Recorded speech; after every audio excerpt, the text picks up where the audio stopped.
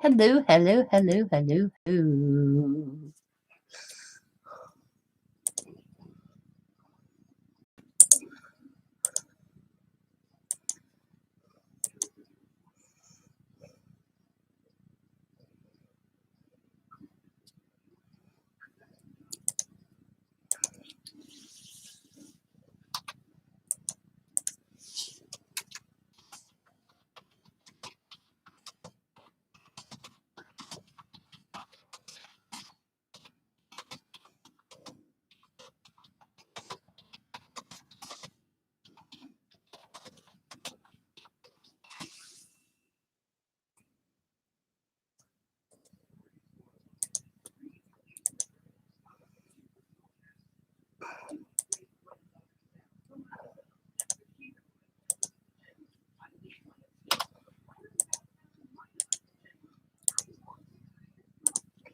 Okay, share it out.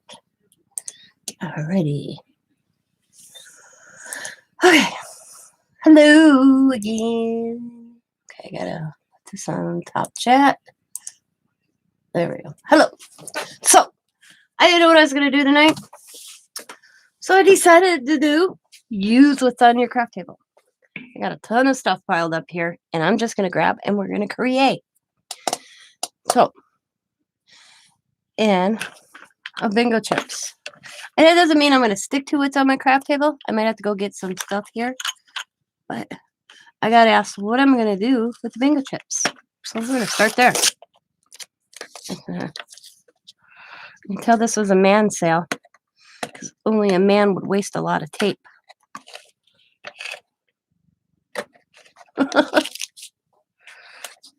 Man.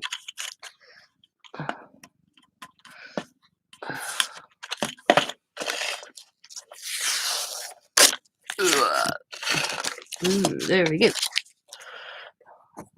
Ooh. Cool. It's got white ones and blue ones and red ones. It's nice. So, and I got bingo cards. I got all this. So let's see what I can create. A new bingo. I still gotta put stuff away here. It's all in this. I have a thing for bingo cards.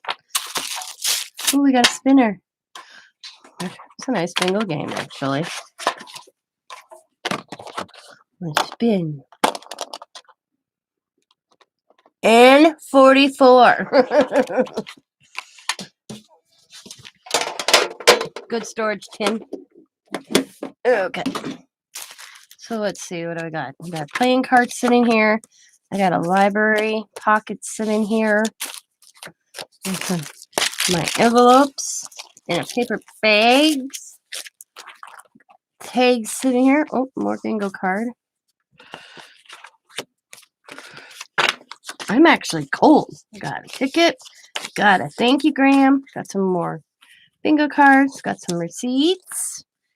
Guest check, coloring images, flashcards. Okay, let's have fun. Hi, Vanessa. So, plus, I got this lovely box of goodness from Arlene. So let's see what we can use there. Also,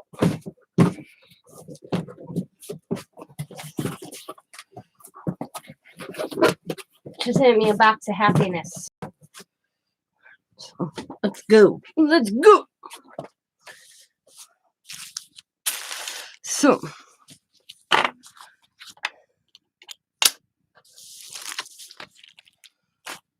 poker chip. Everyday poker chip. What would you guys do with a poker chip? I want to see if anybody has a suggestion on a poker chip. Because I already know what I'm going to do with it.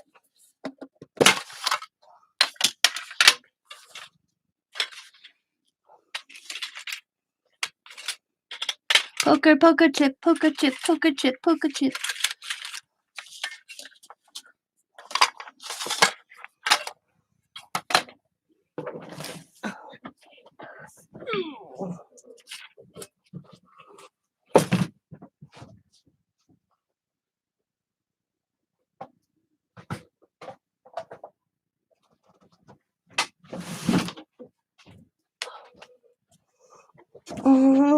Dangle. Oh, or inchy, twitchy, cluster. Ah, Sabrina's right on it.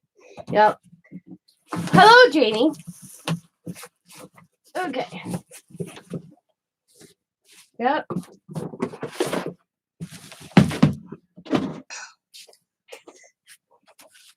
Yep. Dangle. That's what I'm hoping. I'm going to try. If not, I have a different plan how I'm going to do this. Hi, Arlene. I am going to see if I can go through. If not, I will get my tool out and I will melt a hole in there. So let's see. Without cracking it. All right. Cracked. So give me a second here. I just broke the poker chip in half, guys. Poker chip in half. So I have to melt a hole in there. And I got a tool I can use to do that. I just have to get it. Like I said, it's a free all tonight. So what's everybody doing? You guys just chilling?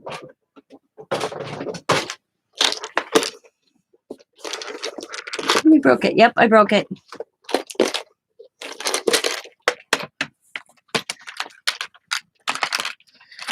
I got my heat tool. I just got to get the right one I want to use to make a hole.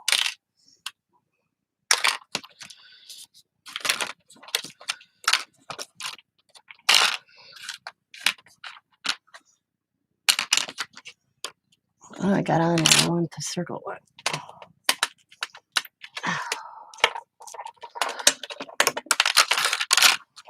I use this one.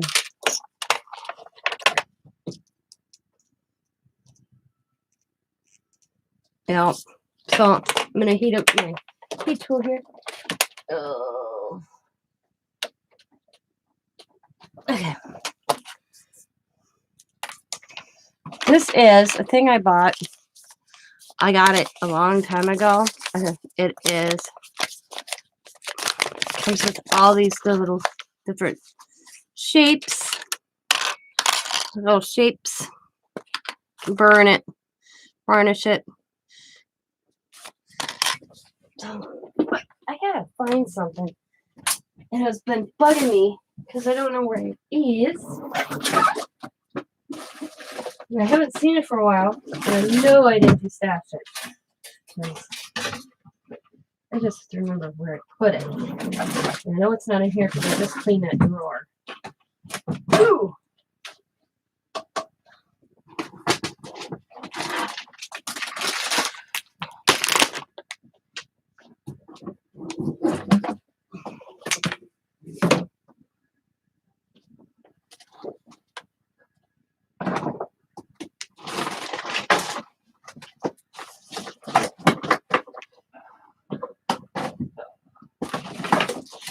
So it was so funny. Guys, this is so funny. I'll show you something. What I put it.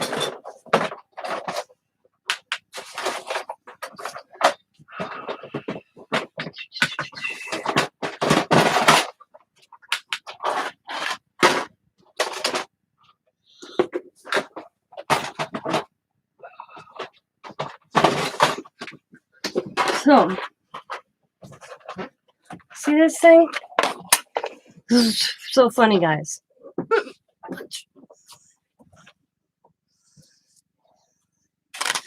Yeah, I don't have that. You see this? I've had this for 5-6 years. And it has all these beautiful little treasures. Okay? That go in here. I watched Bima's video. And I finally figured out, I got this in a D-stash box. And now I discover exactly what it's for. I was like, oh, it's a hole puncher thingamajigger. I did not know that this is what it was for. I mean, I should have just read the directions, huh? size hole you want to punch. Yeah. I stuck it in my tools and it's been there since. Oh, interesting. But yeah, I had that. That was kind of cool. That I didn't know what that was for. Okay, what? Oh, it'd help if I turned it on. For leather. That's what I thought it was for. Yep. I'm just waiting for the tool to heat up as I look for something else, guys. Oh. Ow, ow, ow. So how is everybody else doing? Are you guys doing good? I think the next time I'm going to organize, it's going to be behind me.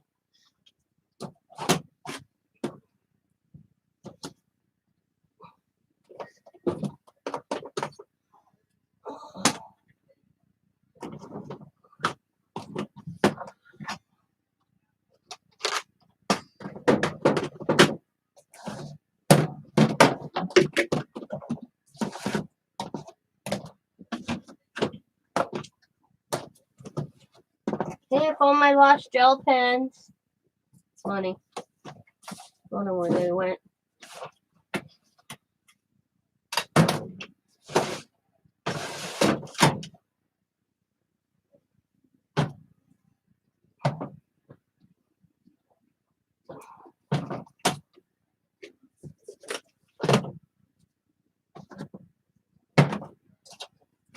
Definitely don't need to open another bottle of rubbing alcohol. I got 3 open. Jesus, Tina Louise.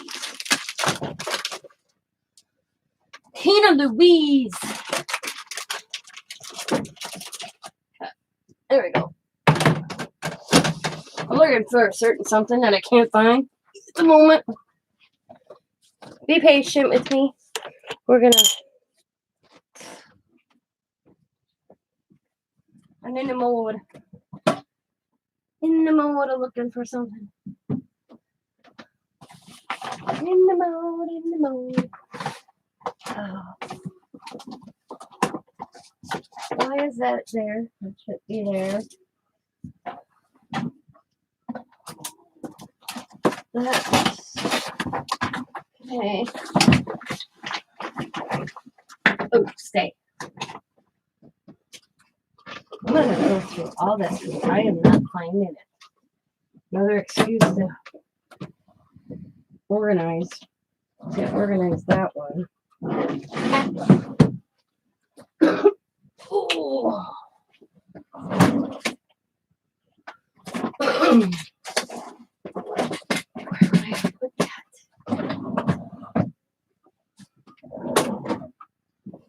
I bet you it's. I bet you I found it.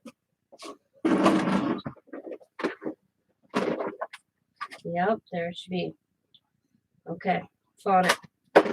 Found what I was looking for.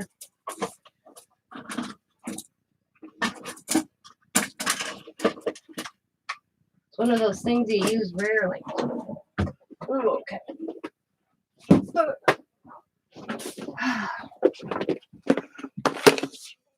I don't know why that says use these. Why I had that on there.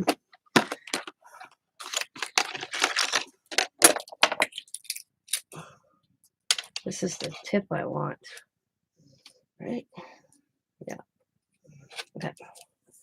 Also gonna plug this one in. The other one.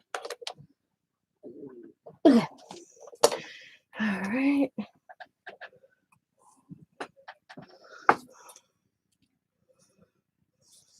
All right, they're both heating up. This one has the better tips than the other one does. This one has cool. They all got their own purpose. That's pretty cool. 7 tips. So, okay. Now, oops. 2 buttons. No, I have not. Let's see. All right, we're gonna test this out. See if this one will do it. Cool.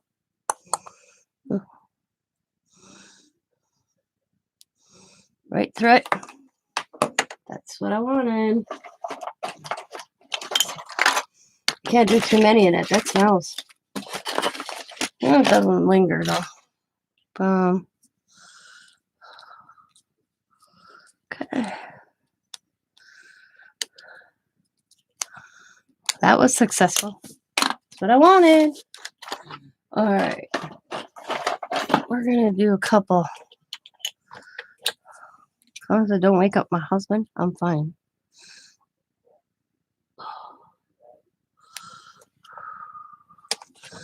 That's awesome.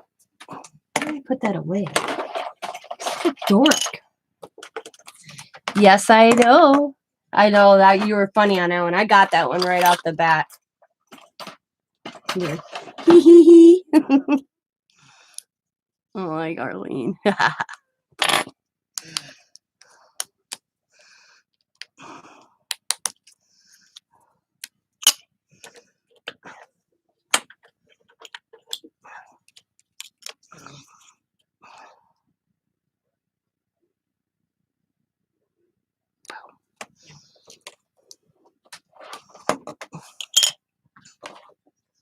All right, let's try my other one. And then I'm only going to do 6. This is the one that's got this one on. Let's see.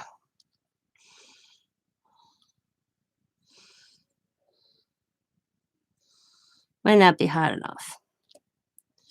Yeah, it's not hot enough yet. So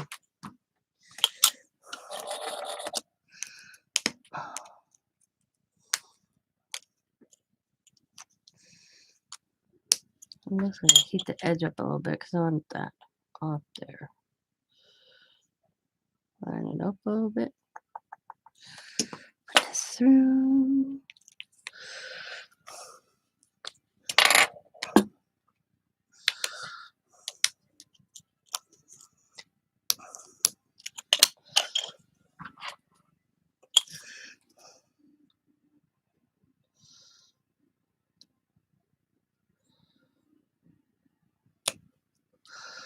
I know. Looks just as well. So either one is good. Okay.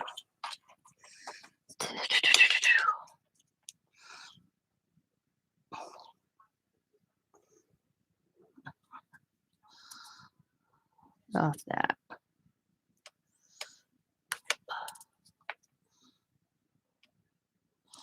I like the first one better, works better.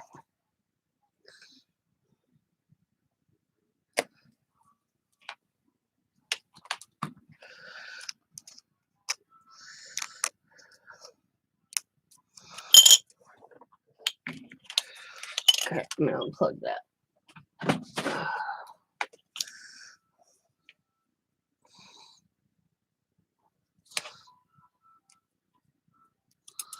Tell you, don't let that plastic get on yourself, man. That hurts. I've had that happen.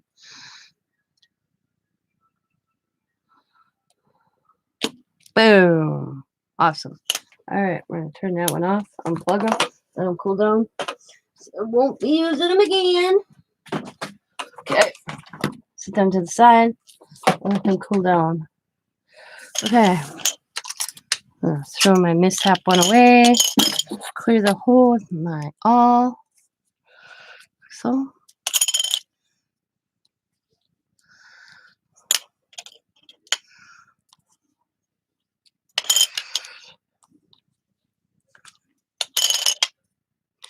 Oh, you know what?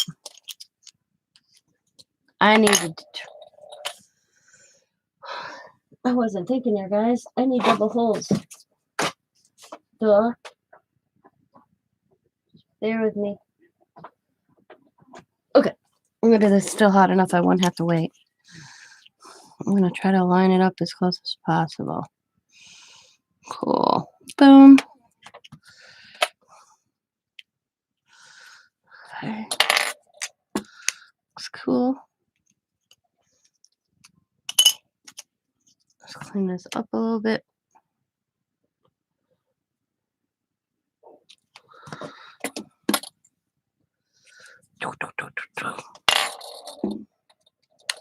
Yep.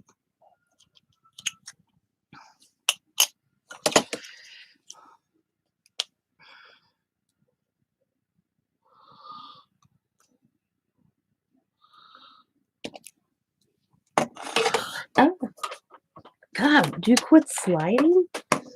Jeez.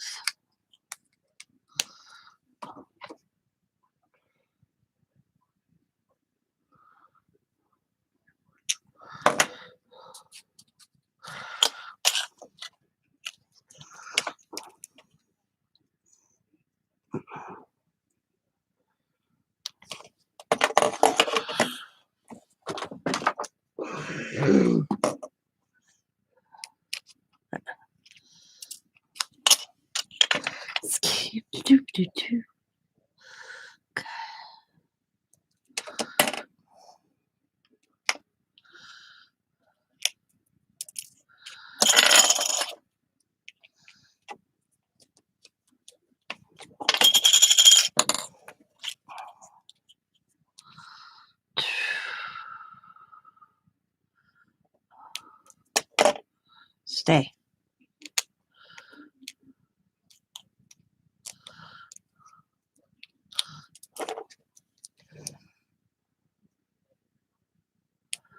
Oh, I think I got that one a little too close to edge, but we'll see. We'll see.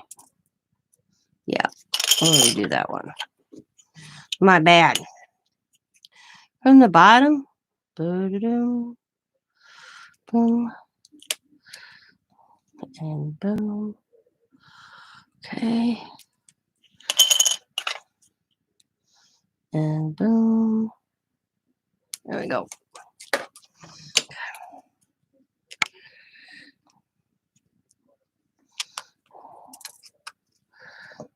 Oh, all right. We're good. Boom. All good. All right.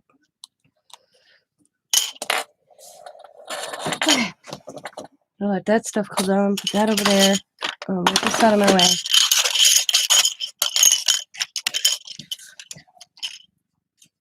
Now,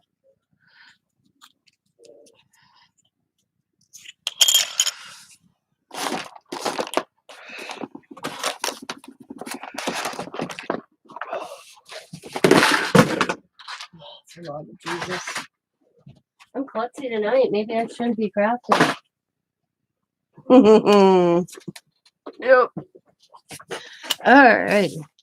Let's see what I got. What can I wreck?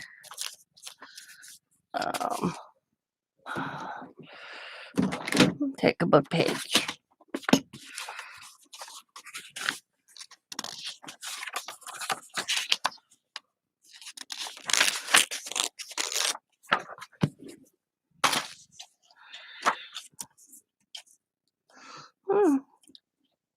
Punches. Let's see.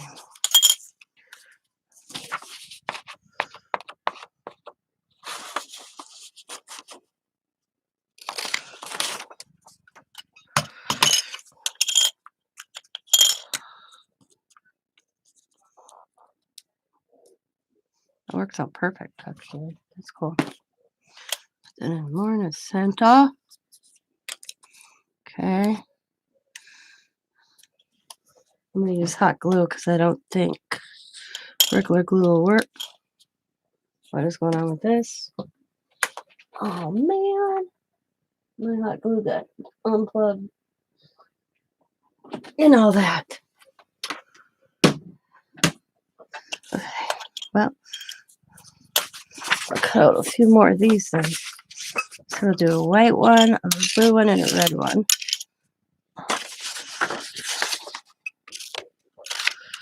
Okay.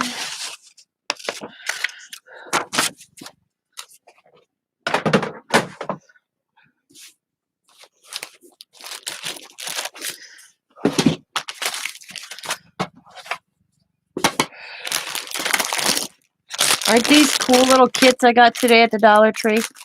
I can't wait to do them.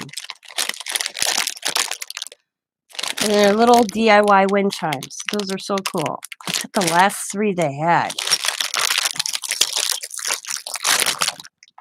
I like mine. Going home with me. Let's see. That.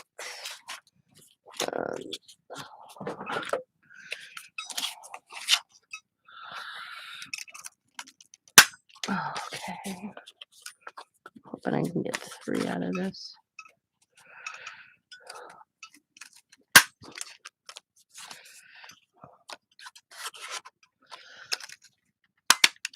Awesome. So I'm going to put this, that. I'm going to try to clean this up a little bit. Clean that up. Not bad. I tell you, there you go. Cords, and more cords. Cords and more cords.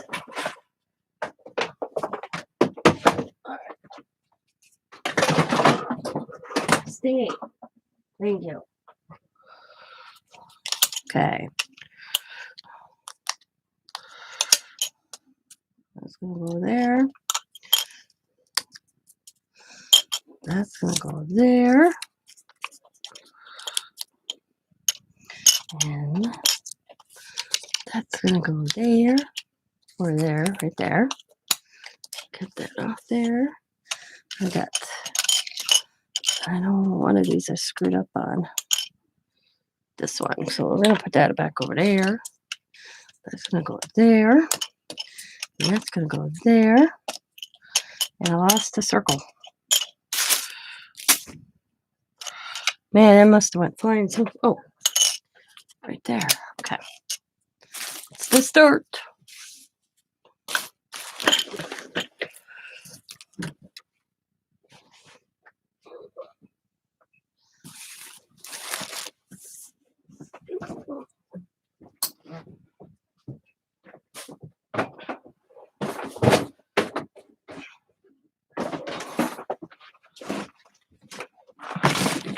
Everybody, poker chip clusters, how cool.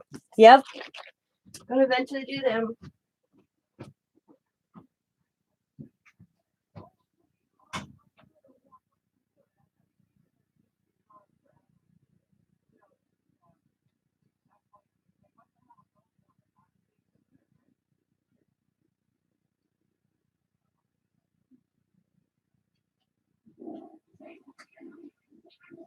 Yes, we are, Arlene. Yes, we are. Here's the stuff I want.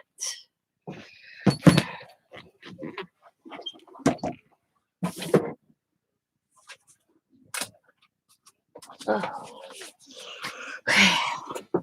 Okay. So my gun's hot enough? Not yet. Oh. Never thought it. Somebody else. Thank you. I always look at the world of what I can do with it. Okay. I'm out and about. Saw poker chips, 50 cents. So, I mean, you see poker chips dime a dozen at stores, thrift stores. This were a garage sale. Got them all for 50 cents today. And I saw a lot of potential.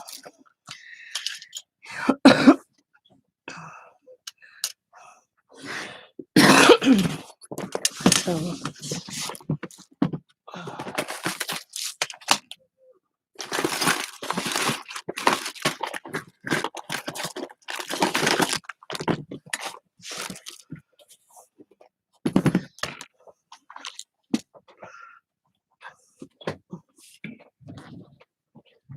even if I'm a little.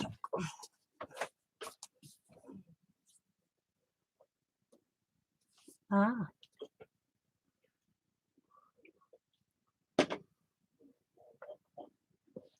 Look cool.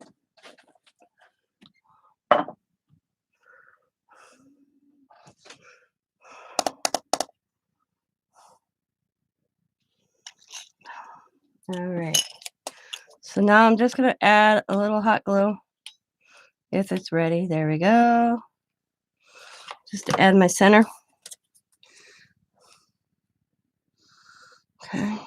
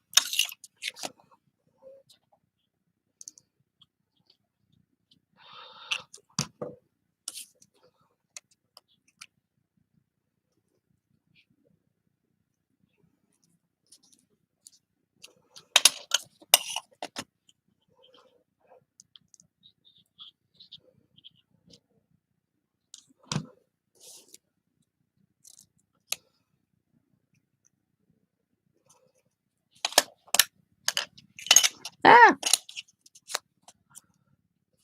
Hi, Laura. Hello, ladies.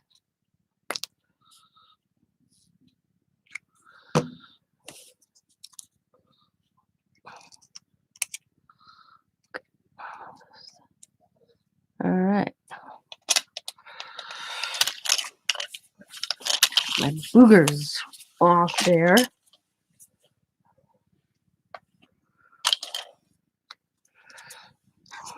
Make sure my holes are clear.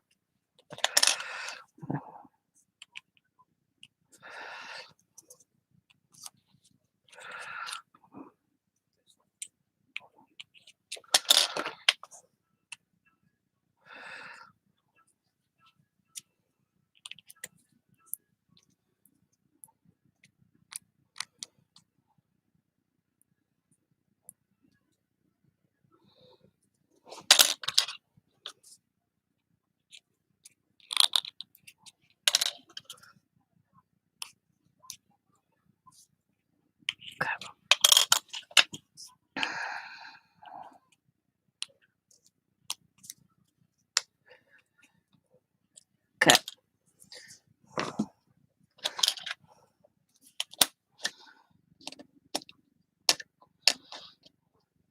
All right.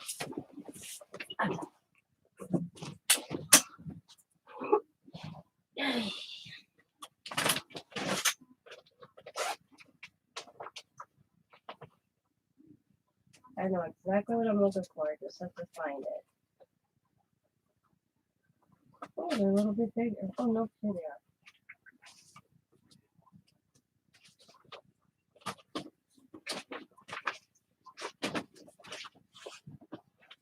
Okay.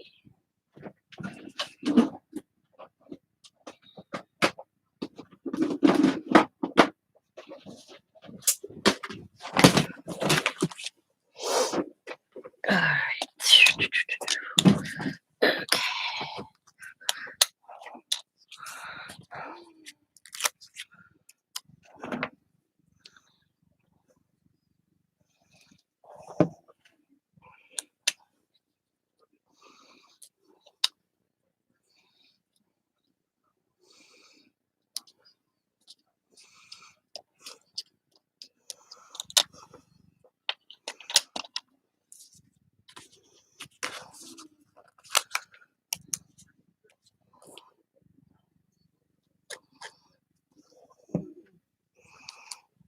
Oh,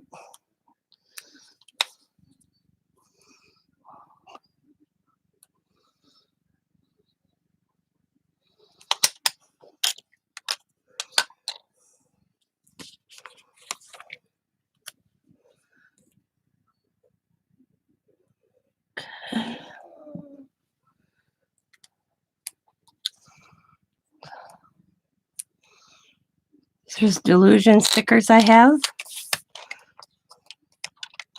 Okay.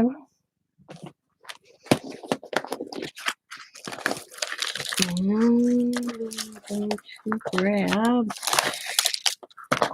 See what's on the bottom first.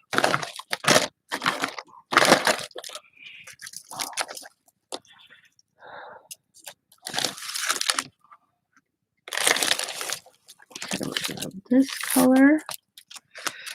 And we have this color. That color.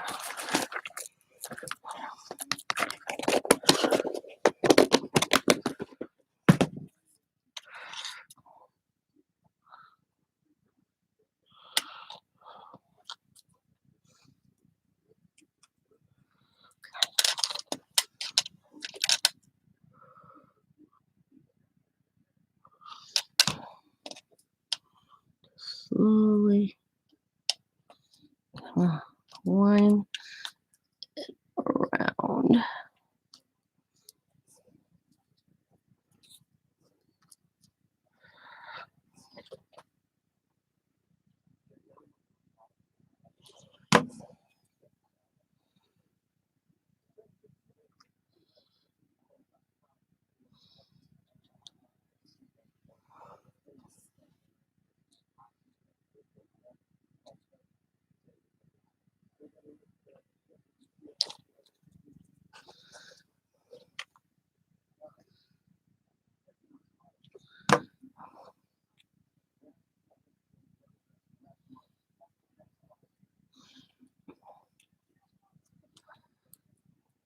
We're gonna cut right there. Okay.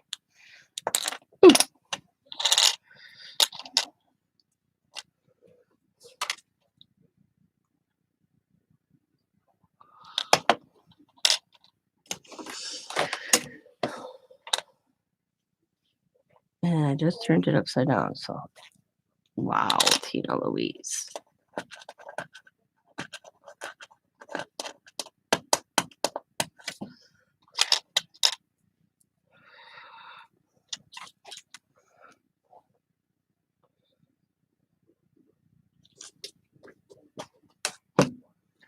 So I got my new computer desk, like what, a month and a half ago. It's one of the things I bought with that stimulus check we got was my new, not computer desk, computer chair. Okay, and it's got these cool handles on it, but my cords, I keep getting my cords caught up on my handles of my chair. If you hear me bitching, that's why. It's the cord got caught up. It drives me crazy. There we go.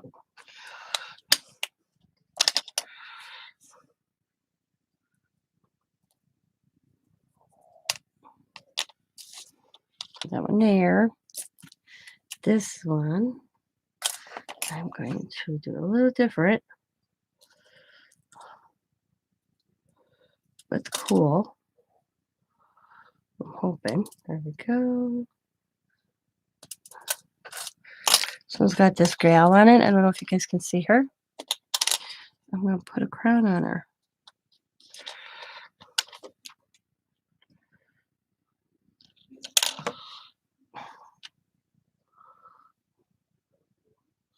Kinda hanging.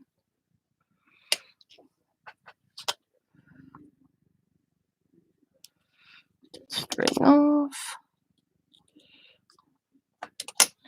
Make sure it's on there real good.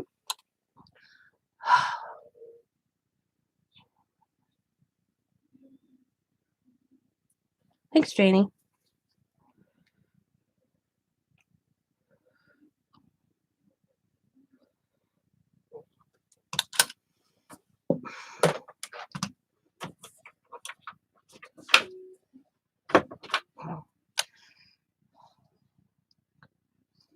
All right.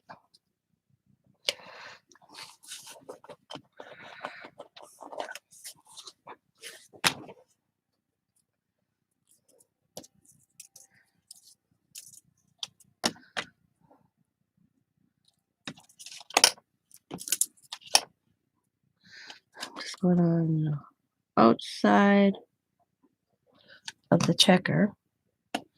I'm just adding this little bling.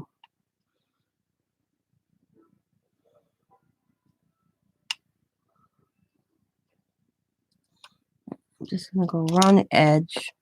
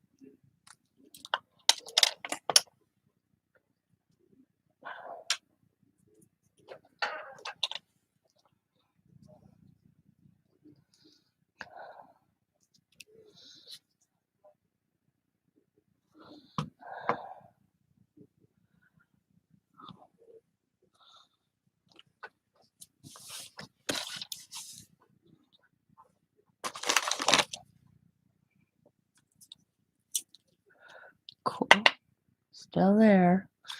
There we go. Okay.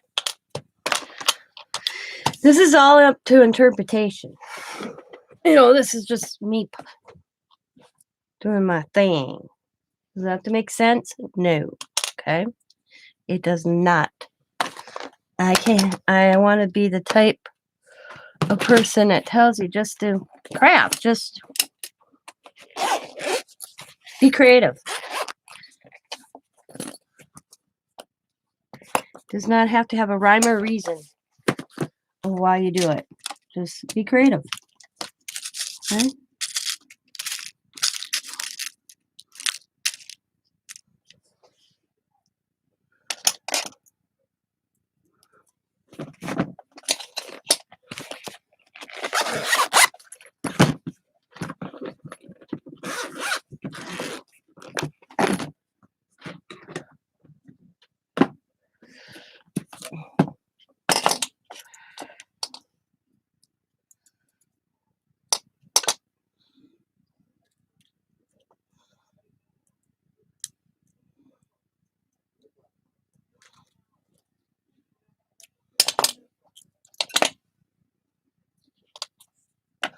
Well, I bent it wide enough. Nope. No, I did not.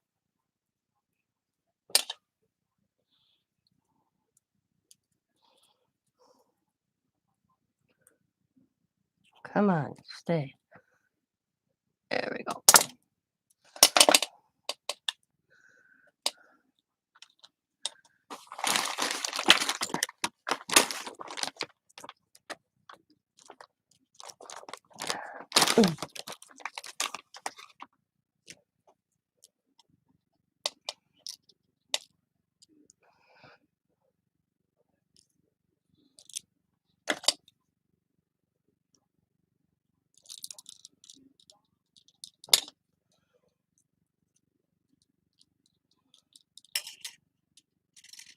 Okay.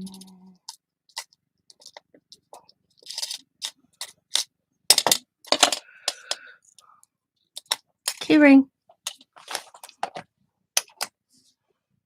Or that, or you could use it as hanging. It can come down. Like some I may come down. This one I'm not coming down. I decided not to. I'm going to clean it up a little bit with my heat gun now because I had a lot of little glue on it.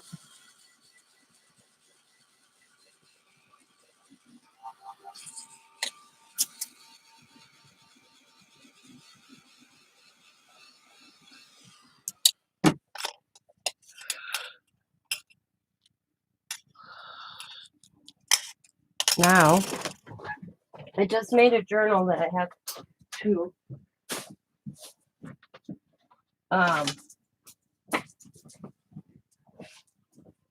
what was I say? Oh, for a swap. Okay. And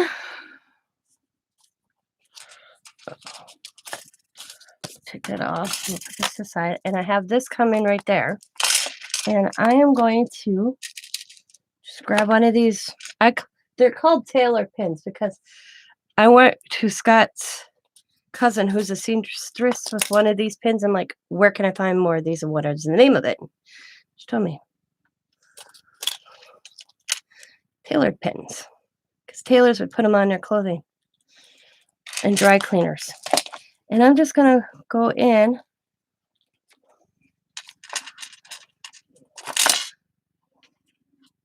I am really... Hi, Darla K. And add that to the side of my book. And I could take it off and have a keychain. I could have did both sides if I wanted to. I think I will. I'm going to leave it on the book because I got it on there. Just let me get a piece of my mixed media paper over here. Oh, let's see. And that's my mixed media scraps I used. Get me my punch out again. Hopefully I can get through this because this is doubled up. So I may not be able to use this one. Oh, nope. Can't punch through that. So hang on. Get this piece. Boom. There it is. It's like, where did it go?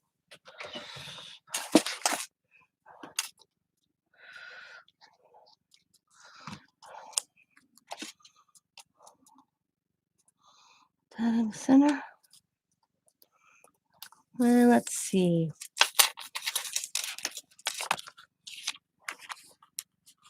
Do this one.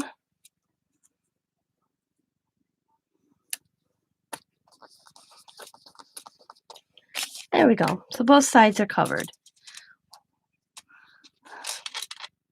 That was cool.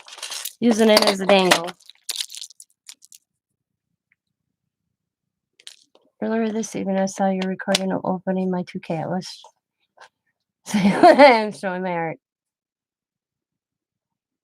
Thank you, Darla K, for entering. You threw me because I know another Darla, and I'm like, wait a minute, this isn't the Darla I sold stuff to. And then I was like, oh, reading. And then I looked up what Zatangle or Zazangle. That's I was told a couple weeks ago I should check into that because of my journals I do. So there, I made it like you can use it as a keychain or just a dangle. It's all mixed up now in my other thing here. But there, that's the one side, and then I got it just a simple on the other side.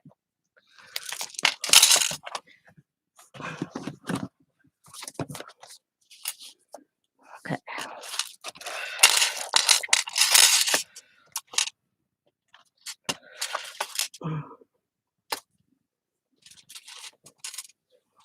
Yep. I'll show you why somebody told me to check into doing that.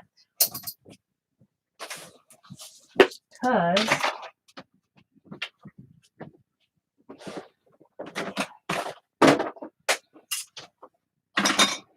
I do delusion. I haven't worked in my delusion journal in a week or so, but I like doing doodling. See? And somebody's like, Tina, you might like the Zendangle.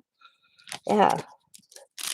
So I've watched a few videos, and I just haven't really got into it yet.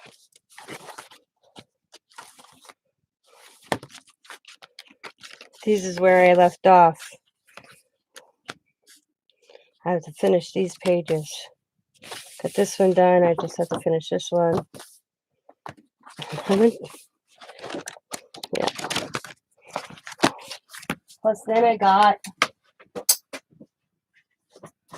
the black and white one. I'm kind of doing.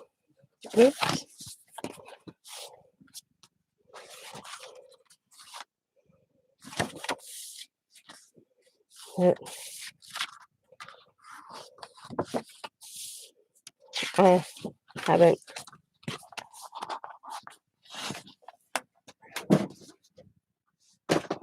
Okay, let me see what chat just said. Awesome journal. Thank you. Doing it. Okay. Yay, they're doing it, Tina. Same designer and over. What? Laura, can you retype that?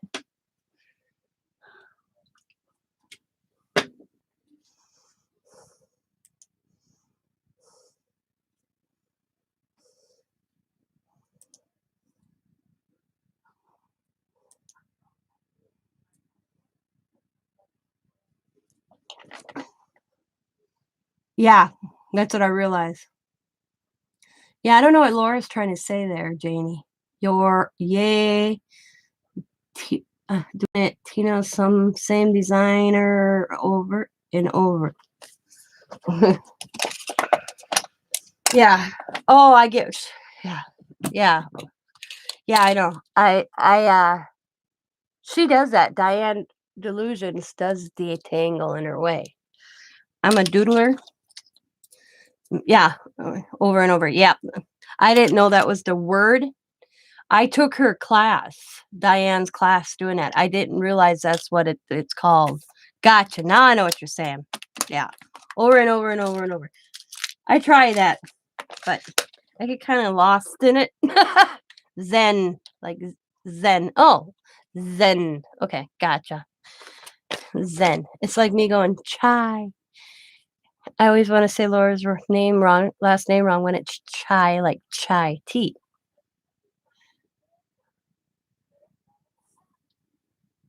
Zen doodle. Yep, there we go. Zen doodle. You took a class locally? Yeah, I did her delusion class back in May. Not not like a year ago, Mayish. She had certain classes, and I took one where it was learn how to do the doodling. She called it doodling, and then the pattern over using the same pattern over and over. Except I get going, and then I lose the thought. All right, let's. I want to. I got so much stuff. I got so much stuff on my desk right now. All right, I'm gonna grab this. These are those spare parts. I paid $1.24 for these from Hobby Lobby clearance a year ago. So we're gonna use one. I'm just gonna pull this out, and I'm just gonna pull this back. I'm gonna get me some lace. I'll be right back. I only have to go across the hall.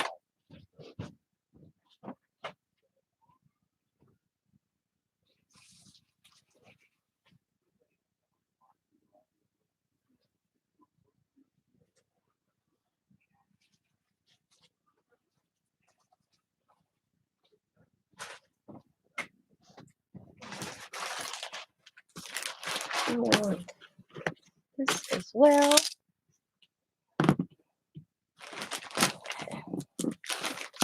I'm gonna take that. What is that? Okay. I'm back. Okay.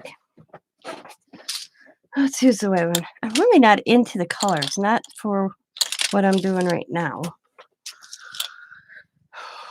I wanted that. Okay. We're gonna grab the white and my scissors. Snip.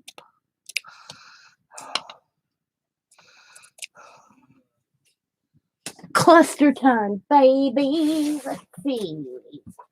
Let's see. Let's see. Let's see. This is stuff that Arlene just sent me. I'm going to steal a chunk of that. I don't want to use my good scissors to cut through the wire, though. I'm just going to go snip. Boom. I got this cool goodie box on my front steps full of this goodness. Goodiness.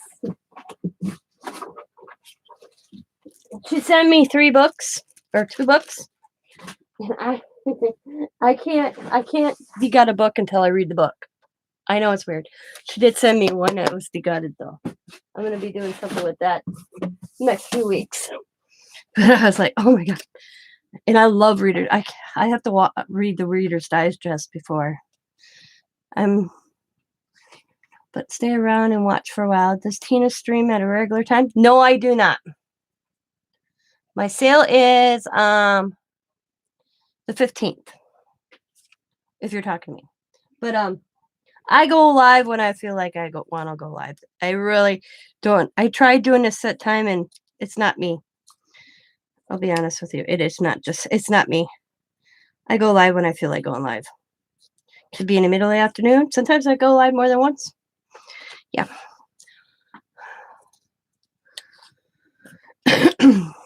Yeah, I have discovered I'm not a set timer. Yeah. Can't do it. I tried. I really did try on my mixed media Mondays.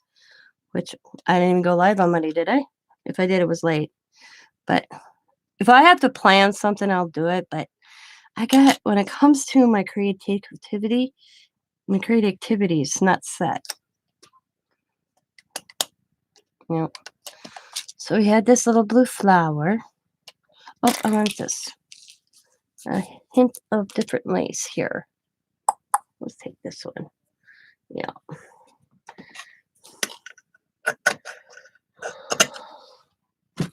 Actually, let's do a little this one.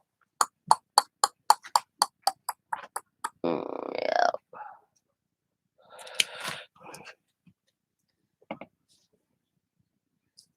Yep.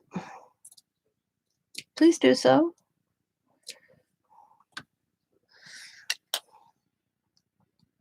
There we go.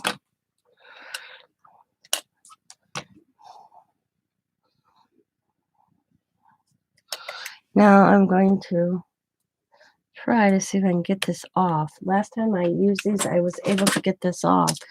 Sometimes if you get lucky and pop that off without ruining it. Yeah. So you can tell you're tired. Well, go get some sleep.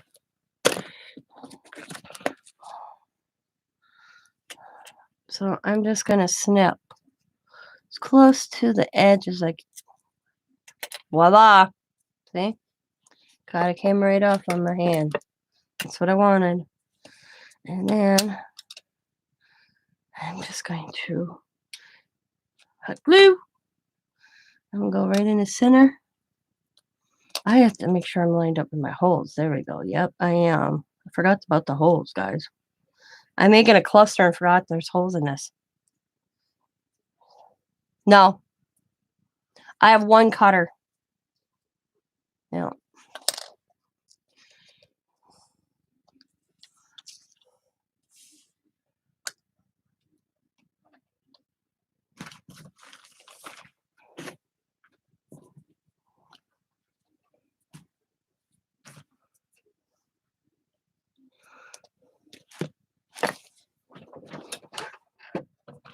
Cord almost went with me. Oh.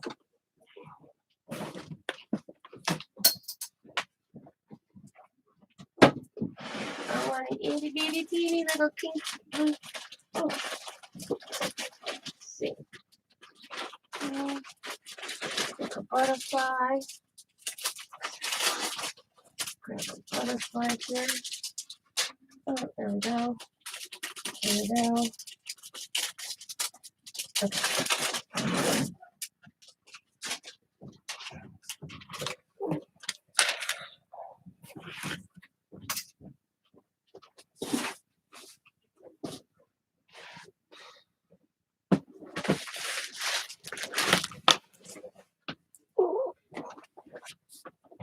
Okay. All right.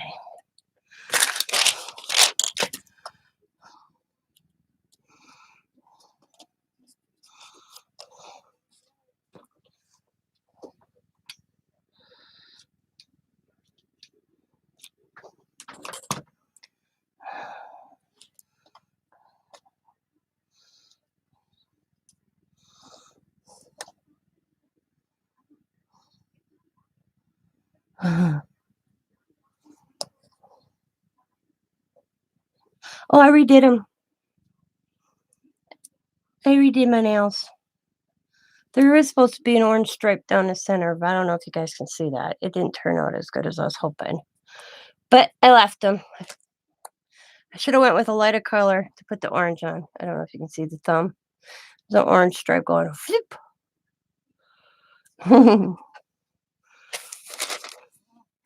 Yeah, I redid my nails. They were driving me. I was out of fingernail polish remover, so I redid them. Because I bought fingernail polish remover yesterday when I was at the Dollar Tree. So I only did that late last night.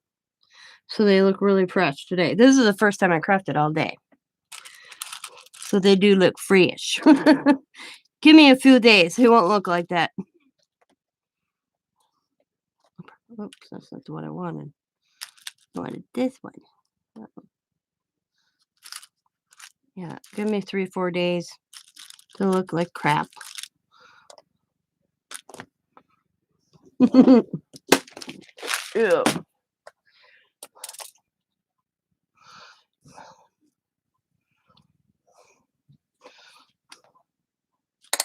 Yeah.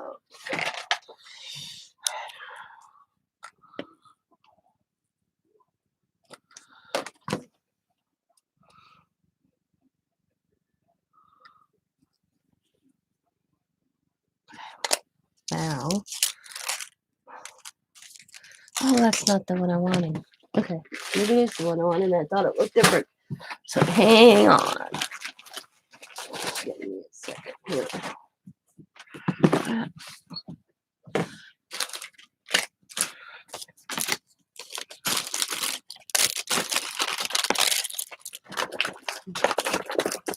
Wow, I got more spare parts.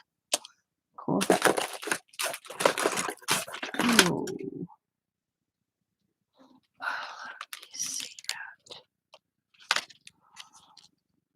I forgot I bought these. Bought these from Rebecca's sale. Ooh.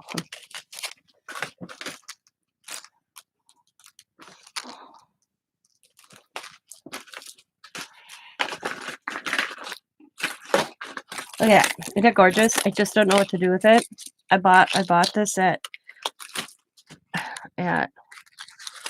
Hobby Lobby.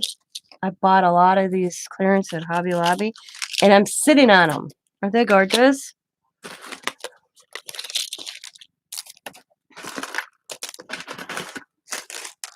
And I just don't know what to do with them.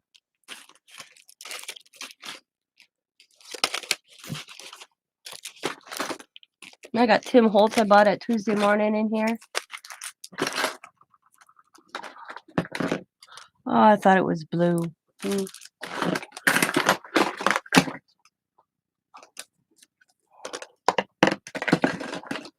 I got this cool pocket watch. Yeah.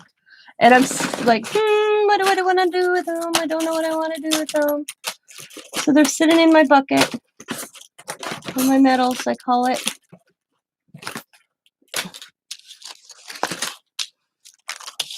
I'm thinking about making. Yeah, see, I like crosses.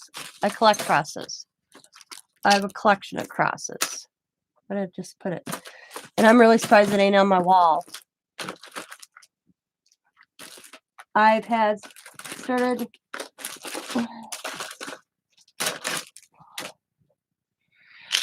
Yeah. It's actually a pin. Yeah, I should, because I did buy that purposely for one thing. Let me get it.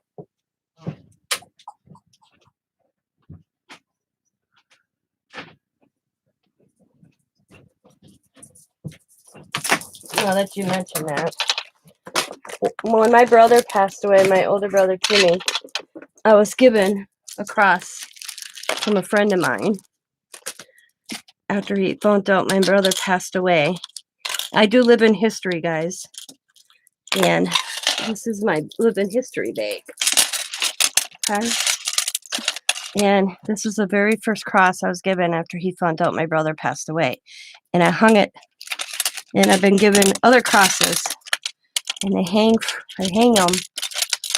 Like, see, here's a cross. That's glass. Here's a cross. This guy shaved that out of wood. It's blood of Christ, he told me in there. This one broke, but it was glass. These are all glass beads on here. Very expensive. And I was going to add this pin to my bag. This is rabbit fur. I hope there's no PETA people out there because I'm sorry. It's rabbit fur. And stick it up and through my bag. This is the bag I wear with all my stuff in. There we go. There. Go right there. Not quite even. But yeah, I got crosses all over. Okay, this is one of my newest ones. I got this in a Goodwill bag. I think it's beautiful. Look at that one. Somebody made that, I think. But I bought a big bag of jewelry and that was in it. Where's my other cross? Oh, that's right. I packed them. Oh, here's my other.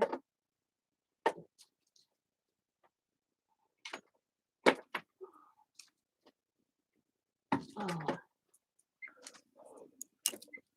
Another cross. This one was really pretty. It's got a rose in it. Beads. That was given to me. I actually wear this one.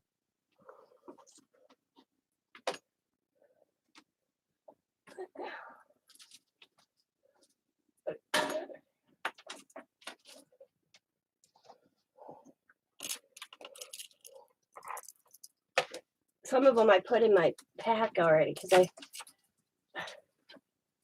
I have a box that I pack with me when I start doing the living history. I put crosses on. I wear crosses. But yep, this is my bag. This thing's heavy. So, since I started, see, here's another one. It was, look at how I got it.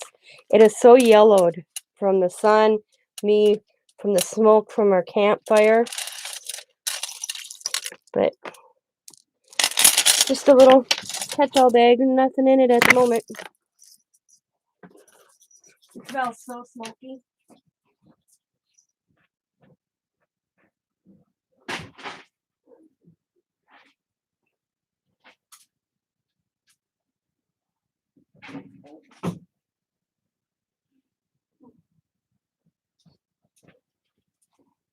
And here is my neck knife with the beadwork on this.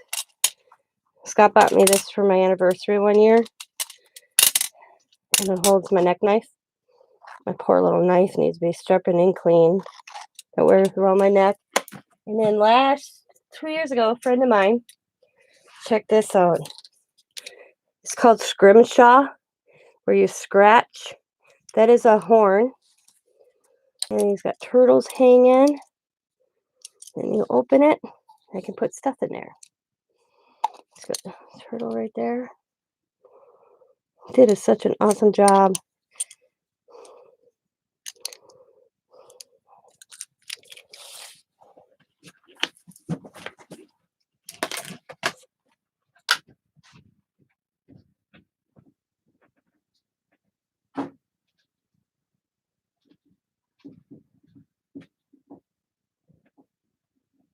Okay. All right, I found the Bible dream.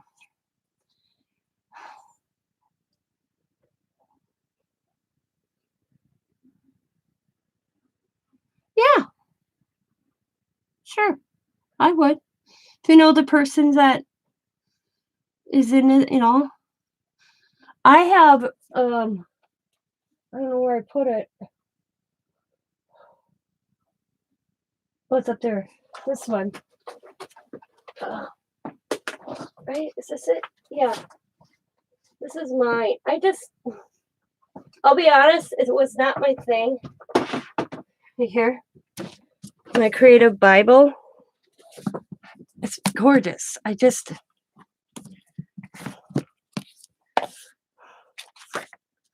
was given to me in 2017. Okay. But I felt when they did these, reminds me, gotta get the middle whistle. When they did these creative Bibles, it was an awesome idea. Awesome idea. But they should have made the paper thicker because I started coloring and I wish I could have did this with somebody when I go through this. My Bible, my regular Bible is not like this at all, but It was so thin, I always felt like I was gonna rip it, so I didn't continue in it. It's a gorgeous book, don't get me wrong, except when they decided to do this, they should have made the pages a little thicker, but I think if they made it thicker, it'd be like this big, you know? Yeah. I would. I think you should really love it, just not something I know how to use and couldn't see it gonna dump. Exactly. I certainly would, but I suppose you would want to be sure they wouldn't get butthurt over it. Yeah. Yeah. Like I said, I could not color in it. I mean, I colored the pages. I mean, if they did this width on all these pages throughout here, because this is like tissue paper, and I had a hard time coloring it. So, and it wrinkled, so I didn't do the rest. I didn't even make notes, but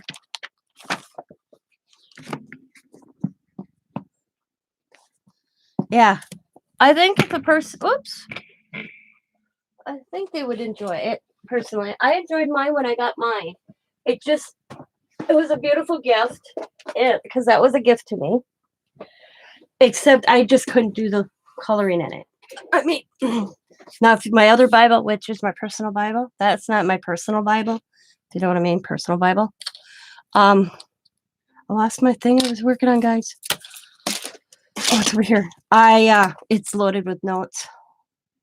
Little writing where I made a note, little sticky note in there. Yeah. And that's what I thought I would be doing that. Duct tape, literally. Yeah.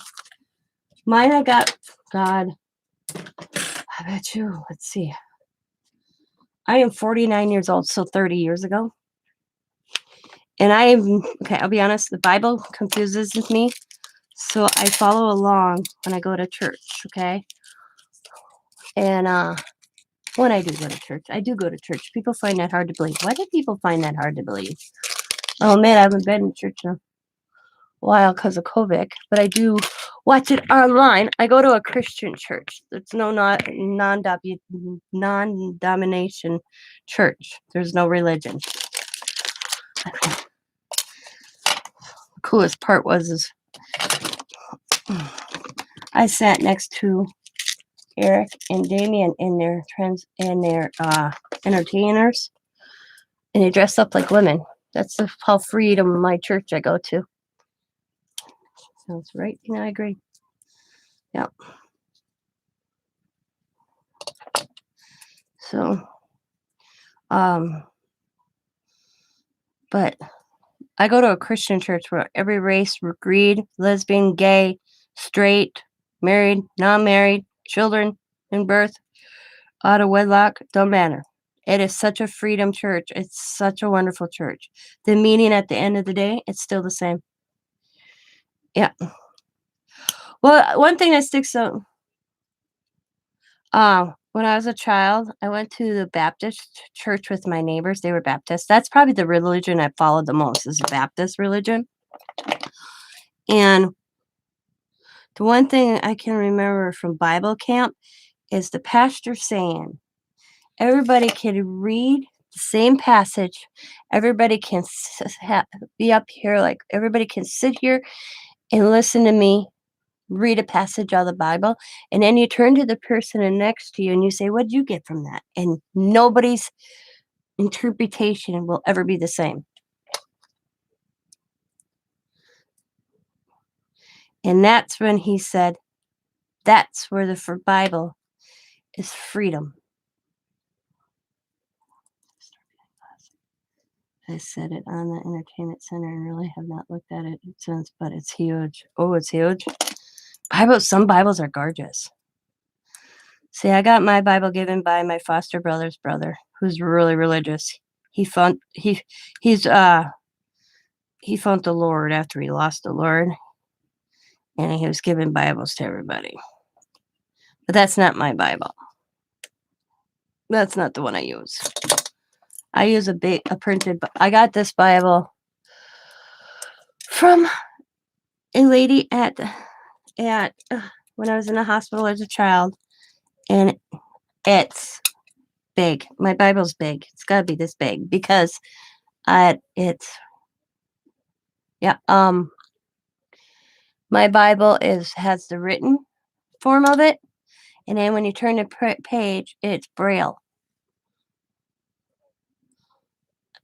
And it is so, I don't even use it. I really don't use it anymore because I was learning Braille. I don't remember much of it now, but I was learning Braille because they thought I was going to lose my sight. So a nurse who was a therapist started teaching me Braille. Yep, I have ours like that. It was really hard for me. So I had to put my brother's death in it, and then I had to put my mother's in there. And I sat there thinking, someday my daughter's going to have to write my name in this next to it because it's our names, and then it says birth date and date of death on this thing that folds out. Yeah. Flip me out.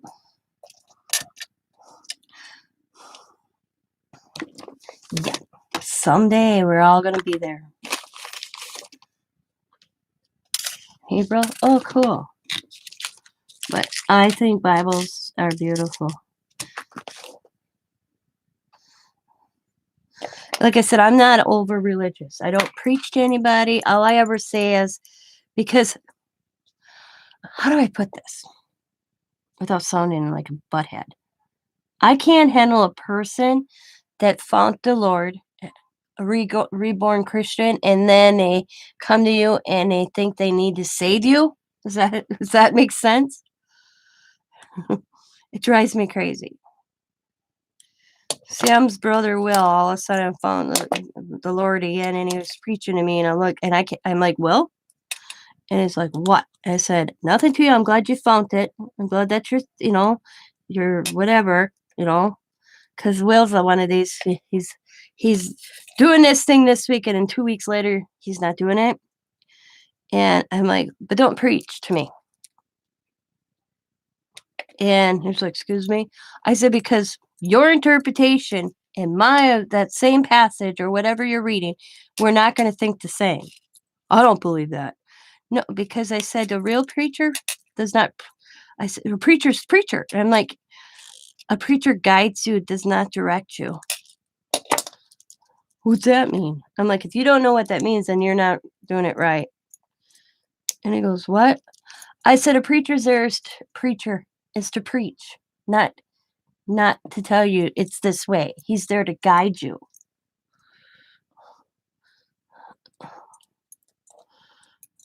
I said, and come to me in 6 months when you still feel the same way, and we'll talk, because I'm so used to his, I'm going to do this, I'm going to change this, I'm going to change my life, blah, blah, blah. It's like a running river with him, so I don't believe half the crap that comes out of his mouth. So I told him to come see me in 6 months, and then we'll discuss. Yeah, guess what? That's about 8 months ago.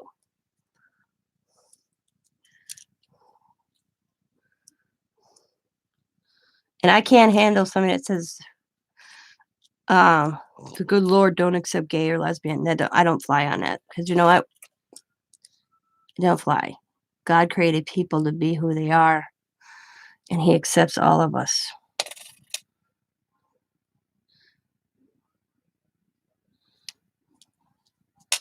Because if he didn't want that to happen, it would have never happened. Especially when you hear stories of people going, I knew I was gay when I was a kid.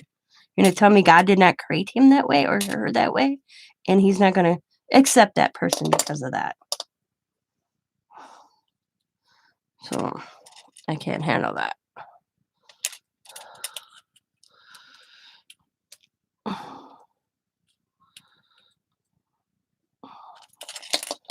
Here we go.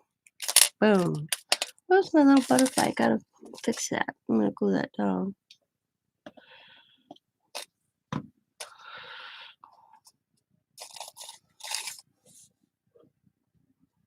So there we go. There's that one. They're pretty. I like using the keychains. Cluster on a poker chip.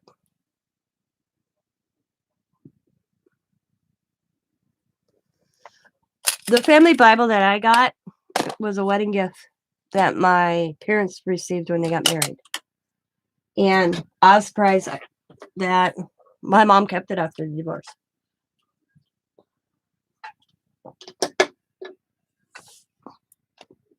She gave it to me years ago. Years ago. Oh, I wasn't done. My bad. Yeah, so that's how I got it. I call it the family Bible because, it started with my parents and I am created from them. I wasn't hatched. Even if my parents were divorced when I was a child, it's still the family Bible, in my opinion. So,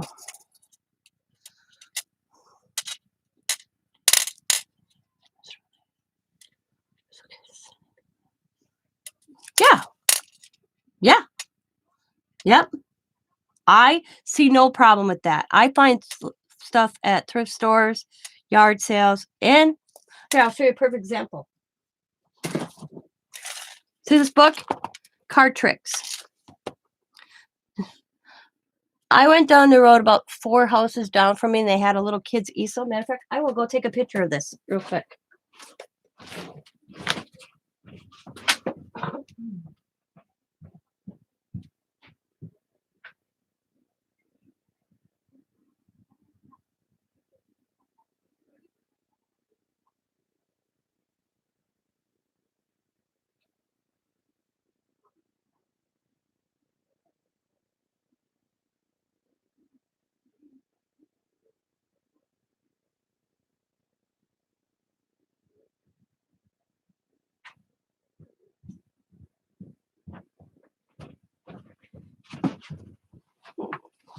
All right. And butterfly spirit. I'm open for any discussion in my chat. Don't be shy to say anything. You could tell me you're an atheist and I will respect you for your choice. And I hope that everybody that's in my chat is open to that. That's, I don't want no judgment here. Y'all hear me talk about my grandchildren. Y'all hear me talk about my daughter Diamond, and once in a while you hear me talk about my son Xavier. My daughter, I love her. Her beliefs are totally mind-boggling to me, but I respect her choices because my daughter claims she's an atheist. I believe in the good Lord. She needs to see the proof, I guess, is what she told me. Do I agree with her? No. But that's her choice, and that's our choices, and that's what I want on my channel. As your beliefs are your beliefs. We can have an opinion. You can agree with my opinion. You don't have to agree with my opinion. Just like I don't have to agree with yours. People these days, and I'm not just saying on my channel, I watch a lot of stuff. It's like you're wrong if you have an opinion. And no, you're not wrong. And I always tell everybody, own your opinion.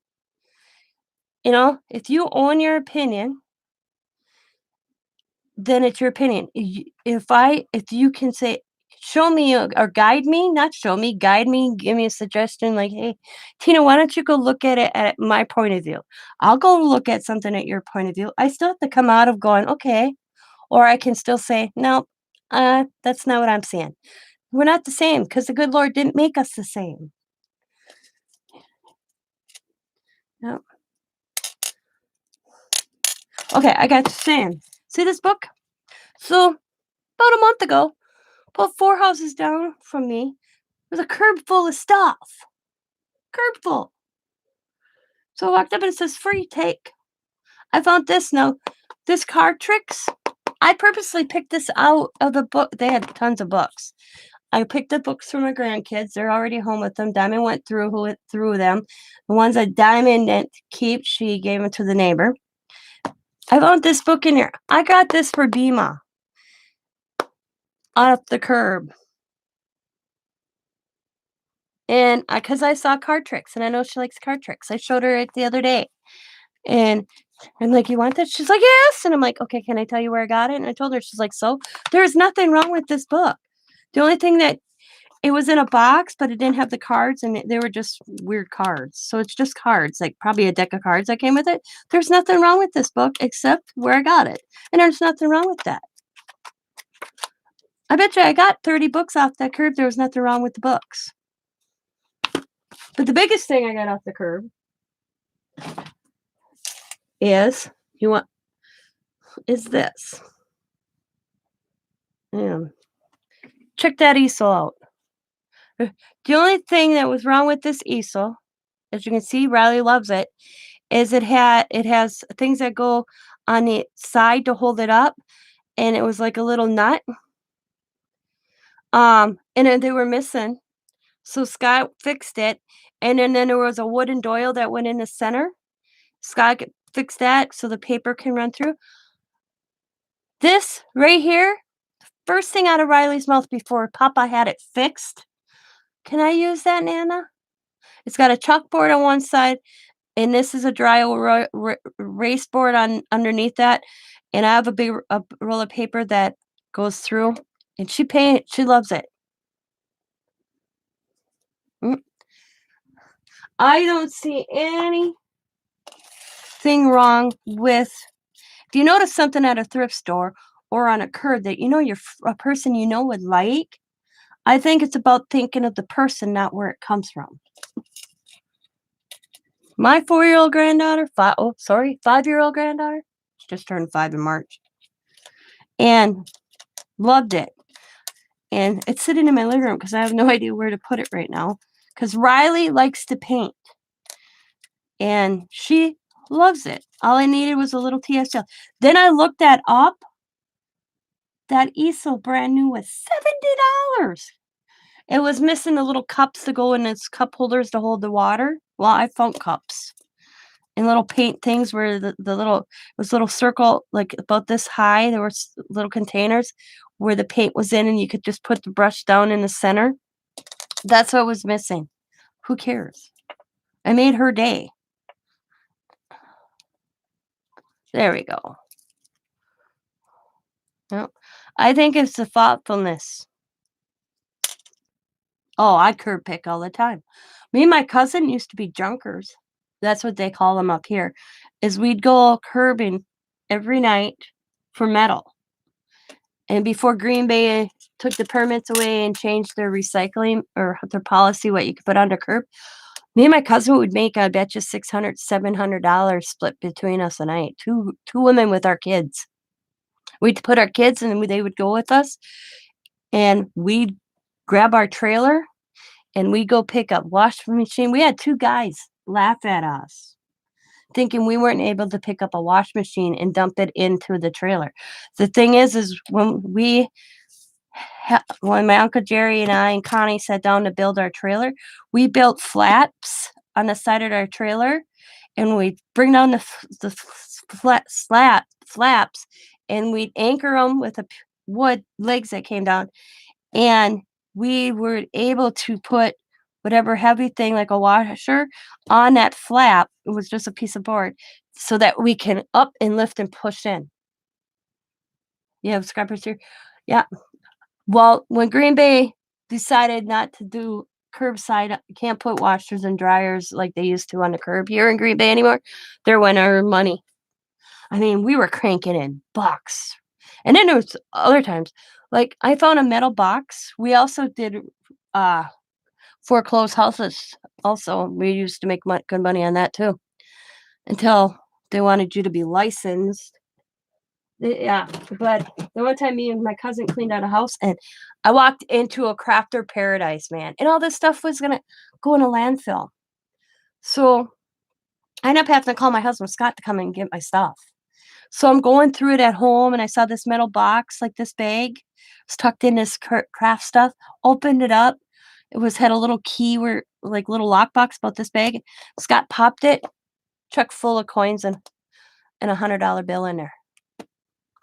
Yep. I opened, those books where you could put the quarters in of all the states.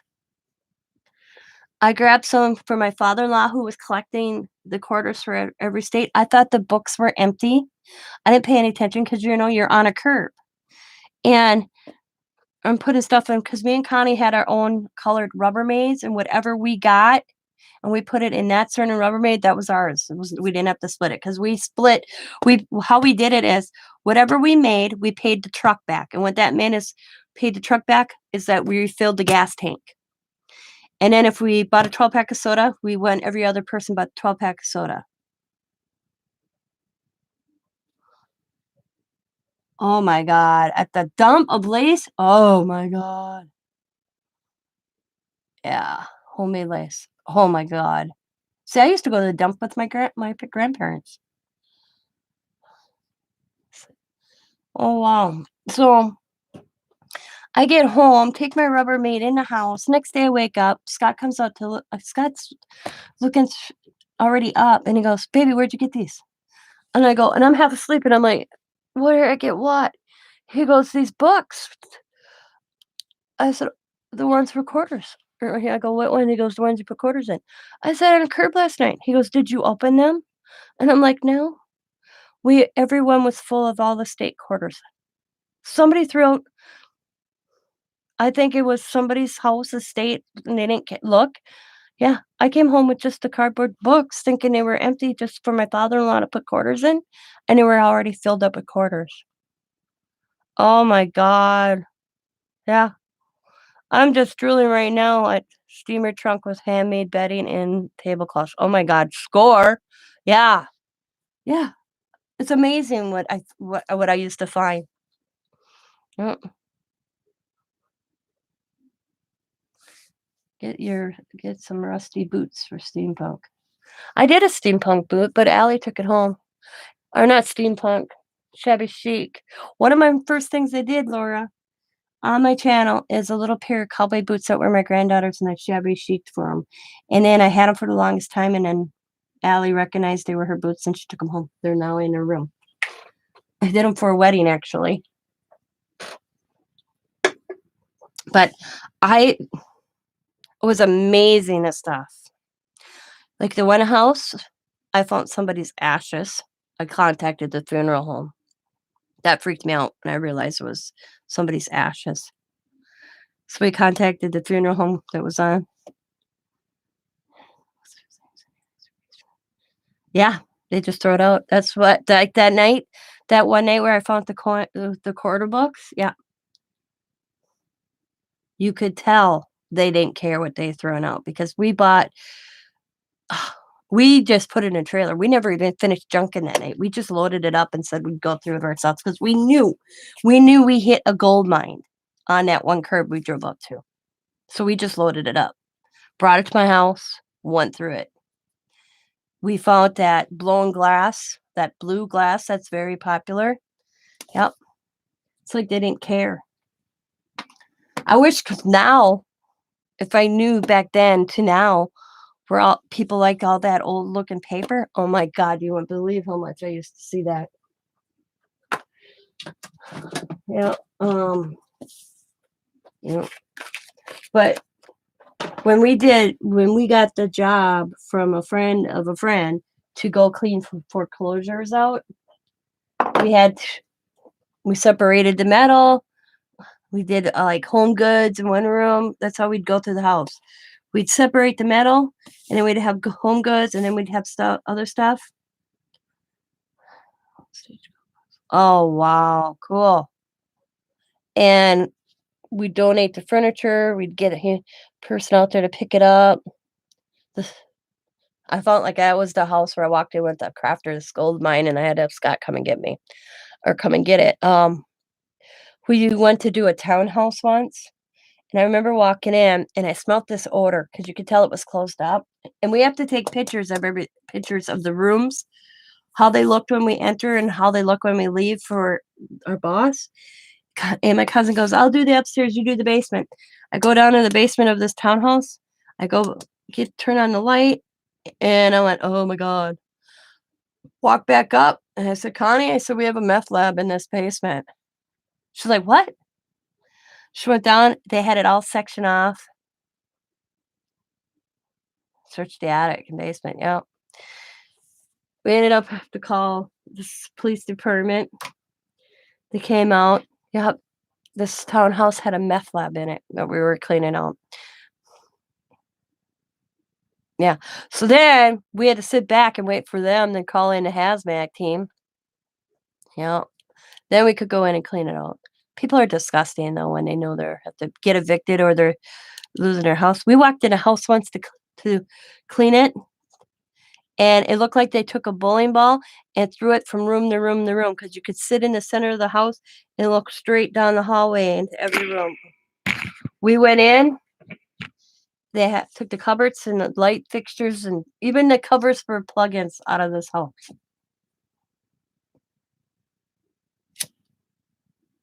Mhm. Yeah.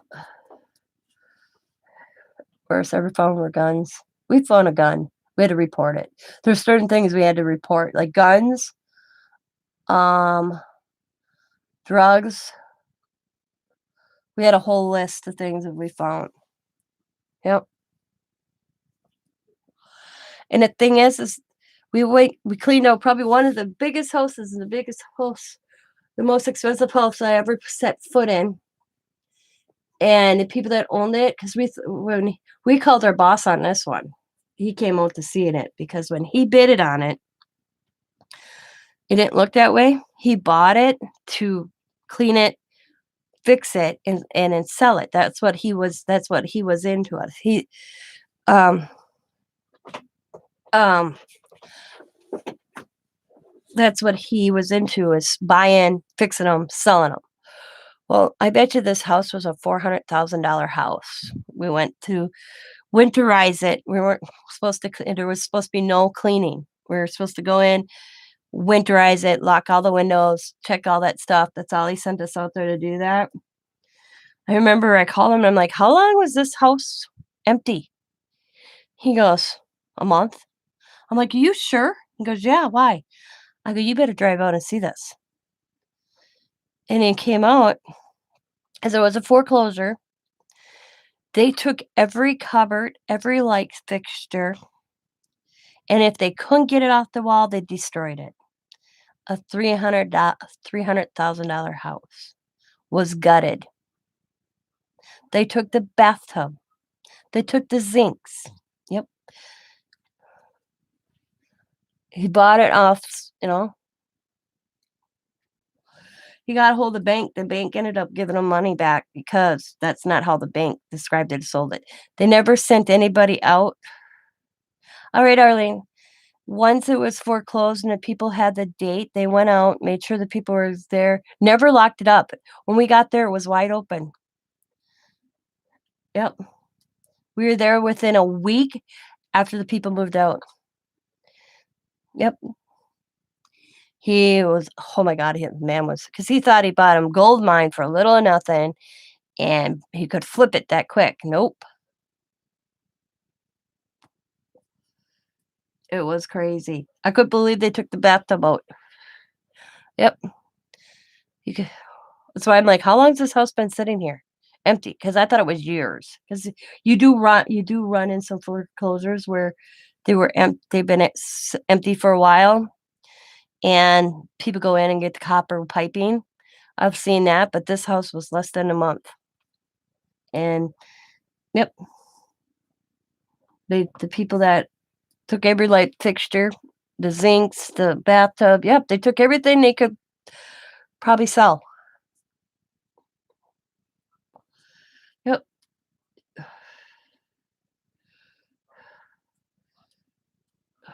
Yep. It was crazy. I just like that one blew me away. That was my first time. I'm like, oh my God, that I ever realized how people could be. So that's one example, guys. What do you think? I think that's cute. A cluster on a checker. Yeah. We found some interesting things. The only thing, we always had gloves on because I tell you, we found some stuff. I did that too. Yeah. We found some like really gross. stuff where you're like, ew, no, what? I said to Connie, thank God we were making good money doing foreclosures, except then they wanted us all licensed.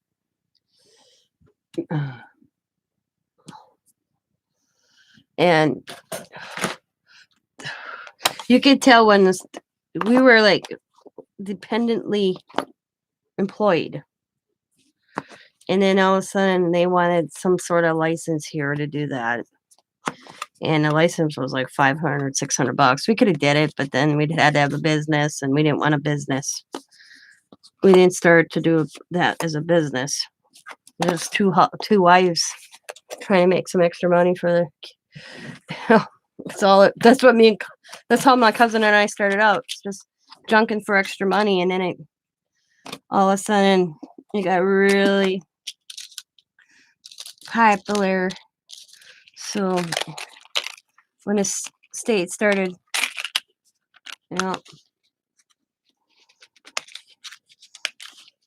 yeah. Oh wow, that's cool. Yeah. So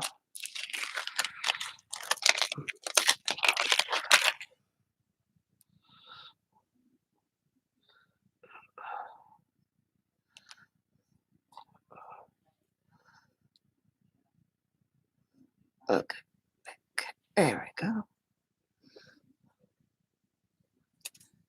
Yes, Cooper and base oil lamps that had been converted to. Oh wow, that's that. No, that's kind of cool. What was I doing? Oh, I know what I was doing. Okay. I was like, what am I doing, ladies? I know what I was doing. Yeah. I found, like I said, I found some interesting things, and I found some stuff going, ew.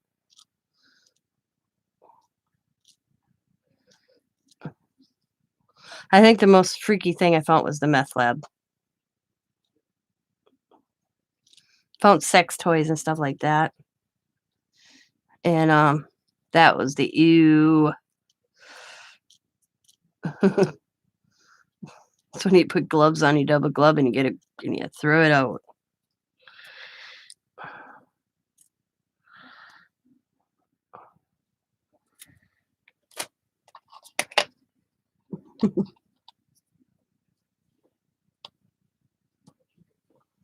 All right, thank you for stopping in. Nevada in the middle of nowhere, Laura. The house was in Dayton, Ohio. I'm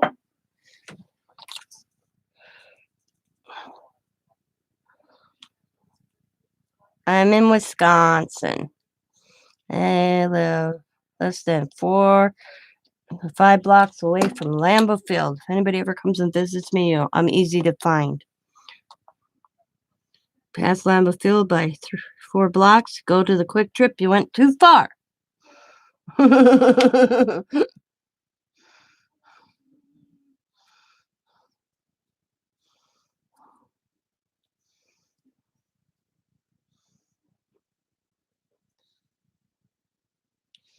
Yeah. Yeah, Bima's in Nevada, right? Yeah. Yeah. Bima's in Las Vegas.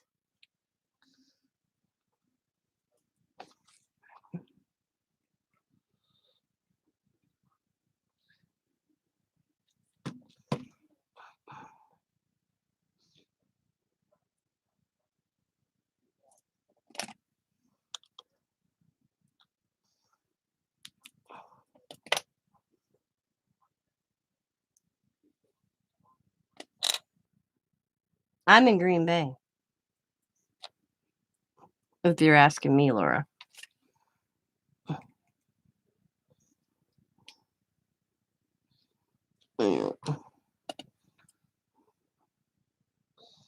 Oh, turn over the wrong way. I think it's raining.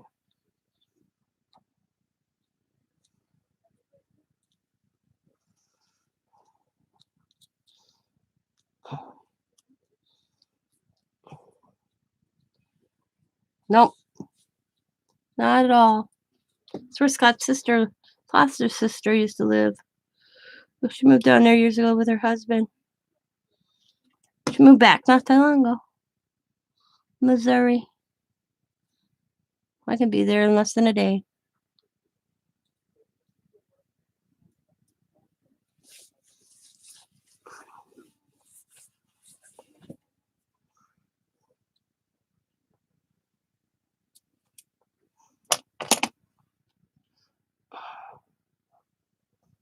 Come on.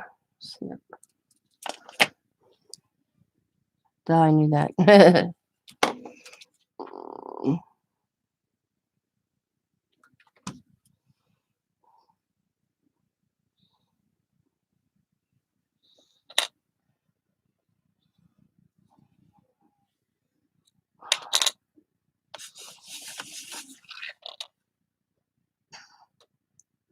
Yep, 7 hours, 33 minutes. Yep. I would say it don't take that long. And that's interstate miles, so probably be less than that.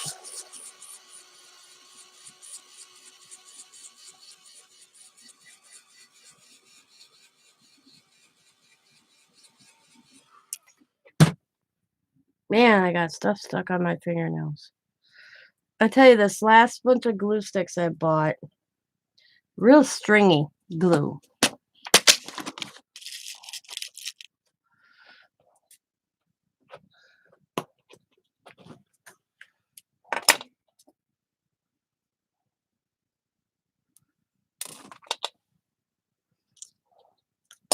Road trip. Yep. Pretty much, yeah.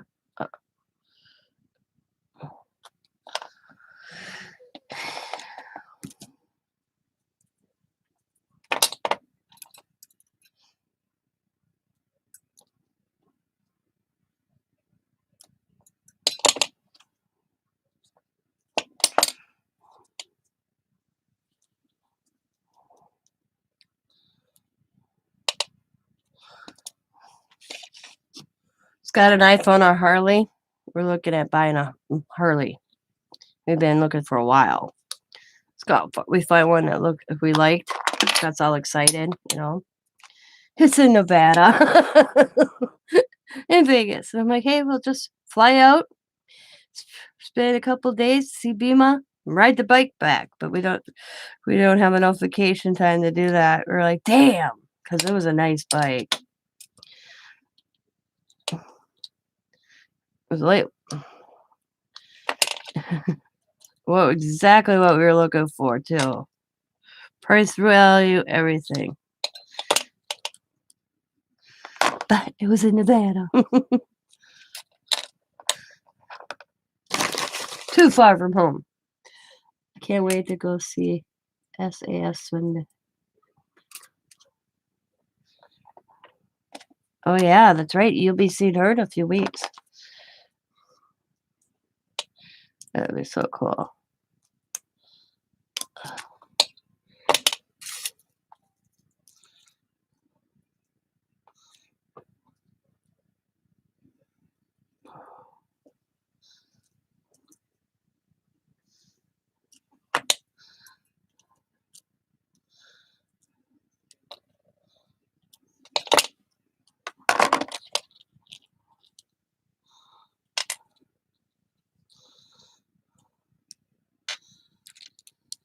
And she picked up Amy? Ah. Cool.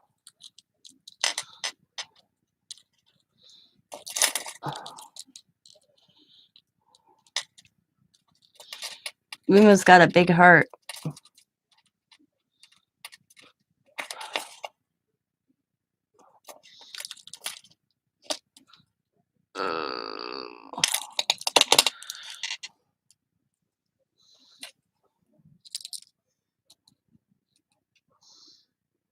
Okay. That was cute.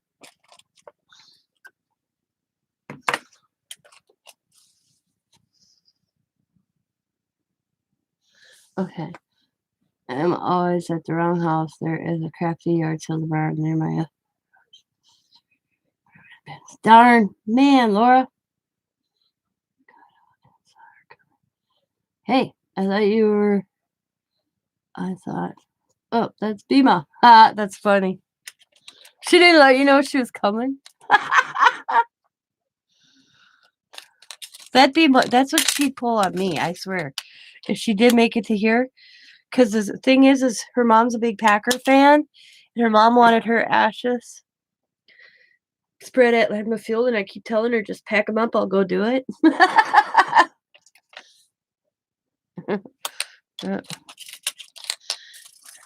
I'm like, pack them up, send them my way, I'll go do it. She just said, I said to her, like, she said she just wants them there. She didn't say who had to do it. She's like, true. I'll go do it. I don't care. I got the perfect spot for her, too. I'm going to go grab a soda, ladies, and I will be right back.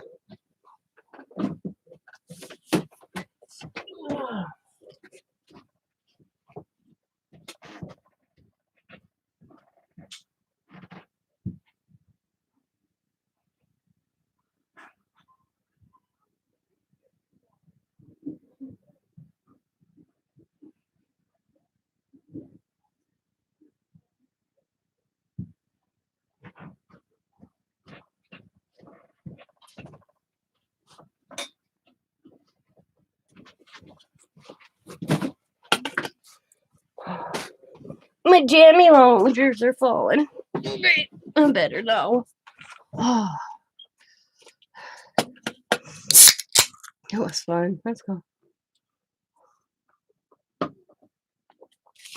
All right.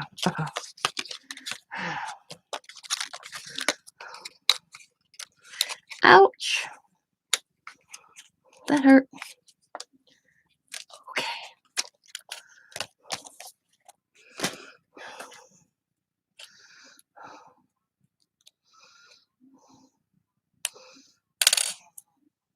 She's probably out working tonight. Or she'd probably be in here just harassing me. You know? She likes picking on me. She'd be in here giving me some funny grief. Because she loves me. Where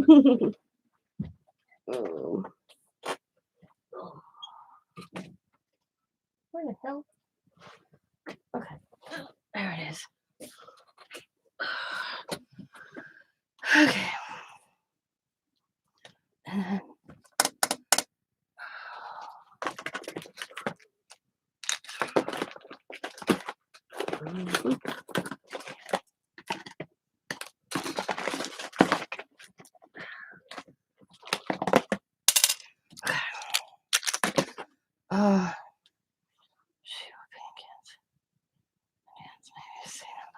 Oh, that'd be cool. I always tease her. I'm like, what am I gonna do when you're traveling?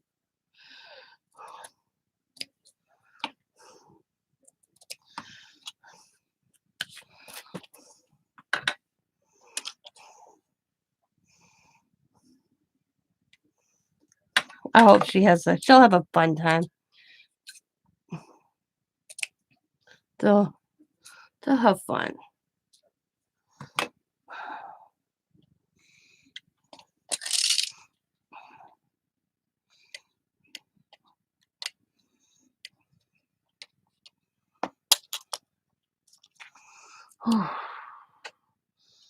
I've been having this like I always said, like a hummingbird or a butterfly in my ear going. You can like hear the wings. I don't know what it is. I went and had into the nurse the other day, and there's nothing wrong with my ear. It's weird. I don't have an ear infection. It's just weird. I know sabers. I see a lot of people do sabers halls, and I'm like, oh my god, the stuff they find. It's like awesome sauce.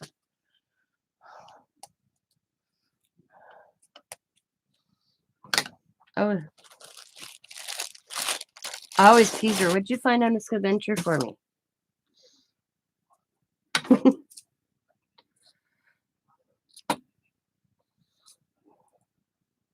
I know her birthday's in June.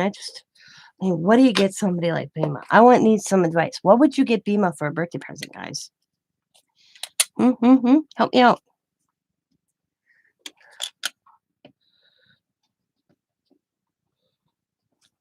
Gosh.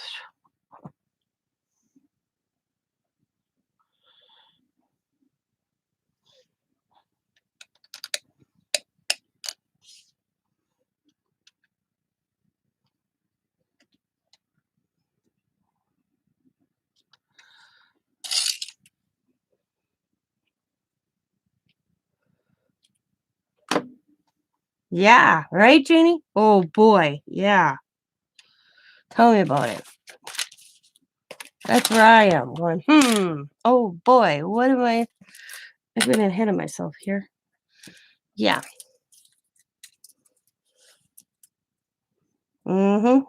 Exactly. You and I, all of us. Yep. That's where I am. Oh boy.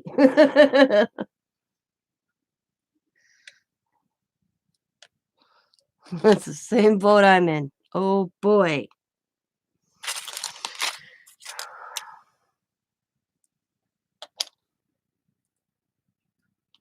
Well, when you think of it, and you have an idea, let me know. Think of more than one idea. My idea right now is just to give her an Amazon gift card and let her have fun. Or a Michael's gift card. See, you would buy her lunch. See, yeah. But see, I'm here in Wisconsin. She's in Nevada. She sent me this thing. Because my system was running so slow. It's the gigabyte box. That's what she gave me for my birthday. Which was telling me, and I'm like, what is it? She goes, never mind. And the next thing I know, she's like, there's something in the mailbox coming for you. And my son-in-law helped me figure out what to do with it. Yeah.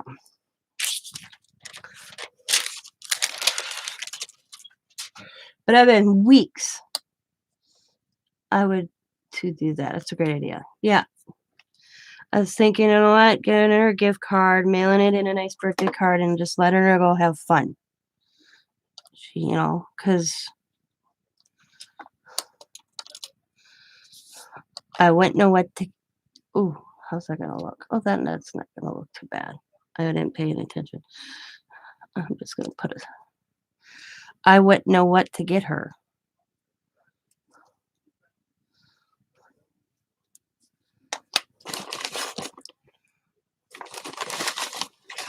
I am going to do something else with this one. Because I do have these things.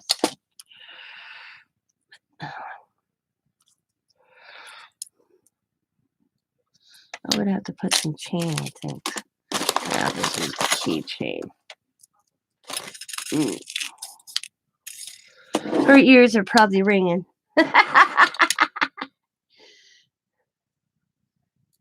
I've been asked, I was talking to Scott about that the other day, and he's like, oh boy. And I'm like, yeah. I'm like, I want to get her something for her birthday. But what is the question? Where is my hole?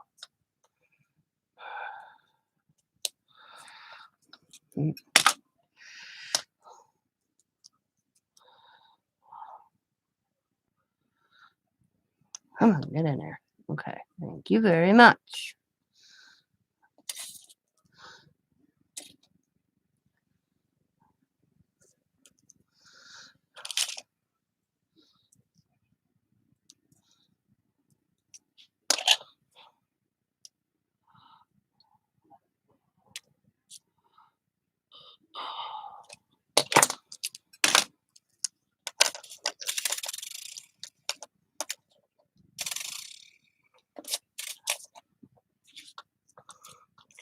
That one.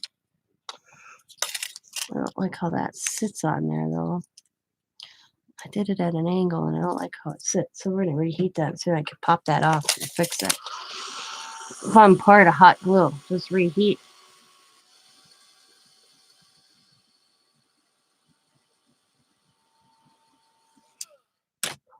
And if you get lucky, gonna pop off. Ha ha!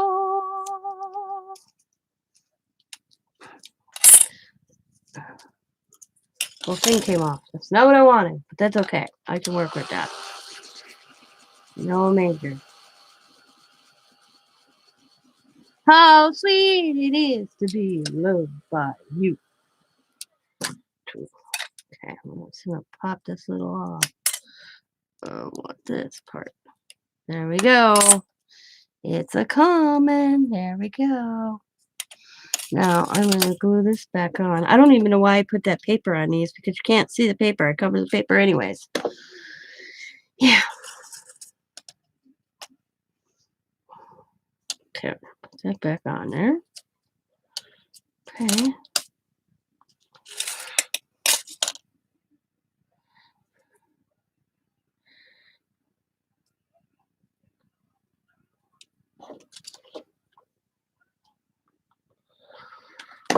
Okay.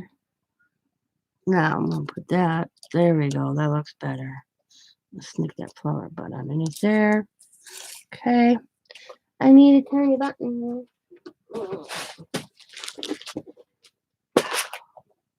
Let's do a little blue button right there. I don't like that color blue though.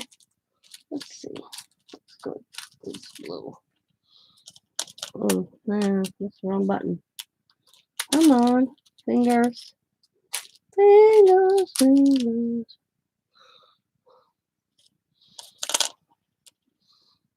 That's too big. Right color, but too big. That's too big.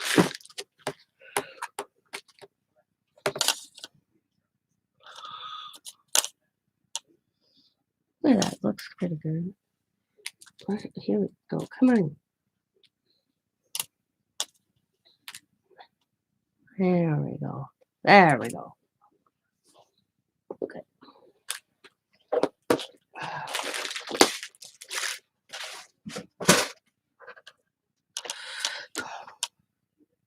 So I'm sitting here the other day, okay? And I needed some charms.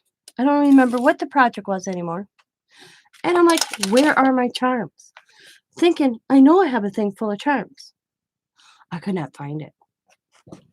So, Madhouse Tina goes absolutely crazy looking for the thing full of charms. Because I have a big Rubbermaid thing that I have all like metal stuff in. But I have one thing that has charms in it. Just little charms. Losing my mind. Because I have little things like this. Okay.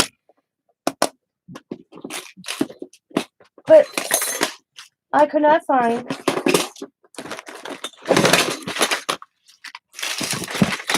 this right here. And I was losing my mind. I was like, oh my God, where is this? How did I lose this? You know? I found it. Not where we're supposed to be. Losing my mind. I separated the other day because I got another empty container. Found at a garage sale for free. And I wanted to separate. I couldn't find it. Oh my God, I was just losing my mind. Okay. Then I have a piece of chain. Okay. Trying to find the one thing. Yeah, but I was like, where would it? The thing is guess where I found it? I stick this in a shelf with my stamps or stamps, and I must have not put it in the big thing because I have this big square Rubbermaid thing. I don't even know what it's made for. And I must have had it out and just took that out, and I didn't put it with the rest, and I must have slipped it in on the top, and it fell behind when I pulled out the rubber thing. It must have fell because that's the first I knew it had to be in that area. So I cleaned out totally went nuts and cleaned out my stamp shelf to find this one because I had all this right here was in this as well. Kind of now I kind of separated by color. Ooh. Like, oh my. But I was totally like losing it. Okay, let's see. What do I want to put on here? Let's see what's in this. So, oh, I could use bronze. I don't have a lot of little bronze things though. So we're gonna do silver. Let's put maybe an owl. A little owl. Oh, and I wanted this out of here. Oh. Key.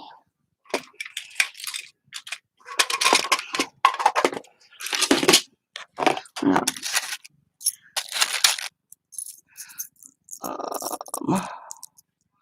I think that's too big. That's a tiny little heart.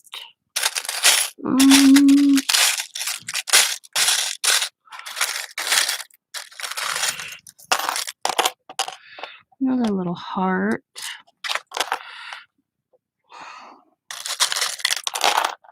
Little cross, that will work.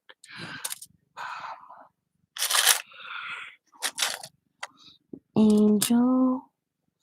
Okay, we'll take them off. That's what I'm gonna roll with right there. Okay. Oh, that little star. Oh, come on.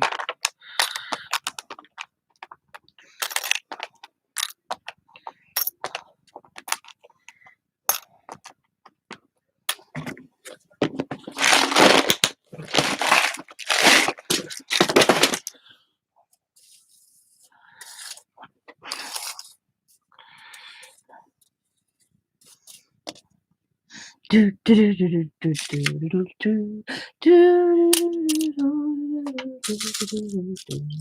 See how well I can get this going. I usually really suck at this, just so you all know. Okay? I'm just forewarning you. Okay.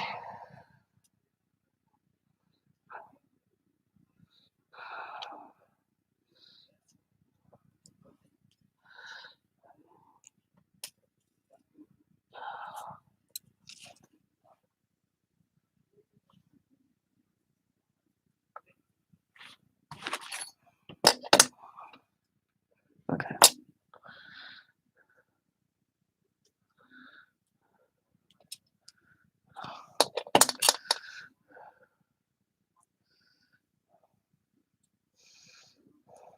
Ah!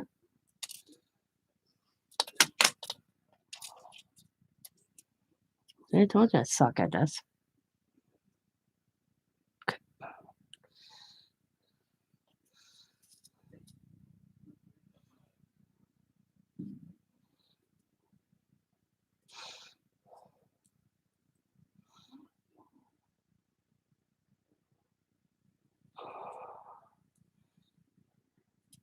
Actually, I should see something before I really get going on this. How long?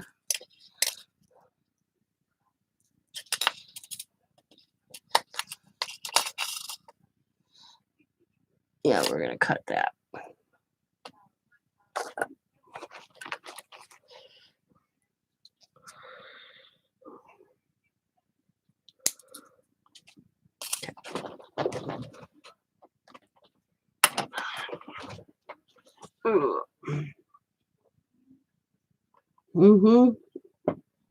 I'm all finger tied up when it comes to doing this. That's why I don't do it too often. I get fingered crazy. Okay. Now, put this back. That back. I'm all fingers. I'm all fingers. Da, da, da, da. Okay.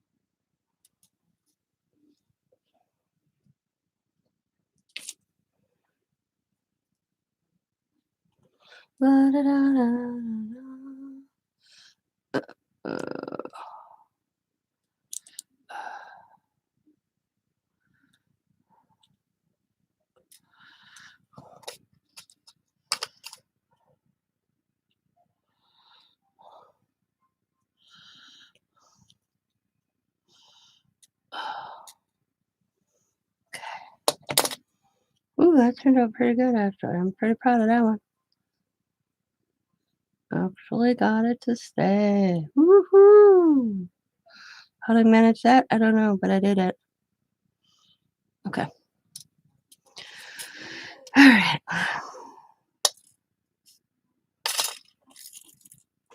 Oh.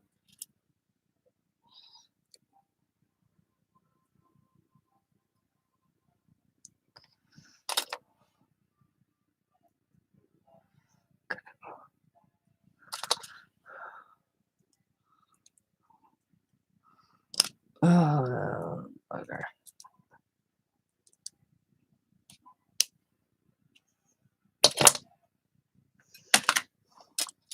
How sweet it is to be loved by you. Dun dun dun dun. Ooh. Fashion plates? As in like the little like when we were a little girl fashion plates, or are they different? My granddaughter got some of those for Christmas and I wanted to take them home. I don't even think she touched them yet. I'm like, you should let Nana borrow those.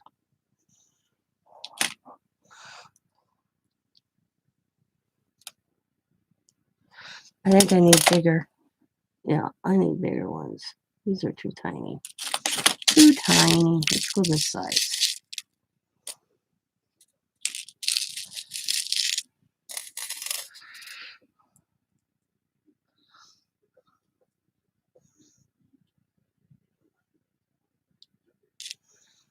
I just did that a couple weeks ago, Janie. Now they're all in this nice container I got at Goodwill. They look like it's called the photo sleever container. I paid like $2.99 for it. And I thought die cuts. So I saw when I saw it.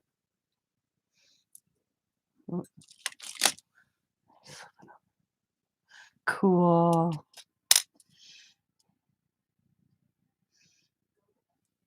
I remember wanting that when I was a little girl and I never got it. And then I saw that my granddaughter got one for Christmas. I'm like, I want that. Can I borrow it? She hasn't borrowed it to me. I haven't asked her yet again either. Because Santa bought her that. I was like, seriously, Mom? I'm like, yeah, I wanted one of those when I was a little girl. That was the rich kid thing. I always say that. And I see something as a hmm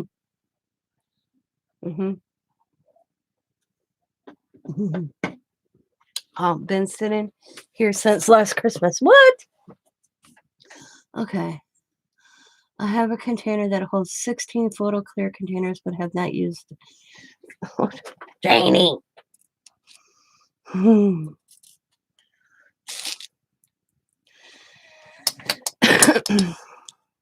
um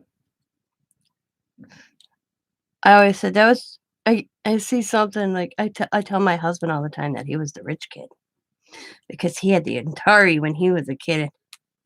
Like you were rich. We didn't have no Atari. Yep.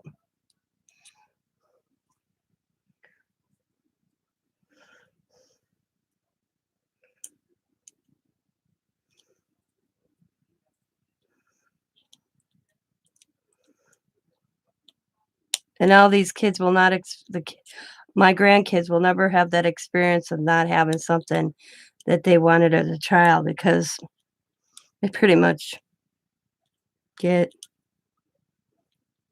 I tell my daughter that all the time. Your kids are never going to have the experience of not having it. Huh, Janie. Gotta get off. Get over it, girl.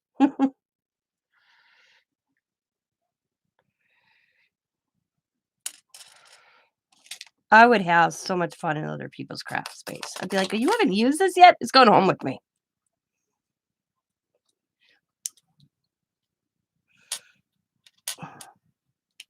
You haven't used the Delusion paint? Are you crazy?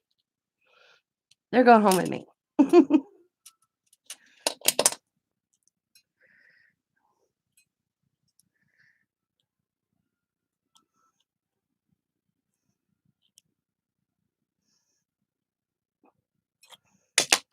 You haven't used the Delusion spray? Everything in there has.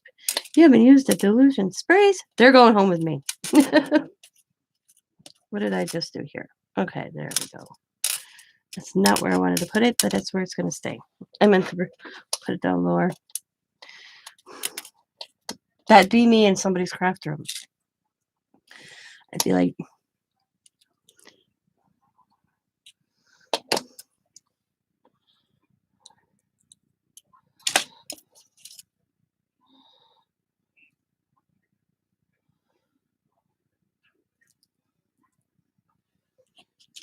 Laura!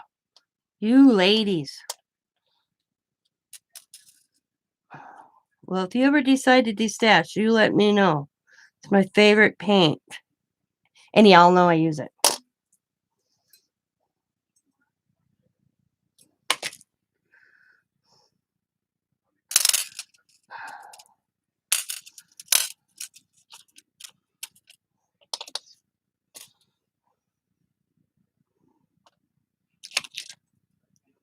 Janie.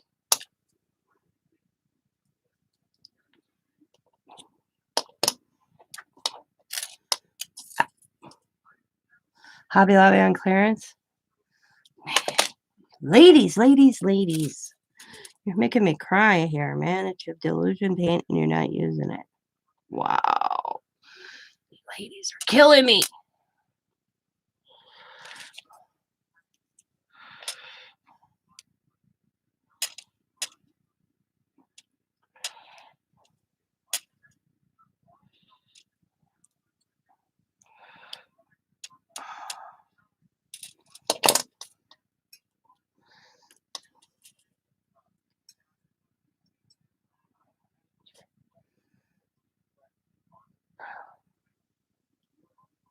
Oh my God, Laura.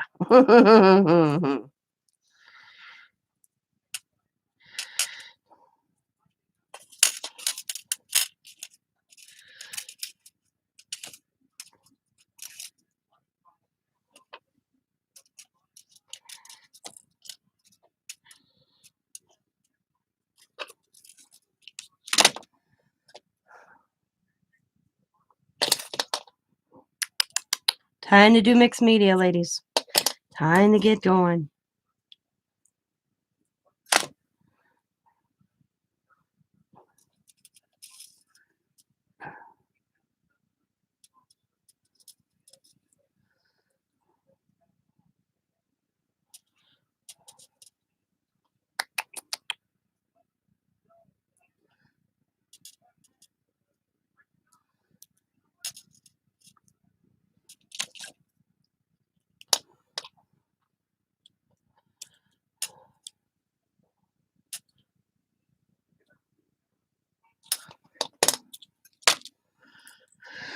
Okay. Oh, what did I do? I put it on there and the star came off. Okay, then I would tighten it up.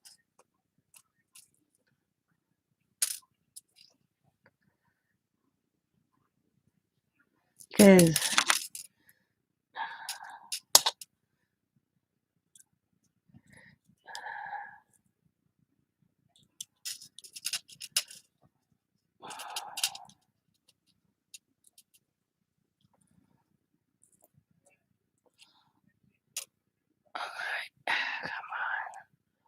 come on, close. Come on, you bluer. There we go. That time I got it though. Awesome sauce. Okay, we're gonna bring that back up.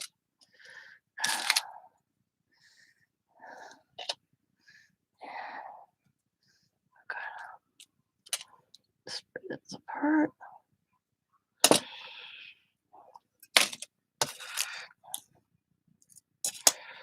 I'm going to take this, change this one out. Change it out. Get a big one here.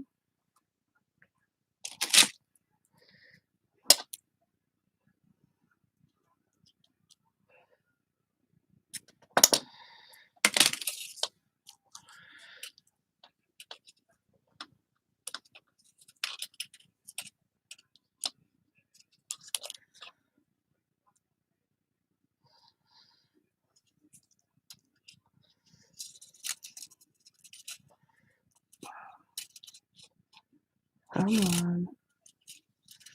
Okay. I don't know what's going on there. Poke.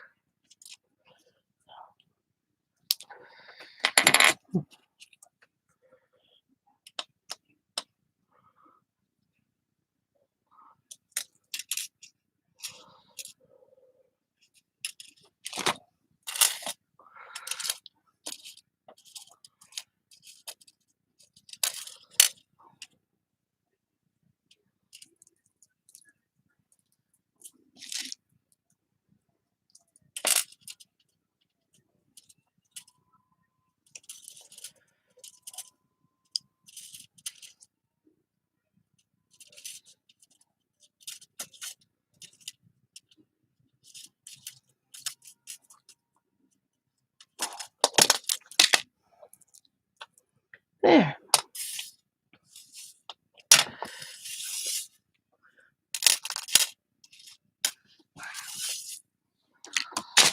Okay.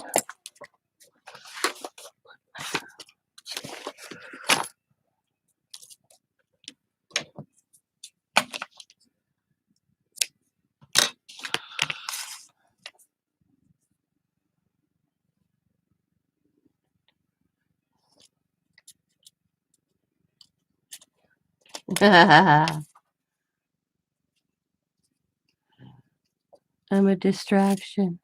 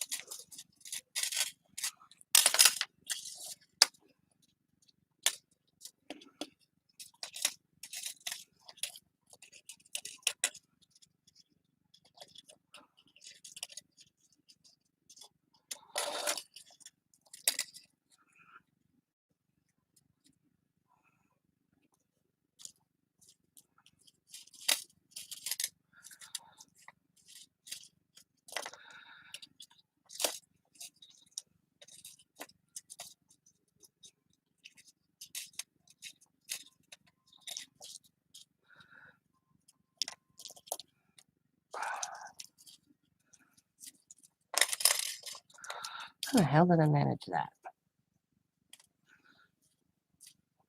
Oh.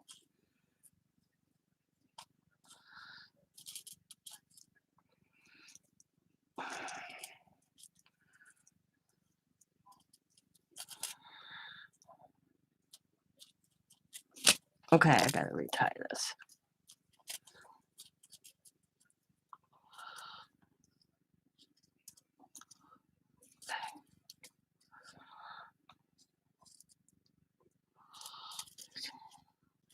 There we go.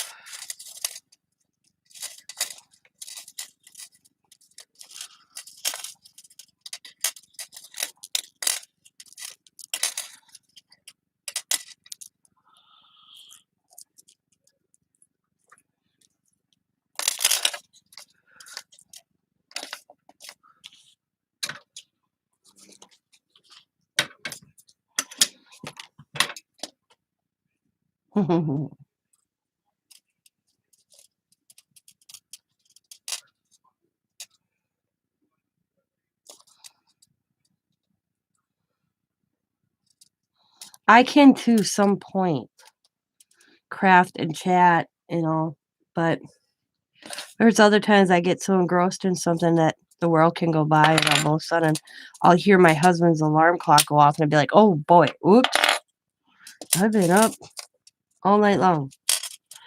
I have a bad habit of that. Bad habit.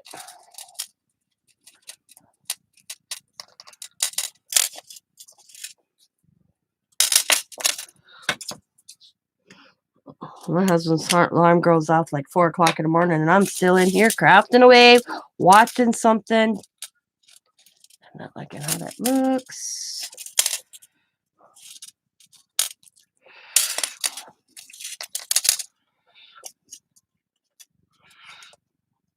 I'll be like, oh boy.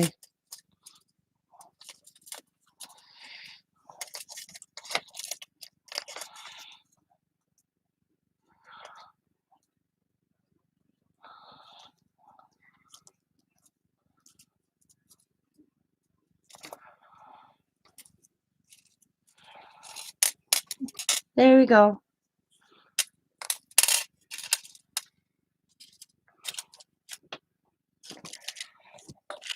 That one's done. I'm going to put this aside. It's giving me a headache. After a while, I got to quit. Yeah, that's what Scott says to me. Did a new all-nighter again, babe? And I'm like, yeah. Well, I'm not even realizing how late it is. I'm just in here doing my thing, watching YouTube, crafting away. I don't pay any attention to the clock.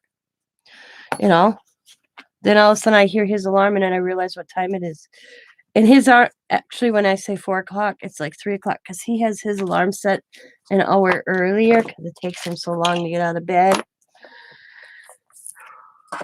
Like today, I didn't go to bed until almost 10 o'clock before I went to sleep from last night. I couldn't sleep, so I got up and said, let's go grocery shopping. So we went and did our grocery shopping because our brake line on our truck's getting fixed. He's doing that this weekend. So he's like, if you got any running around to do, you better do it before I do the brake line. So got one left to do.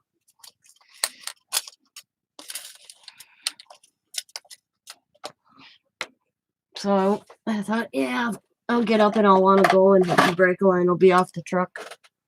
And so up and said, let's go to the grocery store. So we went to the grocery store, did our grocery shopping, went to a Dollar Tree, came home, and probably about 11:30. No, it was after that. Yeah, probably about 11:30. Before I lay down, and then I didn't get up until like 6, because I actually slept it. Let's say 12:30. I remember it was noon. It was about 12:30 because I was watching a trial and they took their lunch break. So I'll say 12:30. 1 o'clock, I finally fell asleep. So 2, 3, 4, 5, 6, 5 hours of sleep. We'll say I got.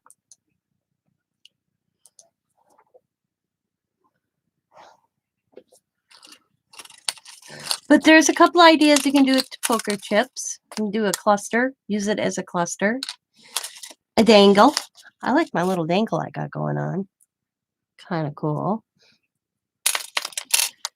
On the side of a book. I don't know if you guys seen that earlier, or I've put it on my journal. Just cute little things to do. But I'm going to call it a night. Been on here 2.5 hours, and I don't know what else to do. Except clean up my mess before my whole Rubbermaid goes falling off and we hear this big kaboom. And wake up my husband, and he'll be like, oh, I probably would wake him up. Because this is what I got my metal in. I don't know. See this big, nice, cool? I don't know where I found it. I know it was at a garage sale. One of these. Oh, I pulled my camera out. Hang on. I didn't mean to do that. But it's this big container. And that's what I put all my metals in and my charms. Yeah, I got it at a garage sale. I think I paid like $4 for it. I love it. And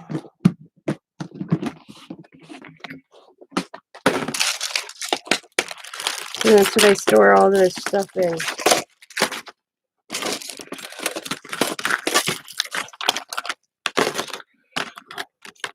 These I found at a garage sale. They're full of little headbands and barrettes. And I gave the headbands, they were 25 cents a piece. I thought they were cool containers. So I bought all of them, gave the little barrettes and little hair ties to Diamond for Riley. And I kept the container. And I set these in here. Like so. I always have to maneuver stuff though. So one bad thing about it. I would love to have a drawer eventually. Oh my god, I have tons and still can't figure out how to organize them. And I go like that.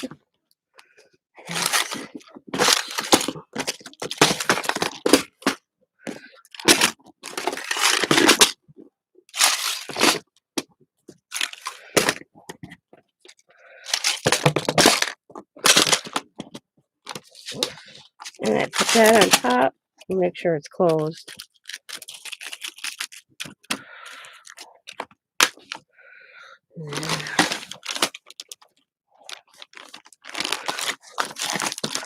In the corner. And the rest I kind of just, right now, because usually I don't leave things in packages. Okay? Usually I would have all these in little things like this. But I don't have enough containers right now. And look at that. She's gorgeous. A butterfly. So I just kind of stick things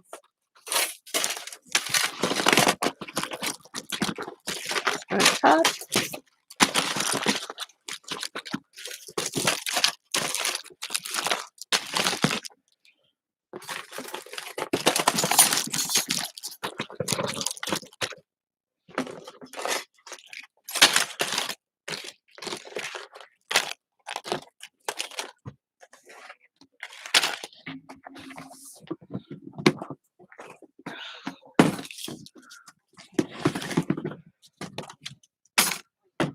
Wham!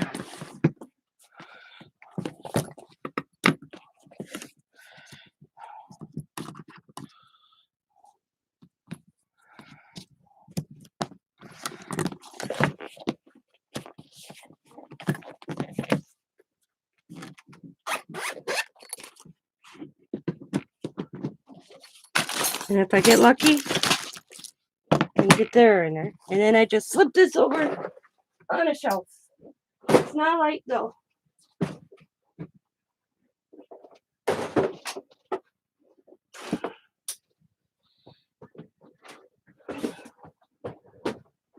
Whew,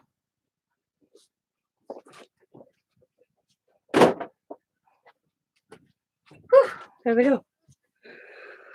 And then, oh. Wow, you guys seeing how messy I am, how sloppy I am.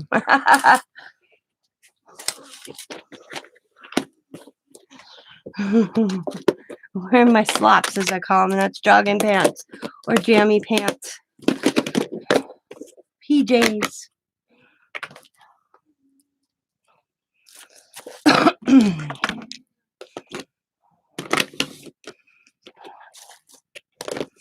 Like that. Boom. Oh, bag of lace here.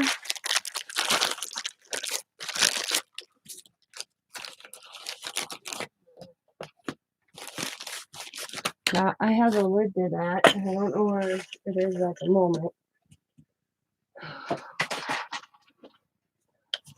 where I put it. It's somewhere. You know what the worst thing I've ever had to do, guys? Not the worst thing. Is when I went and separated buttons into this by size. I had them all in a big container. So one day I took a white tablecloth, spread it out in my living room floor, and dumped all my buttons on it and sat there and went.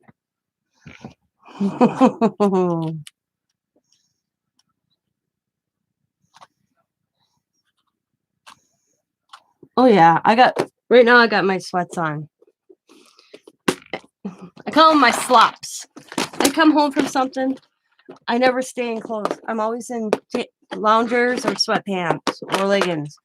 And I was like, you know what? I ain't going nowhere. I'm going to be comfortable.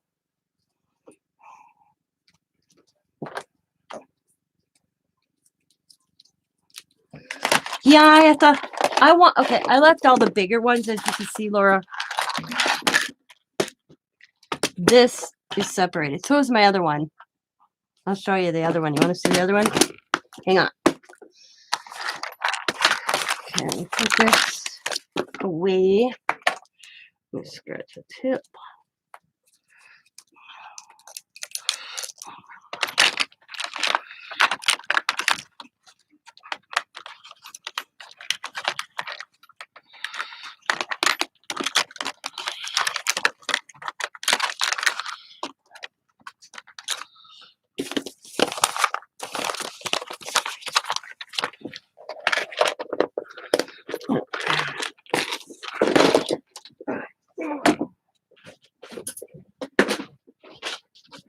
Put them in the same hole, so I know where they both are together.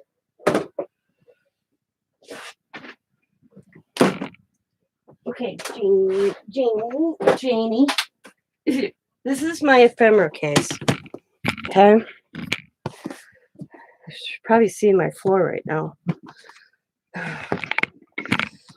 Okay.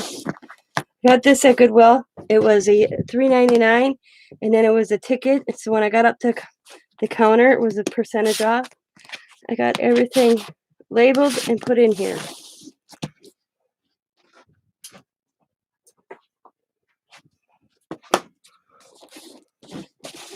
So nice and tidy. And I thought, as long as I'm here, I'm going to put some stuff away. Let's see. Gift checks.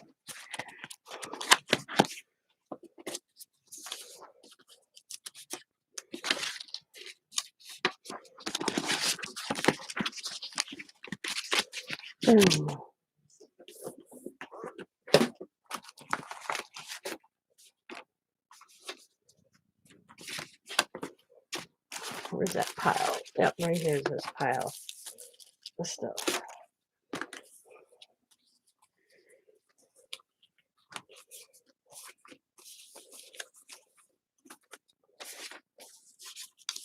Okay.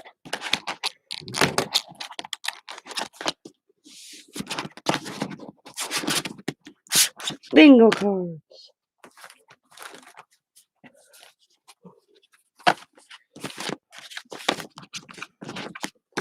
Might not be able to fit it all. Oh, look at there. Cool.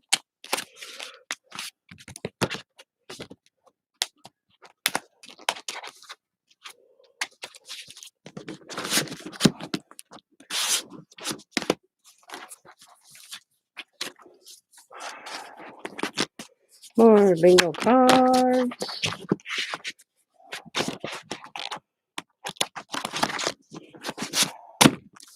All right. Okay, library pockets. Library cards. So, go there.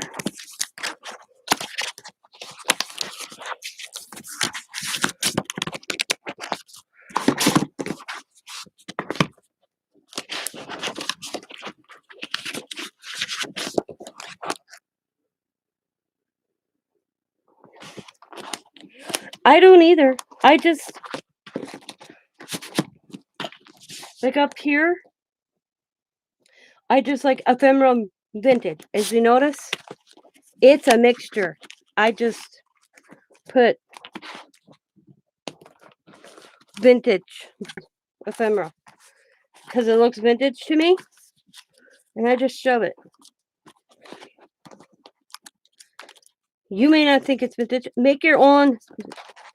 And I learned this from a friend of mine that told me when you're organizing. She does it for building professionally. She's not a friend. I shouldn't call her a friend. Somebody I met through, I don't remember. I messaged her. She said the key to organizing is label, but label what you want to label. Don't label it from your packaging. See, like flashcards? Don't say flashcards. Say you know, like I have library cards, price tags from a vintage. Some of that's not, it's just vintage look good to me. Bottle cap stickers, animal ephemera, fancy tags. Label your labels the way you would be looking for them. This is your organization, your craft space. So label your labels the way you would go to the cupboard and grab it. Because if you label by packaging, you'll be like, oh, where is it? Where is it? Where you can think in your own head, oh, yeah, that's here. Because you labeled it the way you wanted it to be labeled. Does that make sense?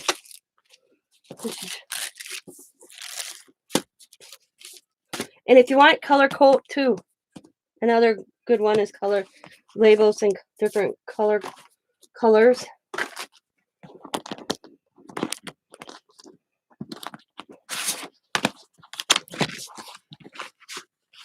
Color code them. Yeah. Yeah. Especially when it comes to ephemera. I mean, think about it. Ephemeras in many different shapes, styles, flowers, butterflies, trees, bugs, blah, blah, blah, blah, blah. So you could go on with just that alone, you know? So label them the way you would go to find them.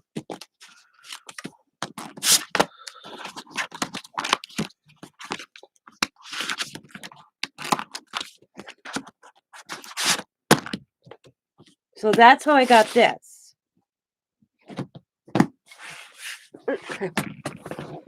This upside opens as well. And I just playing cards in here. Scott's uncle gave me another. Check this out, guys.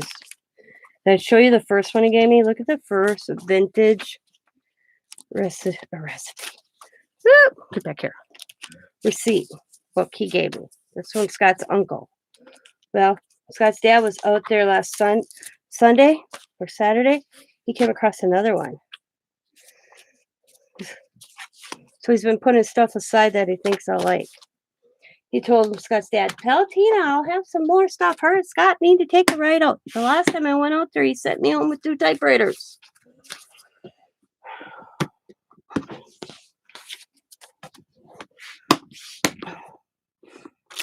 See, this started out as showing the buttons.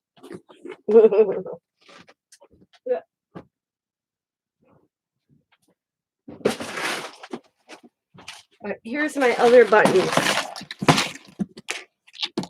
This one, they are separated by colors, but I didn't separate by shape.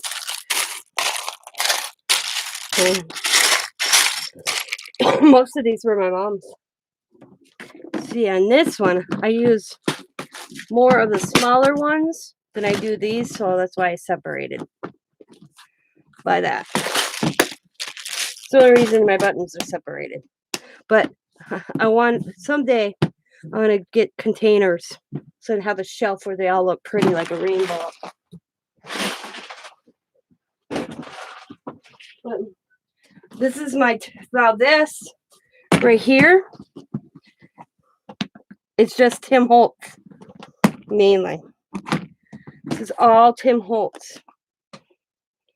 Like his Tim Holtz Large People, Tim Holtz tickets, Tim Holtz small people, photos of people, school photos. What I mean by school photos, it says one's on a strip, his journaling cards, Halloween, his ephemera, medium people, ephemera. Post, these are not Tim Holtz, they're just postage stamps. And that's how I did that. So that's how I did the Tim Holtz. And since I did this, I've been using it more.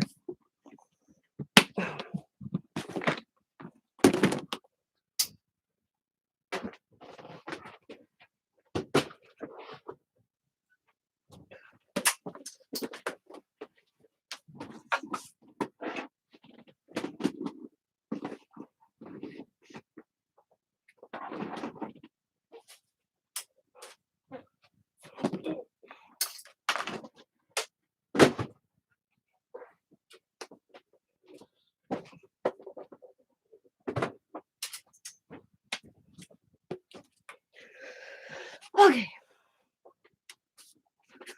Okay. Down. Sort of make you all dizzy. Yeah.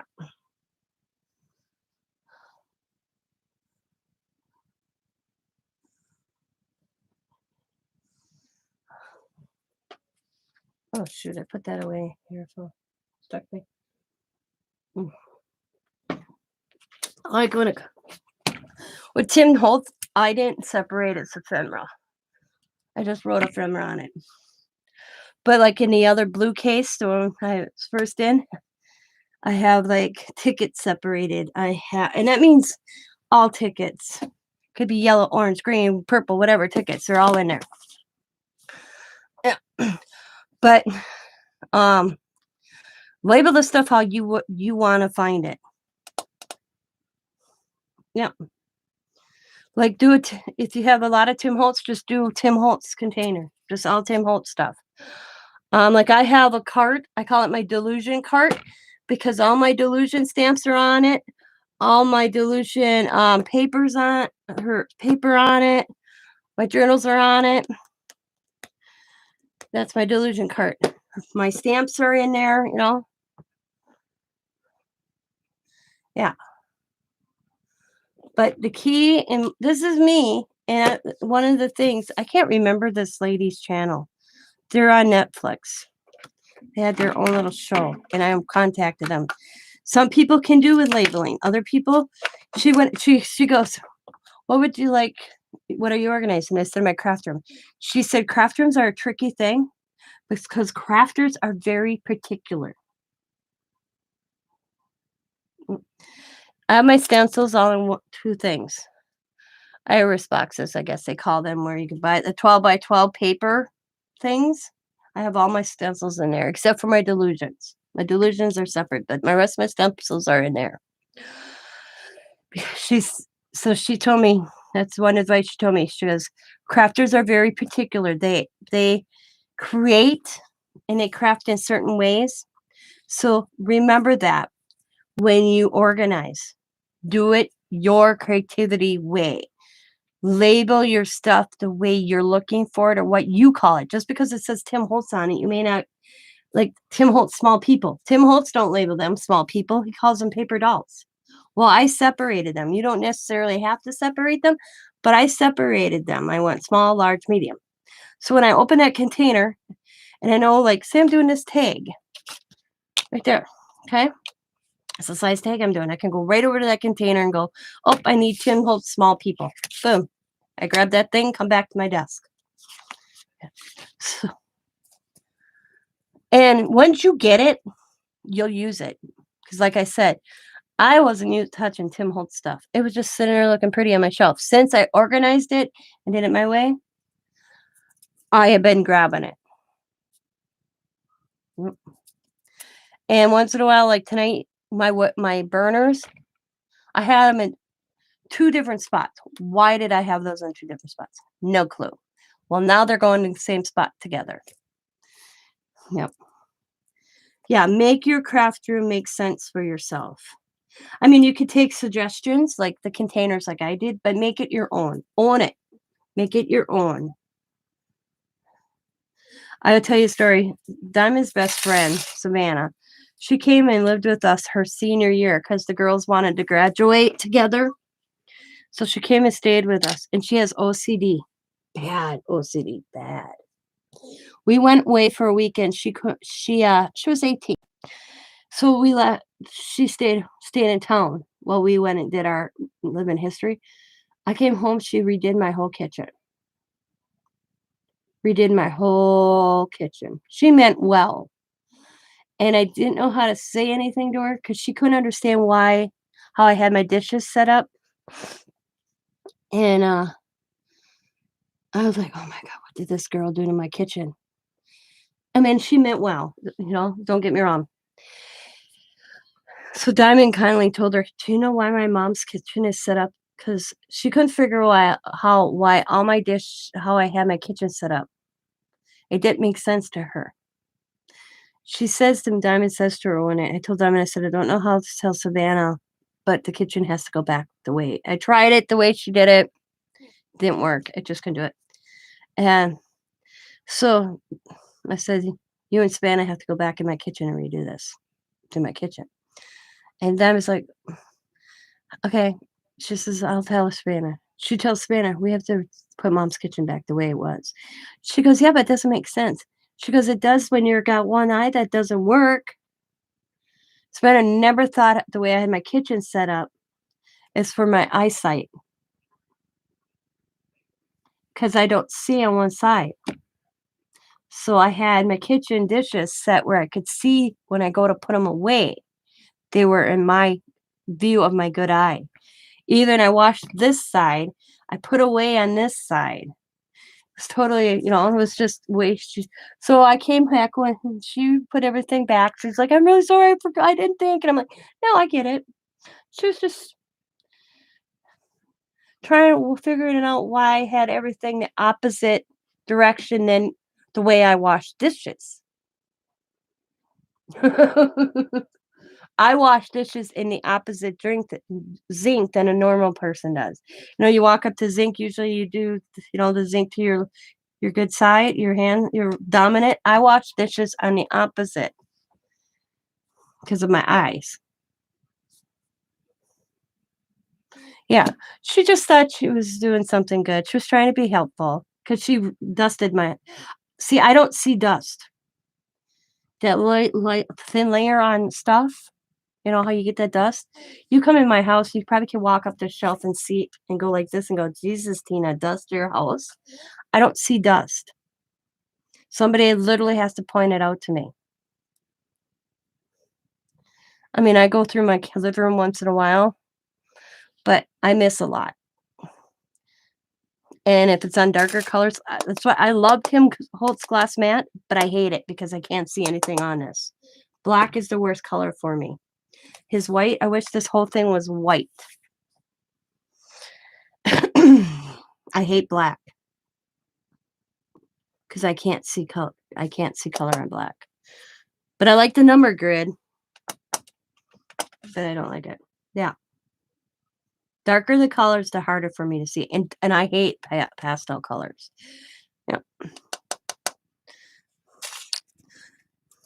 So yeah, I'm legally, like I said, I explained it to you guys watching my video yesterday. If it's funny or today. Somebody explained to me, or somebody asked me not long ago how I see, and I said, those kaleidoscopes kids have, those things where you move the things inside and you see all the shapes. Well, I went to a garage sale today. Was it today? Today, yeah, today, and I have found this bag of birthday goodies, and this is one of Coda's favorite games. So I grabbed it, and it has these in. So hang on, let me do this. So I explain my site. Let me see if I can get this lined up so you guys can see. Okay.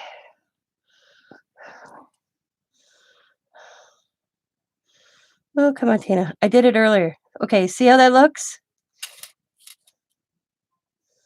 Moved it. Hang on. Let me get back lined up. You guys are gonna freak out. Okay, see how that looks? That's how I see. Oh, I moved it. Come on. Come on, Lina. Freaky guys. Here we go. Hang on. Let me bring it back down and get this. Oh, and I moved it. Okay. Let me get this lined up again.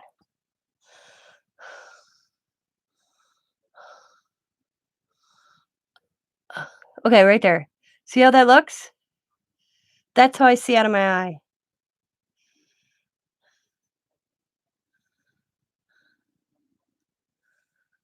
See how that looks? Yeah. That's how I see out of my one eye.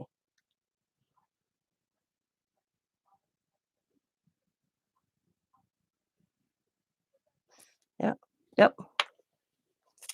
Yep. Yep. Yep. So that's I said I'm gonna I said that's how I see all those little all sorts of things. Yep.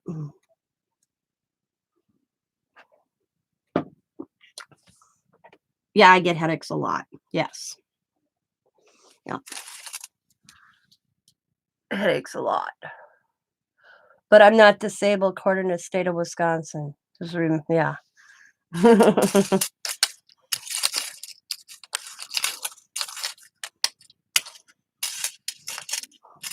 Mm-mm. Yep. Oh, I get wicked migraines. And then I get vertigo. Matter of fact, I think I told my husband today, I said, I think I'm gonna have a bad case of vertigo. I could feel my vertigo coming on once in a while. And I said, this fluttering in my ear like a hummingbird and a butterfly. Because you know how you hear the wings of if you're close enough to a hummingbird, you hear that. That's what I feel. All of a sudden it happens in my ear lately. And I'm like, I don't know what it is. And we were at the clinic where you can just go in a clinic and have your blood pressure um, checked. And then they put your finger checked. And you can ask, so I went in and I said, do you do ears? And she goes, I can. I said, can you look in my ear to see if there's like something swelled or something I need to go to the doctor? Yeah. Yep. That's how I can feel it coming on. I haven't got physical sick. The last time it wiped me out for 4 days, I was throwing up. Yep. Really sick. That's when I got bad case. Yeah. That's what the nurse said today. It might be, she looked with the ear scope, but she said it wasn't swelling or wasn't red, but she said it could be way inner that if it continues in a week, I should go see my doctor. She goes, because it could be something like a real inner issue, ear issue. Yeah. It's just weird. I'll be just sitting here and all of a sudden it'll just happen. So I've been keeping track in my journal. I've been Xing when it happens. But I know I brought it on. It feels like I was like in a wind tunnel. Like in a tunnel. Can you hear it? But yeah.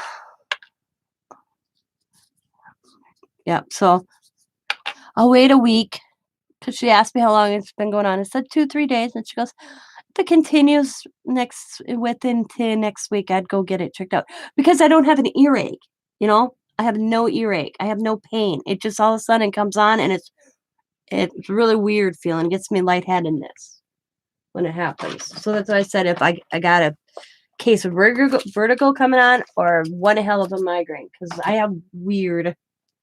Because I can feel when my migraine comes on. Scott finds me. Scott came home from work the last time I was laying in the bathroom floor. I brought all of my blankets on the bathroom floor, made myself a bunk and a pillow. That's how close I stayed. Nope. Because if I moved just slightly, I hurt and I was running to the bathroom. So I finally just made a bed in the bathroom and stayed there. And I put, he could tell, I have blackout curtains and the blackout curtains. Yeah. The blackout curtains weren't working black enough for me that I had 2 blankets up on our bedroom windows as well as the bathroom window. because it wasn't dark enough for me. That's how bad the last one was. I used to be on medication, but I didn't need it anymore because I don't have them as frequent. After I hit menopause and went through menopause, my whole body changed big time. But I didn't need to be on the medication. Yep. But this last one, because I used to get them monthly, and then it did boom, and then now I get them. I get them once, like every 3 months. I get a bad one. The last vertigo I had was in February, and I had the grandkids, and I think sleep deprived brings on my vertigo. Yeah, yeah. My equilibrium, whatever, however you say that, Laura, is already off because of my eyes. Yeah. Yeah. So the last vertical where I was when I didn't have enough sleep because I ended up with the grandkids, Diamond, and that was the weekend where Diamond and Sam were up in Michigan, and their truck broke down, and Scott ended up going to Michigan. I ended up with vertigo, and I think it's because I was sleep deprived.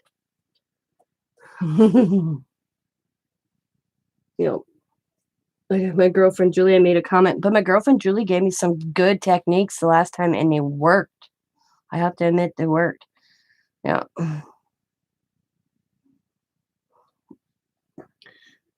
But see, I get I call it lightheadedness spells where you feel like you're really lightheaded, and it all has to do with my eyes. I've been to the doctor so many times for lightheadedness. I did a CAT scan on my brain, nothing wrong, and the only thing they can take it to is my eyesight. Because see, it's funny because I'll go. It took me. I have dark spots. They call them floaters, and there's nothing they can do to floaters in your eyesight. Do you ever hear that?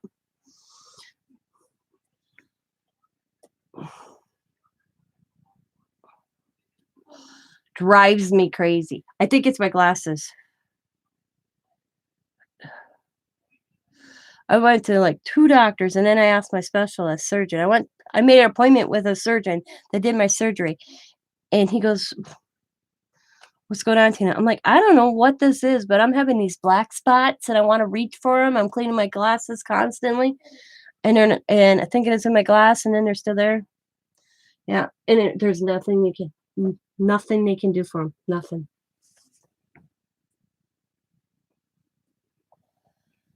Yep. All he says to me is to buy some when it starts happening and it's too frequently, is to moisten my eyes with an eye drop, like Visine or something. But yeah, the floaters drive me crazy. Yeah. Yeah, yeah. I Most doctors are like, I don't know. So yeah, like little pepper spray. Yeah, pepper spots. Yeah, they drive me crazy. You ever hear me? I'm cleaning my glasses because I think I got something on my glasses. No, it's the floaters.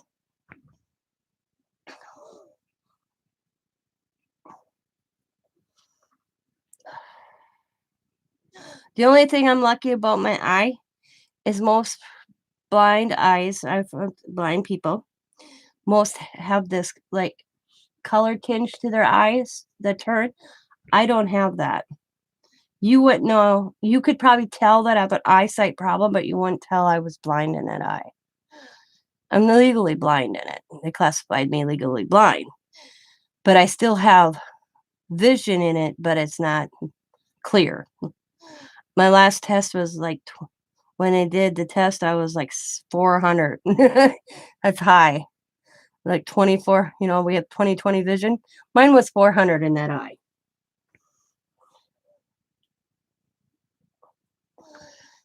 I was born with lazy eye and legally blind. Yep. I wasn't. I went through a stone door and got glass in my eye and had a cornea transplant.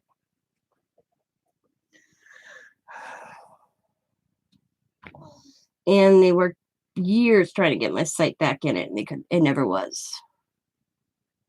Yeah. I was 7 years old. I really don't remember like I was telling somebody that, I said, "I don't remember seeing with both eyes normal. I don't remember before 7. I don't remember seeing perfectly."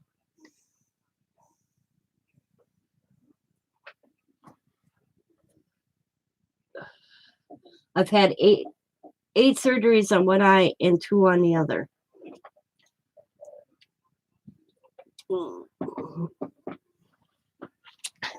And then let's see, 15 years ago, I got hit in the eye. In my good eye, I have a bad eye and a good eye, I call them. And I happened to turn and look at my cousin, and she noticed a yellow spot on my eye, my good eye. She's like, "What's wrong with your eye?" And I'm like, "What are you talking about?" "Well, I couldn't see it the way I turned my eye. I couldn't see it." So we went back by Scott. She's like, "Scott, look at Tina's eyes." And he looked and he's like, "We need to get you in." And they didn't know what it was. So they gave me sterilized drops. Nothing had happened. They actually had to go into experimental surgery because they didn't know what it was. So they went in and removed it. And about a week later, they got the results back. And I remember sitting in front of my surgeon, and it was on my birthday. And he handed me this little piece of plastic. And inside it was this little string wound up. Here I had a stitch in my eye that never deteriorated. And when I got hit in my eye, it actually moved that it caused like an infection in my eye. And because it was yellow tinge going around it, that was my own immune system protecting it. Yep. It never deteriorated for some reason. He couldn't find where my other and you're talking, when he went back and looked at my files, I was 8 years old. That was sitting in my eyeball for that long. I have the little stitch. I put it in my scrapbook. Yeah. The last surgery I had on that eye was when I was 8 years old. Why they never noticed it, we have no idea. I didn't get billed for it either because I could have sued for some malpractice or something. And I filled out the paperwork and I met with the hospital that did that procedure when I was a child. And I met with the lawyers and stuff. Thing is I'm not going to sue the hospital that did it because my parents never got a bill. All my eye surgeries was through the Lions Hospital in Milwaukee, Wisconsin, which is a children's hospital. Now it's named something else. I remember meeting with the attorneys. They came up and spoke to me because I said, "We got to let the hospital know that did this procedure, just in case there's other cases out there that this stitching didn't deteriorate, that should have deteriorated. It was supposed to be like that stitch that eventually just deteriorates." So we went to the proper channels, and I got a call, and they asked to speak to me, and I'm like, "Okay." And I'm like, "Where?" And they're like, "Well, we can meet at a local restaurant." And I'm like, "I don't drive." They picked me up. We went to a local restaurant. We had lunch. They asked me what I was going to do. They'd rather not go to court, blah, blah, blah. And I'm like, "I don't want to sue you." And they looked at me like, "What?" I said, "No." And I said, "What you could do for me is cover the bill of my surgery. I shouldn't have had to pay this. I shouldn't have had to do this." I said, "You cover the bill of this, and we're good." So I never received a payment. They covered all cost on it, and then I signed a piece of paper, and then they gave me a $500 check for pain and suffering.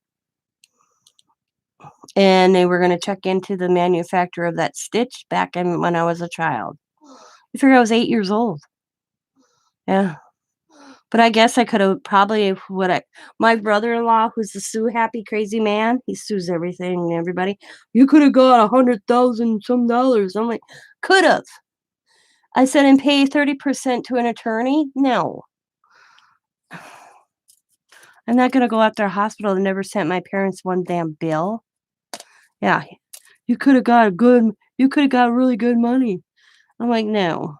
Now, if it was a hospital that didn't do free services for children, maybe, but I ain't gonna sue. Yeah. Yeah, all my concern is about making sure that they went back and checked their records. Because that's what I said to the surgeon. See, my surgeon, his dad did my initial operation. My first, the night that I went through the storm door and got glass in my eye, his dad was the surgeon that actually removed my glass from my eye. So I've been with the same doctor here locally, father and son, and then I ended up at the Children's Hospital, Milwaukee, for further stuff. I know my brother-in-law, they're so happy. He was in a lawsuit from Kohler, the Kohler company that makes like bathtub faucets and all that. He worked for themselves, and he worked for them 3 weeks on the job, and he got injured by not following their protocols. 22 years he's been fighting a lawsuit with them. They finally settled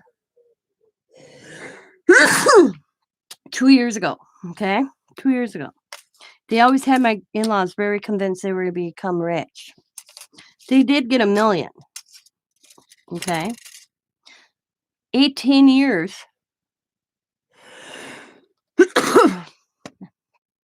And I said to Dad, they're not going to become millionaires off Kohler. Thank you. 18 years they held up that lawsuit. Okay. 18 years. Finally, Kohler settled 18 years later. That's how long this lawsuit was going on. 18 years. They got $1 million. But ready for this one? He collected disability for 15 years of that 18 years, okay? And I told my brother, my father-in-law this. They're not going to walk out with $1 million like they claim they are. Yeah, they are. And like they're going to have to pay attorney that they've had for 18 years. They're going to have to pay every dime they got from any outlet, medical, disability. It's all going to have to be paid back, Dad. Are you sure? Yep. So guess what? Right off the top, 30%. That lawyer got 30% of that $1 million. The lawyer did. And then they had to pay back to disability because I said, Dad, he's getting paid for services for 18 years he's been out of work. Drawing on I said, fighting a lawsuit. So he got declassified disabled. So now he's collecting disabled through Kohler, not through the state, through Kohler. So he'll have to pay Kohler back for all that money he's received. So he had to pay all that disability back to Kohler. Basically, the state, you pay that off your paychecks or whatever. You had to pay that all back. Then on top of that, the judge ordered him to pay into Medicaid, so he had future money for his medical. They got, after all is said and done, they got $60,000. That's it. He bitches all the time because how they got screwed. I'm like, how? You got the money ahead all those years. You just had to pay it back because they thought they were going to walk out clean slate, pay their attorney and be good. Nope. I knew that wasn't going to happen. Yep. For 22 years of work, and he was only on the job 3.5 weeks. He's lucky he even got that. And he didn't. Thing is he is so disabled and wasn't and hurt his back. I mean, the thing it was crazy. He only worked there 3.5 weeks when he got hurt, but it took him 18 years to settle because he fought him.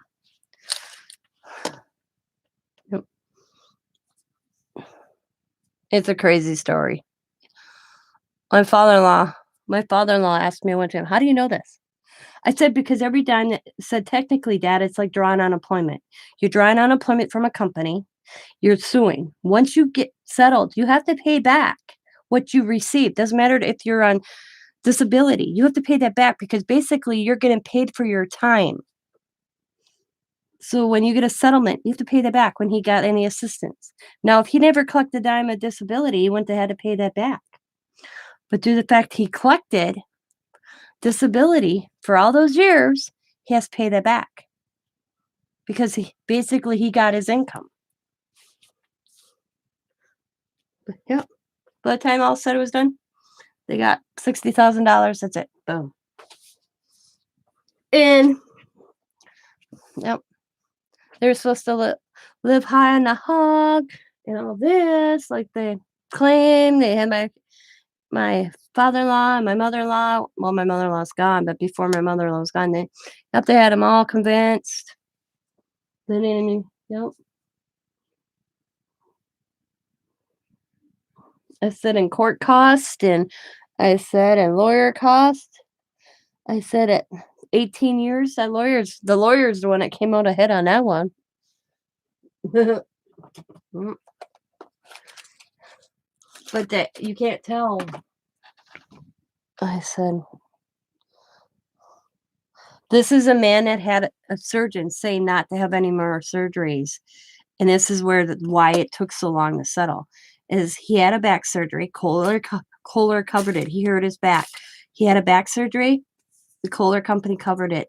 He was told by that surgeon that he didn't need any more surgeries. He went to another doctor and has had 6 different surgeries ever since.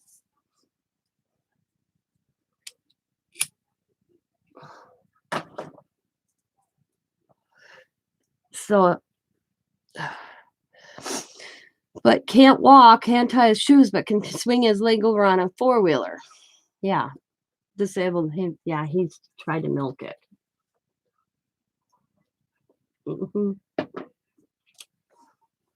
That's why I made a comment where I'm not disabled. Because he's still collecting a disability check from the state of Wisconsin. He's disabled. Yep. He milks it. I've seen this man do things where I'm thinking you're so disabled, but you can do that. Yeah. Can't work, but you can do that. He's that type of guy.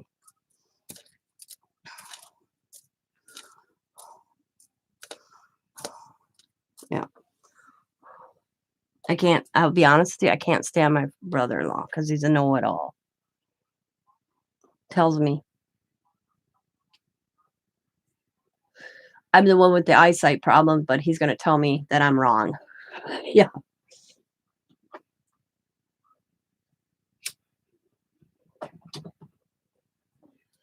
I should be able to have LASIK surgery.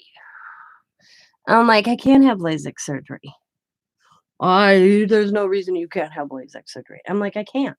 I've already checked. As soon as I heard about LASIK surgery, you don't think I jumped at that chance thinking, wow, that'd be cool if I could have that surgery. You know, I went to one of the top-notch LASIK surgeons in Wisconsin. I had to drive 4.5 hours to him.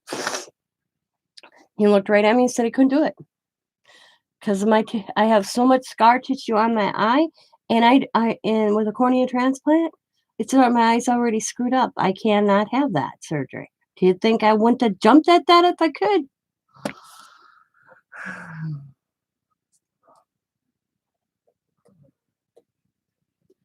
I can't have any more surgeries on my eye. If I have another surgery on my eye, it will collapse. Is basically what he told me.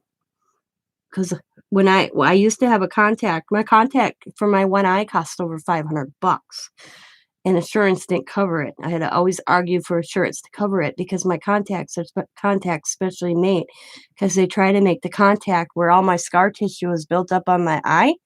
You know how your eye is curved? Well, I have scar tissue, so they match where all my scars are on my eyeball to my contact lens. So when the contact lens would go in, it would sit properly. Well, we hoped for that. Well, it didn't work.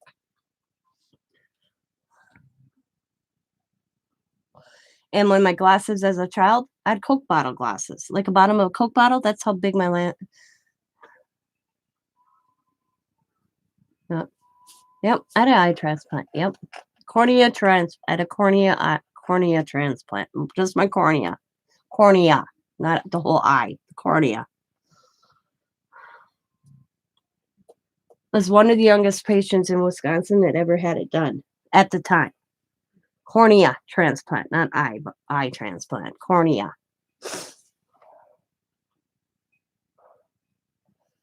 Can you get the whole eye yet? I'm not sure, JD. Not positive. I do know that my eyes match. You would never know that my eyes were two different eyeballs. The color part. Yeah. I don't know. It's a good question. I bet you there probably is. Oh, we might. I know there is a Gina Massey, but she's not a Gina Massey anymore. She's married. What is Gina's last married name? Yeah. Because usually they take it for the corneas. Yeah.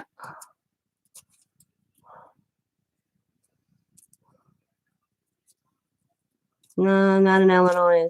She's here in Wisconsin. Gina is, but she's married. But no, she's got blonde hair. I could show you what she looks like. Hang on, I'll bring her out. Oh, hang on.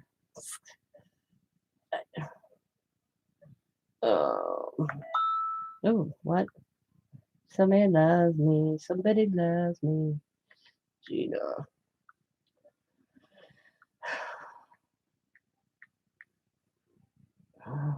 Where is Scott's cousin? Why can't I find her? It's because she's not nasty. See, Gina.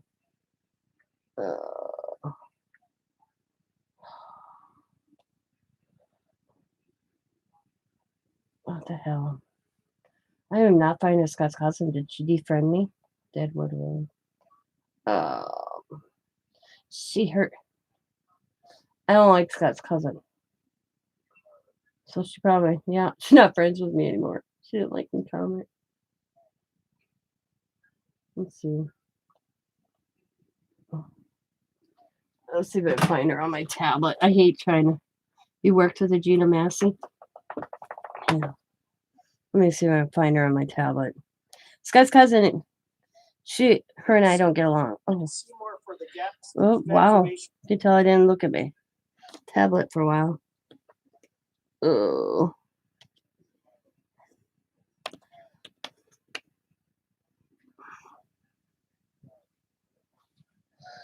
She didn't raise her child. Her ex-husband did, and she made some comment about Diamond's parenting, and I let her have it. Like you have no right to say anything about somebody else's parenting, and especially you, because you didn't even raise your child. Your ex-husband did. Family. There we go. Found her. So she don't like me. She's not used to people talking to her like that. This is what she looks like. That's her and her husband.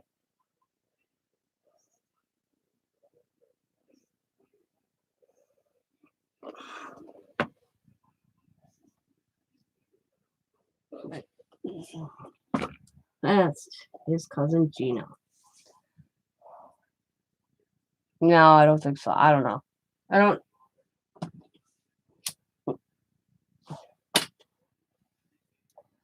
Yep. She don't like me. She got married 2 weeks before me and Scott did, and she wore her wedding dress to my reception.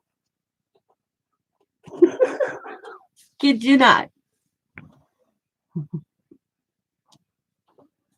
Yep. Yep. I'll never forget that. She wore her wedding dress to my wedding.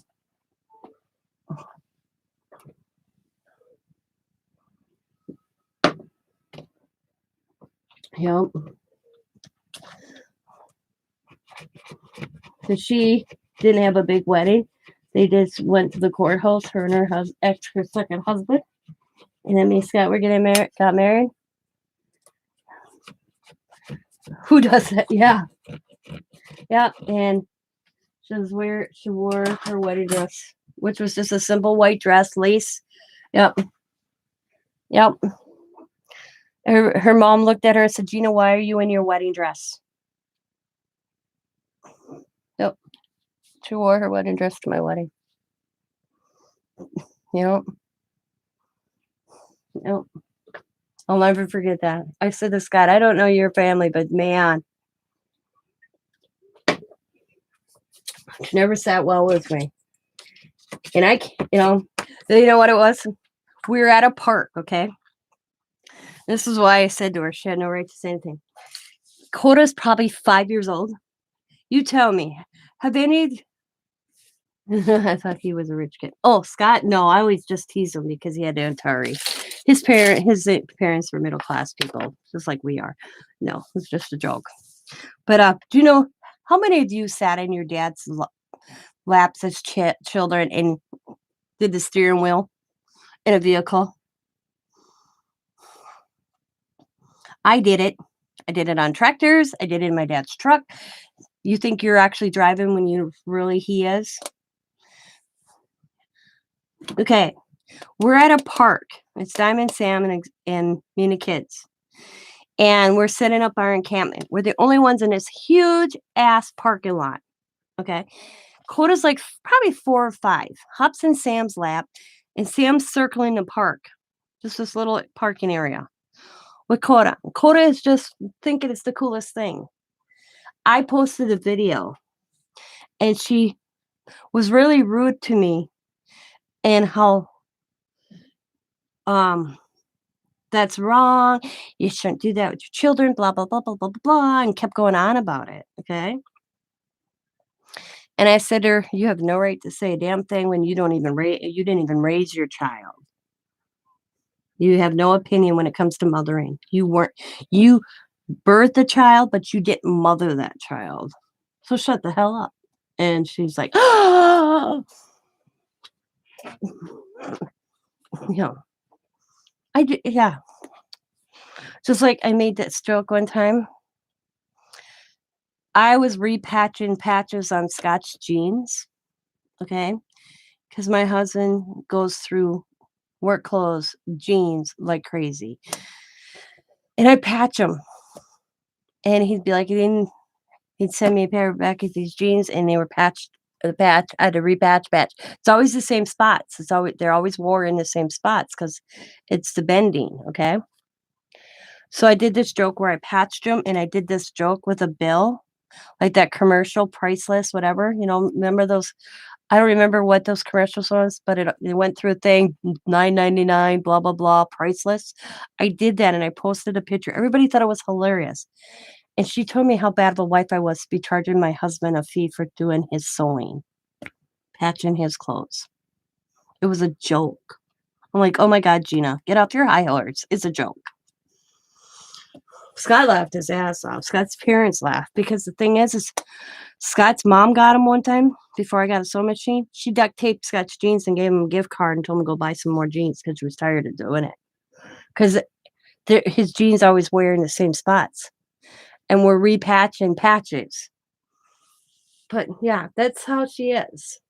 She's one of these that her nose is so high up in the air that she thinks she's so better than everybody else. Yep. When she's as equal as the rest of us. But yeah. So that's why she don't like me. She told her my father-in-law. Snobby. Yep, snobby. Yep. She told my father-in-law, I really don't care for Tina's tactics or attitude. And Scott's dad's like, why? Because she tells you like it is. You can't have an opinion when you have never been it. I am a mother. He goes, you are a mother, but you didn't mother that child. You did not mother Eric. You gave birth, you divorced, and she abandoned her child. And he got custody. Yep. She's lucky she got visitation because she left the whole state her child was in. She just picked up and left. Yep. So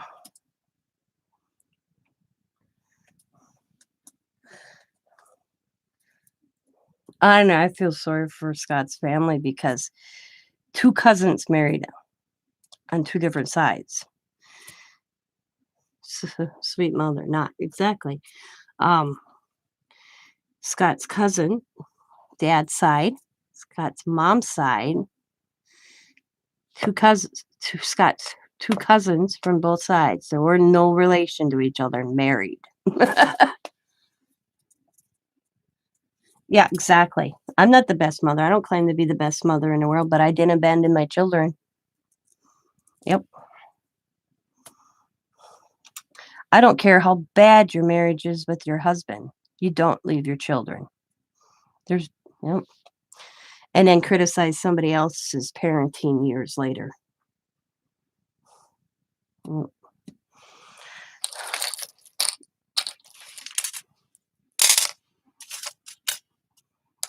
And I ripped her. I went off. Oh, that's my little happy face. Yeah.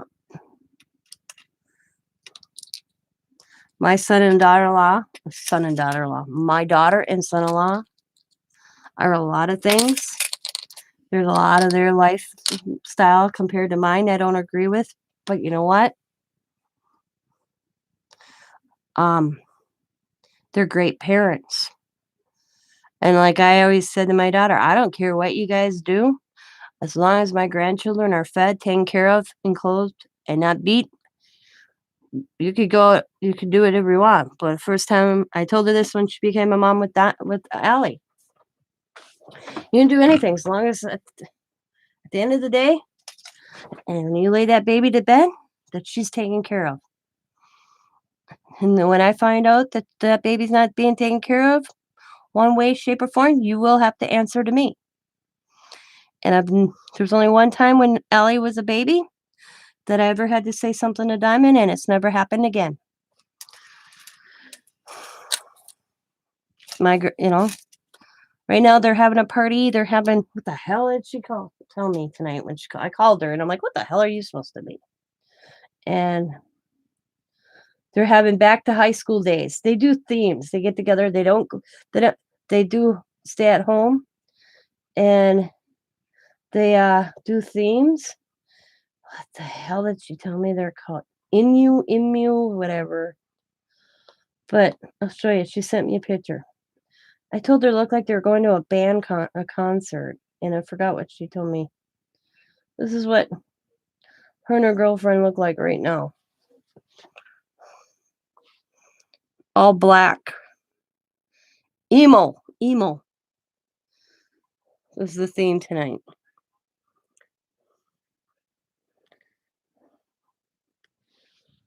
If I'm saying it right. And they all crash at their houses.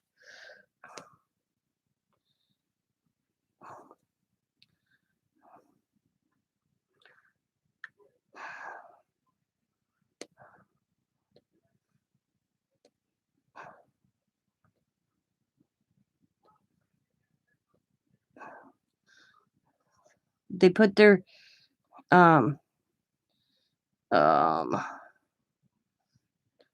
everybody puts their keys in a fishbowl thing when they walk in Diamond's door. All their keys get in this thing, and they have to crash. They can't drive.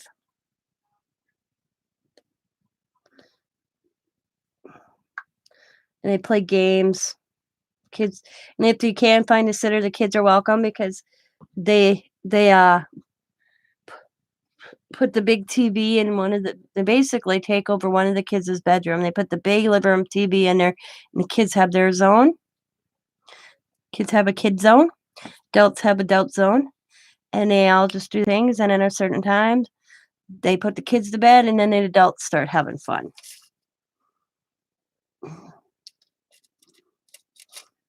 Yep. Like when I called her, I think at 10 o'clock. The kids I'm like, where's the grandkids? She's like, Mom, it's 10:30. They're in bed already. They put a big movie. It's like a big slumber party for the kids. They all sleep in one room, and the adults, after the kids are all to bed, then they party themselves up.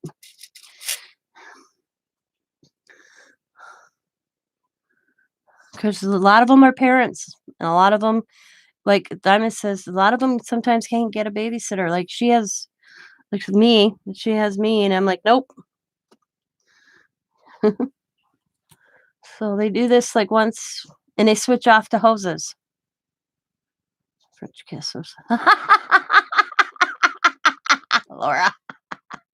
That's where I learned French kiss was one of them brothers. Yeah. Spin the bottle. Remember that? Spin the bottle. I remember my parents doing that, something there where they, you know, in the closet. 5-minute kissing, huh? In the closet. Yep. Too funny. The good old days.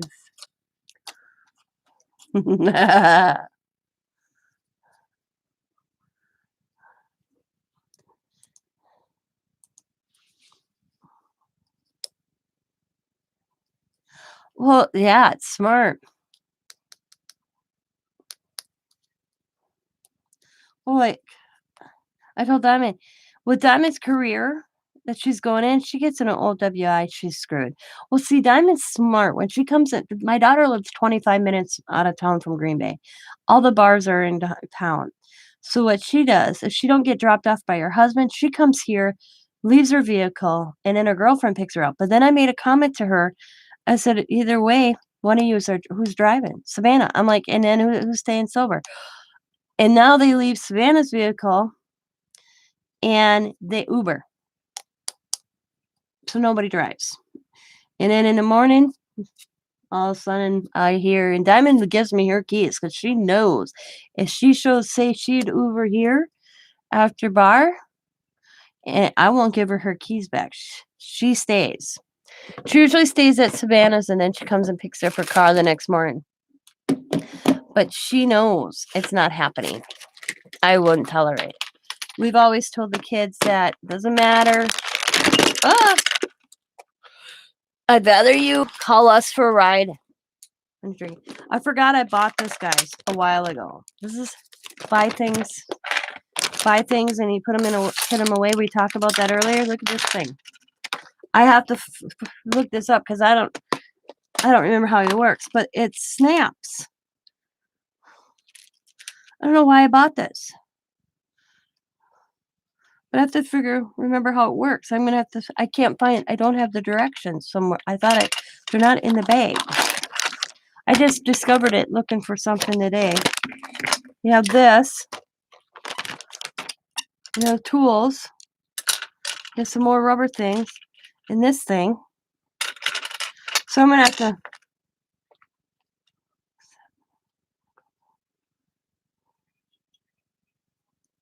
Yeah, wow. Yeah. Yep. I remember buying it off Amazon. But I can't, maybe the directions are in the cupboard. I pulled this out. But I took it out, so I'm like, I'm going to see what I can do with this. So you got every color under the rainbow. So I'm going to do a video. I'm going to find a video on this. So I'm going to go back to my Amazon, see what the name of it is, and do a video. Figure out how to use it. Now that I dragged it out. Yeah. So I remember buying it from Amazon. I remember that much.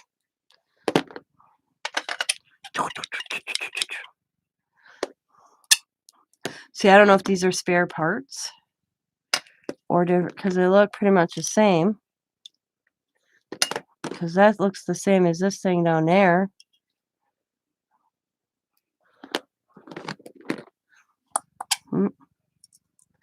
She was 2 years old in camp. She was given her 60 day at the apartment, and then get another one here. Oh wow, Peyton just was accepted in Medical College, so leaving ASU and going right in to get her doctor. Ooh, she was 2 years. That's cool, Janie. Sorry. Diamond has 2 years school left to be psychology. She's in psychology right now. She finished her first year. She failed one class. She has to take one semester or whatever of a class. She didn't get it. So next year, she's like, next year she's going right on campus. This one class online, this says something about online schooling. This one class, there was 10 people in it, and 8 of them failed this class. So what's that? Does that? I said to Diamond, is that you or is that the teaching? Look at guys. I found the directions because I found the box is in here. Yeah.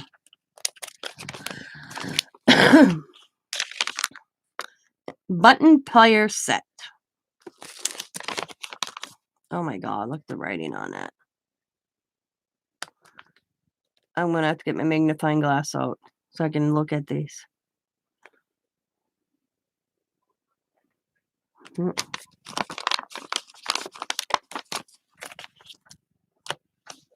She's so mean.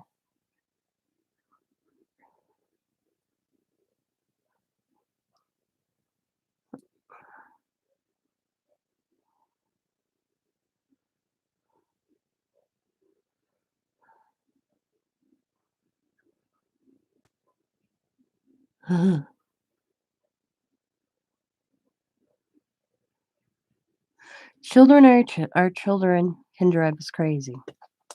So there's 2 parts. Is she? Oh, slap her up. No, I'm just kidding. Kids need to be realized how grateful they're lucky you have parents. I tell my kids that all the time. My son is like that sometimes. He forgets we exist. Yeah, and it wasn't that long ago I had this discussion with my son. Oh, Easter.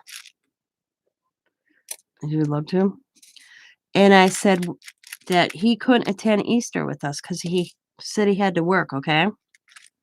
Well, then his girlfriend posted a picture out to dinner with her side of the family. I was freaking hurt and pissed. I ripped my son a new one. I told him, and I'm like, Xavier, I get, because Bima says a lot of times your boys go to the girl's side, but it's constant. He's been dating the same girl for 2.5 years, and I've only seen her twice. I get that she was away for school. She's 4.5 hours away from me, but all summer long last year, never saw her. Yep. And she's going to be my daughter-in-law someday. And this Easter, we gave plenty of notice. And then he used the excuse, well, I didn't have no money. I said, you could have called me, Xavier. How do you know me and Dad didn't buy dinner for everybody? You never asked. You never answered your sister because we made reservations.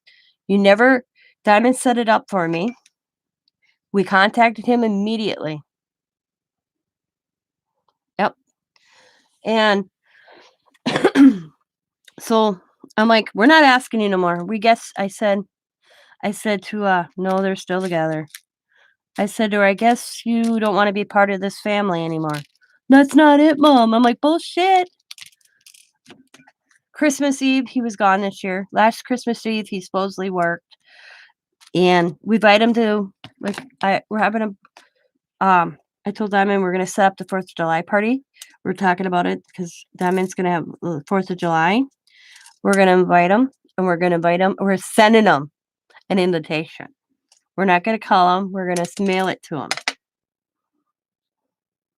So I said, I'm done trying to be, I try, and it's very hurtful to me because we're a close family. And then it's like, what the hell? Why? And every holiday, yep. Not even. I wanted to invite. She's got anxiety, Mom. Give me a break. I said, Xavier, get over it. I said, I have anxiety. She won't come to dinner at our house for a family dinner because her anxiety.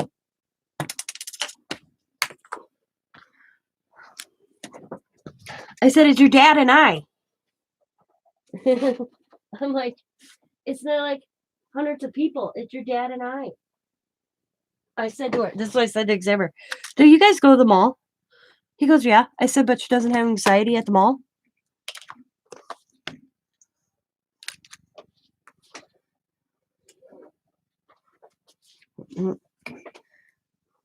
Yep. Because I have anxiety. When I go to the mall, I don't like our mall. I have a hard time going in our mall. I have to set my mind when I go to our mall. Okay. It's weird. I don't know why it's the mall. I go to the mall. Yep. I have to go into the mall and know exactly where I'm going into the mall. It's there and then it's out. And it all depends who I'm with. Now, like if I'm just like when the last time I went to the mall, I went with the son-in-law. He had to go get his eyes. He had to go get glasses and contacts where his insurance through the NIDA tribal covered was this thing in the mall. And Diamond had to work. So he had the kids. He called me and he asked me to go with him. And he knows I don't like the mall, but I was distracted with the kids and I was fine. And it all depends on the season because I come to realize this. I said to Sam that day we were at the mall. I said, the only time I ever go to this mall is at Christmas. Maybe it's because at Christmas it's so crowded. He goes, yeah, that could be, Mom. Maybe it's the crowds. So, because I didn't have no panic attack, that anxiety feeling, none of that. Yep. That's so this last Easter I'm like, was my breaking point. Because the thing is my father-in-law is 76 years old. 76 years old. He went with us, and I said to Xavier, you don't know. I said, Xavier, how long Grandpa's going to be around? He's up there in age. You should have been there with us on Easter. Could have been one of his last Easters. You don't know. The man's helps you out. You could give him she could have sucked it up. You could have came alone and nothing else. But it's anything. Any birthday kids, my grandkids' birthday parties, they have yet to attend. I can go to the mall by myself, not the mall shopping really, but going to my parents' house, I get nervous. Yeah. See, it's weird. And everybody's anxiety is different. I get it. But when you're invited over to a family dinner with just your parents, your fiance's parents, it's only two of us. It's not like Diamond and her 3 kids and her husband. So I don't even bother him. I told him I wasn't bothering inviting him to anything anymore.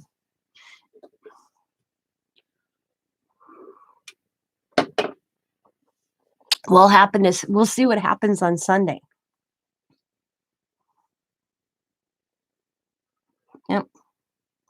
And I've never discluded him from anything before because he's used that excuse. And I proved him wrong. He found out his mom can be a bitch because last 4th of July, he was invited and he never got back to us. And then I called him and he's like, oh, me and Chantel got plans. And I'm like, what the hell, Xavier? Well, you know. And he hung up on me. Then I made my husband turn the truck around. We were almost 5 minutes from Diamonds. I said to Scott, turn this truck around, go to my son's. Because the one thing I can't handle is being hung up on. I knocked on his door and he answered the door. And I'm like, if you ever hang up on your mother again, it'll be the last thing you do. I brought you into this world and I will take your ass out, I told him. And he just stared at me. I said, show some respect. And then I turned away and walked away. And he stood there like, oh, don't you ever hang up on me. How dare you? I know you're an adult. Act like an adult. Respect your parents. I always tell him all the time, I brought you into this world. I could take your ass out. He didn't know what to do. He called Diamond. He goes, oh my God, I don't know what to do. Diamond's like, give mom a little time. See, out of my children, I thought my son and I would be the closest in his adult life. My son never went anywhere as a kid. It was him and I. We'd go bike riding. We'd go museums. We did everything together. All of a sudden, woof, he turned 18, graduated, moved in with a girl, not this one, and the whole full circle. I can't get rid of my daughter. I'm just kidding. I wouldn't want to. But yeah, it's like night and day. I figured it'd be me bitching about Diamond the way I am bitching about my son. 'Cause she was the one that was always had her wings flying somewhere. But no, my son has. And I finally talking to my therapist. I went and saw my therapist a few weeks ago just because we do a yearly check-in. We did it by um Messenger, Facebook Messenger, because I uh, and we were talking about it. She goes, "No, that's him. That's nothing you did as a parent. He's 24, well, 25 now, and if he's gonna likes to be led. Mhm. And if the girl does not want to be part, you that's on you." My thing is, so I said to her and Diamond, yeah, exactly. I'll be lucky I see my son or if he even call. Yeah, you and I both, Laura. Um, my thing is, if he does marry, how am I supposed to have a relationship with my grandchildren if they have grandchildren? If they have children? Because I'm very close to my grandkids, and I would see no difference who their mother was. Mm, I'm a grandma to all, and he says they're not having children, but if they have children, how am I going to know my grandchildren if this is the way it's starting? Mm. Well, you know the whole COVID thing? He didn't call Scott and I once to see, "Hey, do you guys need anything? Is dad where," nothing. My daughter, because I don't drive, like yesterday, Diamond called me and she's like, "Hey, mom, I'm going to Walmart. Do you need to go to Walmart?" And I'm like, "No, daddy's home." She's like, "Why is daddy home?" I said, "He took Thursday off." "Okay, so you don't need me to come and get you?" I'm like, "Nope." I did. I have, Laura. I have reached out to his girlfriend. Shoot. I asked her to call me. I'd like to talk to her. She's not called. I've done it a couple times. I've left her messages through Facebook, Messenger. Nope. Asked her to give me a call. Nope. So he's all day, not going out on weekends. Yep. So there's nothing I can do. And I'm sad about it. I really am. I never expected this with my son. I get they have to spread their wings, and I'm not going to control them because I never was a controlling parent. Yep. So, yep. I always said he got the sniff of that thing between those legs, and that it went out to his head because he never was like this until he moved in with a girl. His first girlfriend was ridiculous. This one, I have to admit, this girlfriend or fiance, I like better than the first one. Because Chantel is nice. Don't get me wrong. I have no problem with Chantel, except I wish she would um be a little forthcoming. I've asked her to even just, "Hey, would you like to go have I don't drink coffee, but we can go to Starbucks if you wanna," because they all know I don't drive. I've offered to say, "Hey, let's go have some coffee." I said they have a cool chai tea I like there. I've thrown it out there. No, nothing.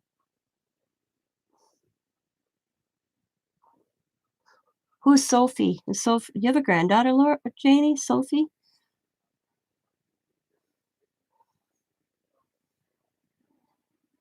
Yeah, you would think. I don't know. I think this one is the one that's stuck. Oh, the puppy. Oh, it's a dog. Okay. So you've got a grand four-legged child. That's what I call I have two-legged fur baby. Yeah, there we go. Fur baby grandchild. I have two of them. Little Shih Tzu. I laugh because when I call Diamond on Messenger and the dogs hear me, they get more excited than the grandkids hearing my voice. It's funny, especially Zeus. My dog's daughter has huskies. I should video it once. You guys would laugh because I have to talk to him. He literally will jump, like howl, and like throw a puppy fit if he can't talk to me on camera on Facebook.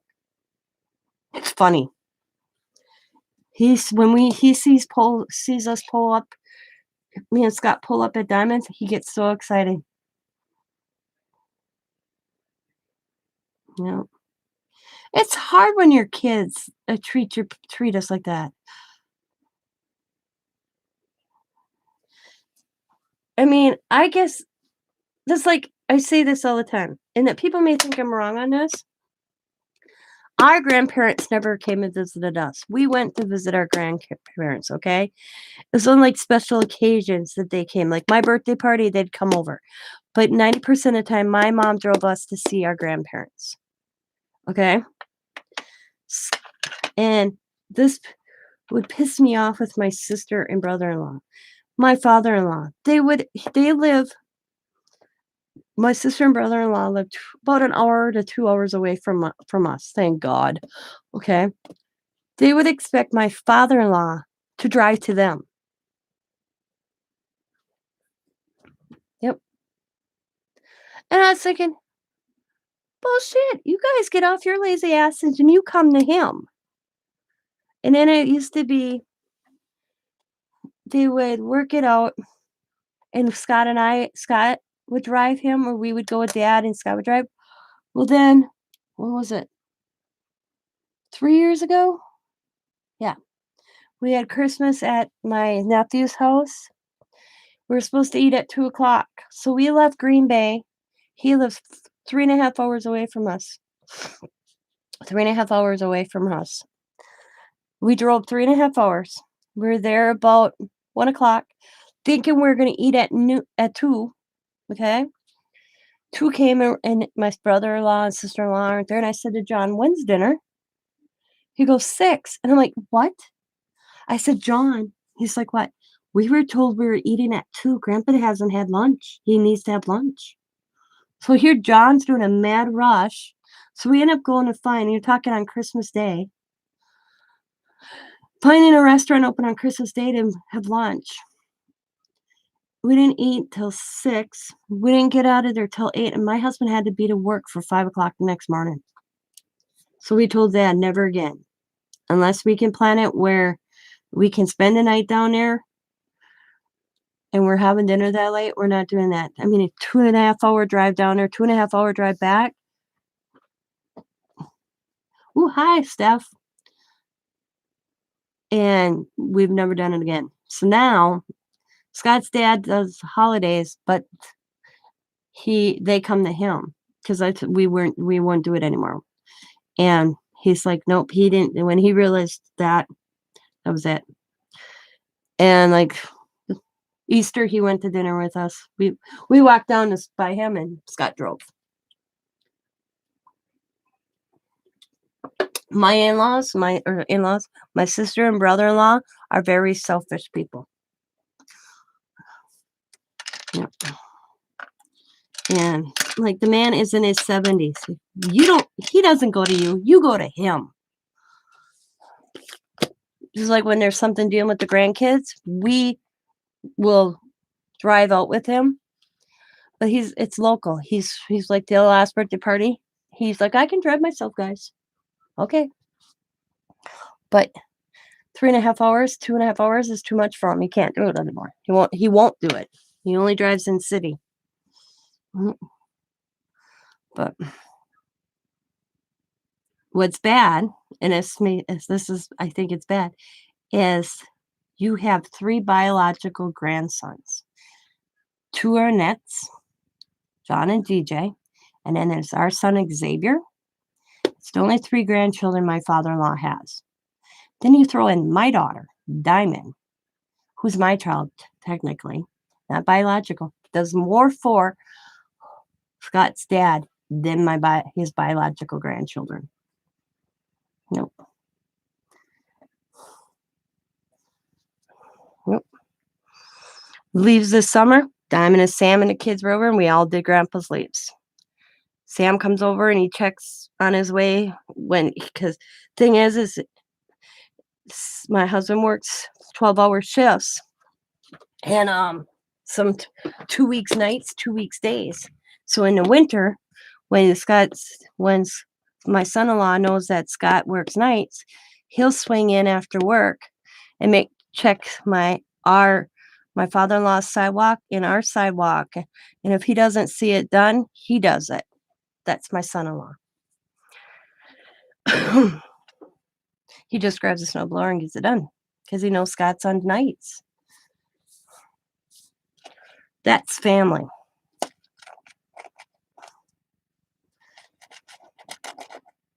Yep. My father-in-law, the only grandchild he sees, is my child, Diamond. She's over there at least every other week. Yep. And there's no excuse where my nephew John and his wife and their son can't drive up on a Saturday and come and see their grandfather. Nope. And the other DJ, the other child, he's a useless piece of crap. And when he was up here a few weeks ago, he got busted on the side or busted on the highway, got his vehicle towed, and his buddy got picked up for having drugs in the car.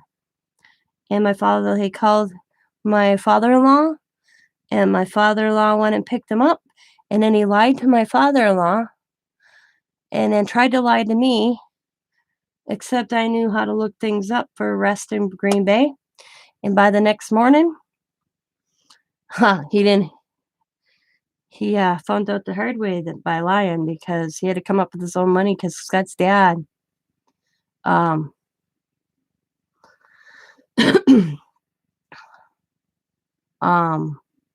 was going to give him money to get his car out of towing. And he told us one thing, he told Scott's dad another thing, and it was all of it was a lie. And Scott called his dad and said, "Don't you give DJ the money." And he didn't get the money from Scott's dad to get his vehicle out. He actually had to get it out of his own account. See, I love being a grandma. I don't get that. Yeah, my parents, well, mostly my mom now, but my dad has cancer and may be dying. But she could care less about being a grandma. Neither one of them wanted to be grandparents or even tried to get to know them too much. That's sad. See, I looked at it. I love being a grandparent. I wish I was a grandparent before I was a parent because it was much easier. Yeah, I enjoy being a grandparent. And you hear me mention my grandkids all the time, so, you know, I laugh because y'all know I had my grandkids in April for that week while Diamond and Sam went to Hawaii, okay? And I take the grandkids, they call it their special night with Nana, is that it rotates. And so, and Coda, with Coda especially, everything has to be on a calendar. My mom's birthday's today. I got her flowers. Take her dog to vet. She called and canceled. Don't care about Mother's Day either. So sad. Aw. So we always have to write everything for Coda on in his calendar because if it's not, he will drive you bananas. How many days do I got till go to get bananas? How many days is this? Da da da. He's that type of child. So on his calendar, it was marked Nana's fun night. We call it Nana's fun night. It's where they get to come and spend Saturday night or Friday night with me. And it was marked on Coda's calendar. He just left my house for spending 7 days with me while Diamond and Sam were on Hawaii. He looks at the calendar and it says he picked Friday. So they picked the kids up on Tuesday. He still expected to have his Friday night with me. He calls me and he says, "Nana, what time do you want me over?" And I'm like, he says, "Nana, when can I come over?" And I'm like, "What are you talking about? It's my night with you." And I'm like, "Coda, you just left my house." "Yeah, but it's not the same." And I'm like, "I was there with my sisters, and it's their alone time." So I'm like, "Coda, so Nana's got to catch up." I said, "Plus, mommy and daddy were gone for a while." So we had to move the weekend around. So his next weekend, we're skipping May, but I will have them all next Friday because Diamond and Sam have a birthday party out of town. So she asked me to babysit for 'em overnight. So, but we got to do the calendar again. But I thought it was hilarious that he still thought he was going to come for his one night with me after he just left the house for 7 days.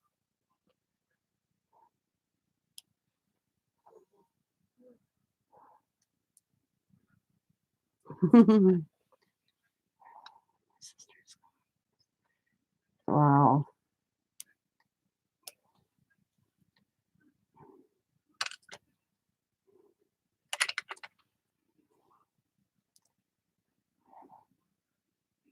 Yep. They loved their grandma. Next week is their first soccer game. I can't wait. So on Wednesday, right? The 12th is Wednesday? Yeah, next Wednesday. It's their first soccer game. Riley's playing, so it's cool. Their picture is so adorable. I can't wait. She just told me they're getting their pictures taken next week. They'll have but this is their practice uniforms. Aren't they cute? Look at them. Both their numbers is number 7. Yeah. And they're sponsored by companies in the area. But Riley's wearing Coda's cleats, old cleats. She's mad. She's like, they're blue. But the ones that Diamond ordered for her didn't come in yet. She was able to get Coda his at a resale sports center, but they didn't have Riley's size. So she had to buy Riley new cleats. So Diamond, she calls her, she's like, Mom, Riley's cleats aren't in. And I'm like, she goes, and she's like, what am I gonna do? I said, put Coda's old ones on them. They're a little too big. I said, put some tissue paper in the tool. Put some tissue or paper toweling in the toes. Oh, so she did it. She said it worked the last 2 practices because they're back ordered. So she's like, another week, and if they're back ordered, if they're not in, I'm going to right in the mall and buying her some shoes. But Riley wanted to play soccer. She's so cute. I was watching the videos. So cute of her doing it. See, find it. They're so cute. Emo game night. That's what it was. EMO. That was the game night. Look at these girls. I don't get this. That's Diamond's best friend. Why they look so wicked?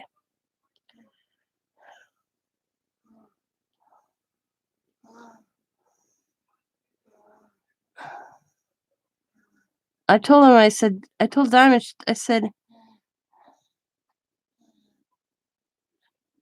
with her hair, she looks something like out of the 80s.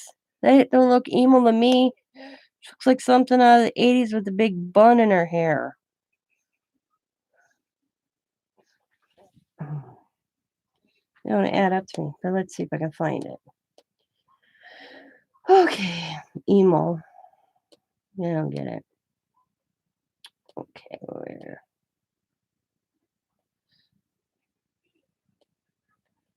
Her hair. Let's see, where is it?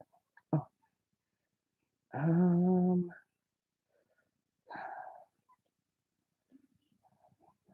Coda. Okay, here's Riley. She's the one in the hoodie on the hat right there. You see? So cute.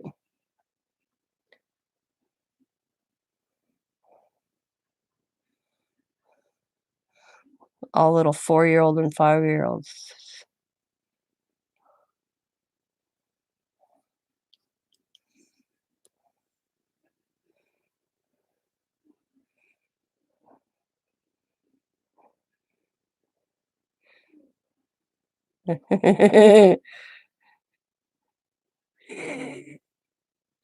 um,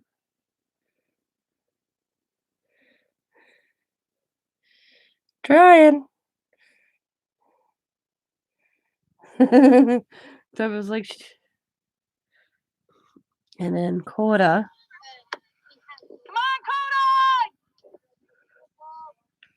They're just doing a scrimmage.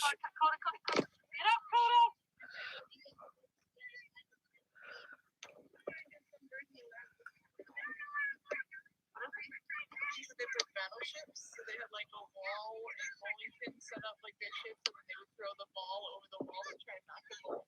Can we take guard? Come on, purple! Woo! Yeah, purple! He got it in. He's fast. Yeah. Coda's very fast because the coach said he is not ever going to be a goalie or goalist or whatever they call it because he's fast at the ball. But that's all Coda does. When he can't play in games, he's outside playing soccer. He like here, I had to make him a pretend soccer thing. Not in. I used my swing so he could kick the ball in. Except I have to get a soccer ball for here. We're actually going to buy a net and ball for the house. So when he is here, he can do that.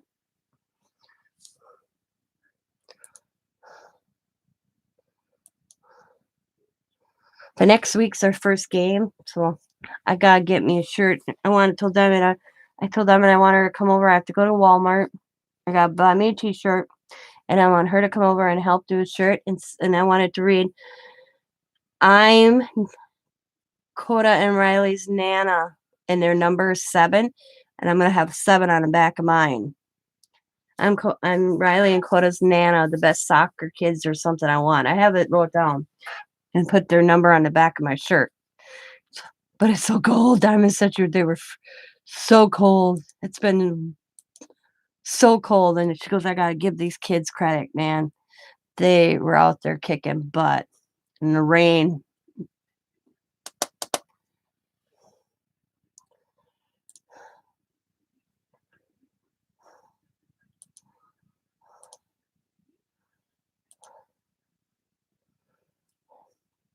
But I'm going to let y'all go. I've been yapping here, not crafting.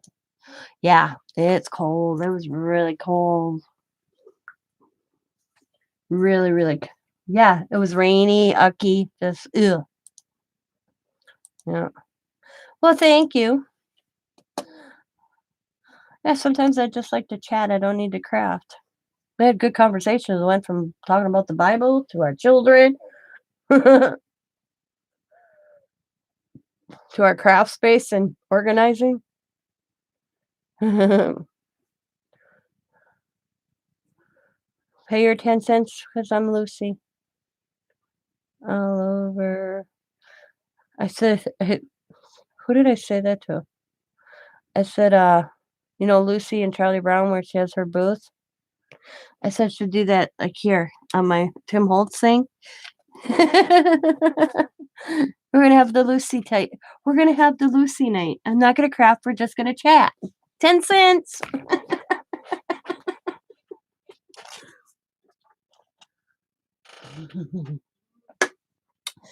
It's almost 4 o'clock at here. What time is it by you, Janie and Laura? It's almost 4 o'clock here in the morning.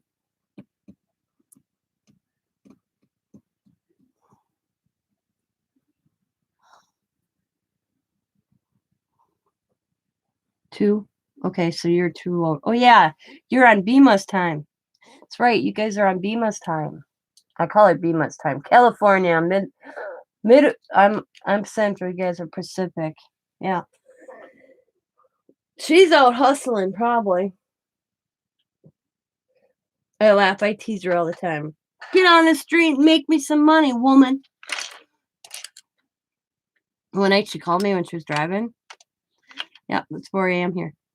And I was into watching paranoia videos, And so I'm really in tune in it. And then she called me back because I said, we have an active shooter at the casino in Green Bay.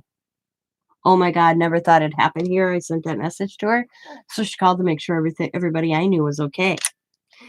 And so I'm so in tune watching this paranoia, whatever, ghost hunting videos, that when she called, it startled me. So I paused my video and I turned and I just see her a little bit in the car and she goes dark.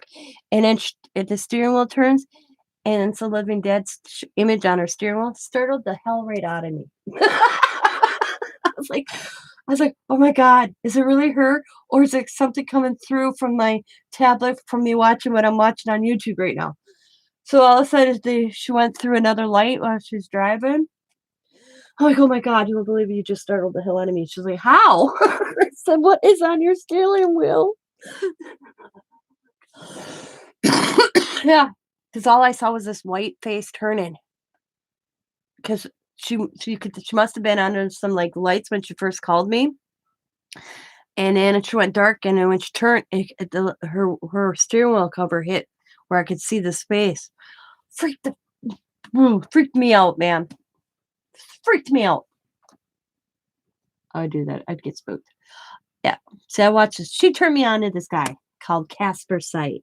And he is more funnier than the videos itself because he reacts to these paranoid videos and ghost videos and all that. I'm saying that wrong.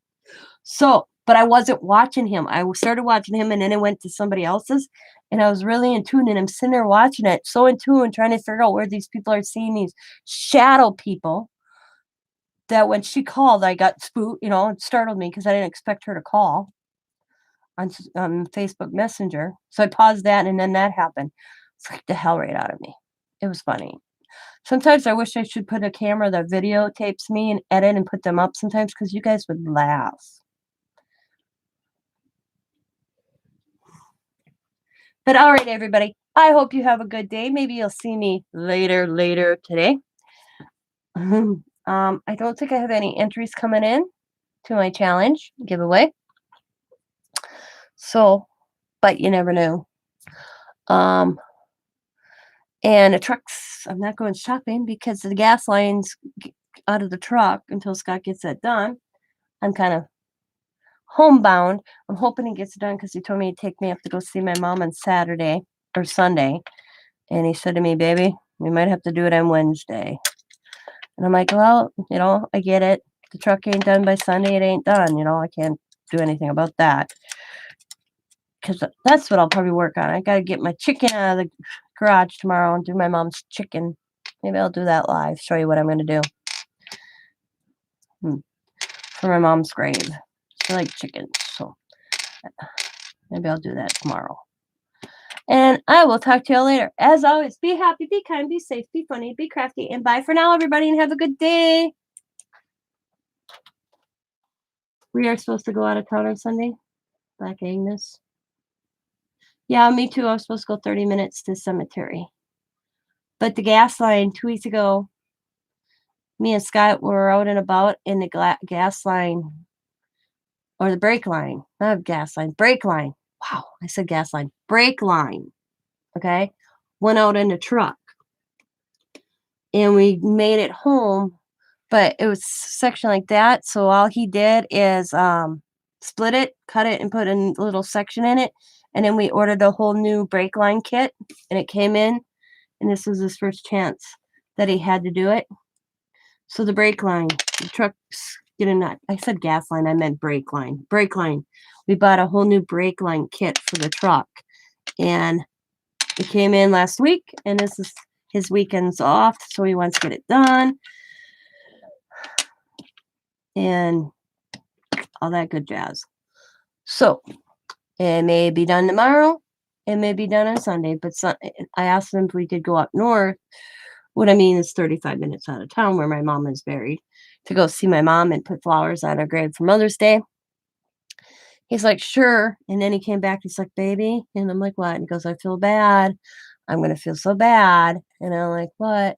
He goes, I said yes to take you to the cemetery. And I'm like, you better have a good reason. He goes, I forgot I was working on a truck this weekend. And so did I. And I'm like, that's okay. I said, no, get the truck fixed. It's my mom would be kicking you out in the butt. He goes, well, nothing else. I can take time and we could use Dad's vehicle and go up real quick. And I'm like, no, just get the truck done because you need to get to work. We go away your next day off. We go your next day off. And he's like, okay. But it was cool this morning because we ran around and went to a bunch of garage sales because he has to drop the gas tank in the truck.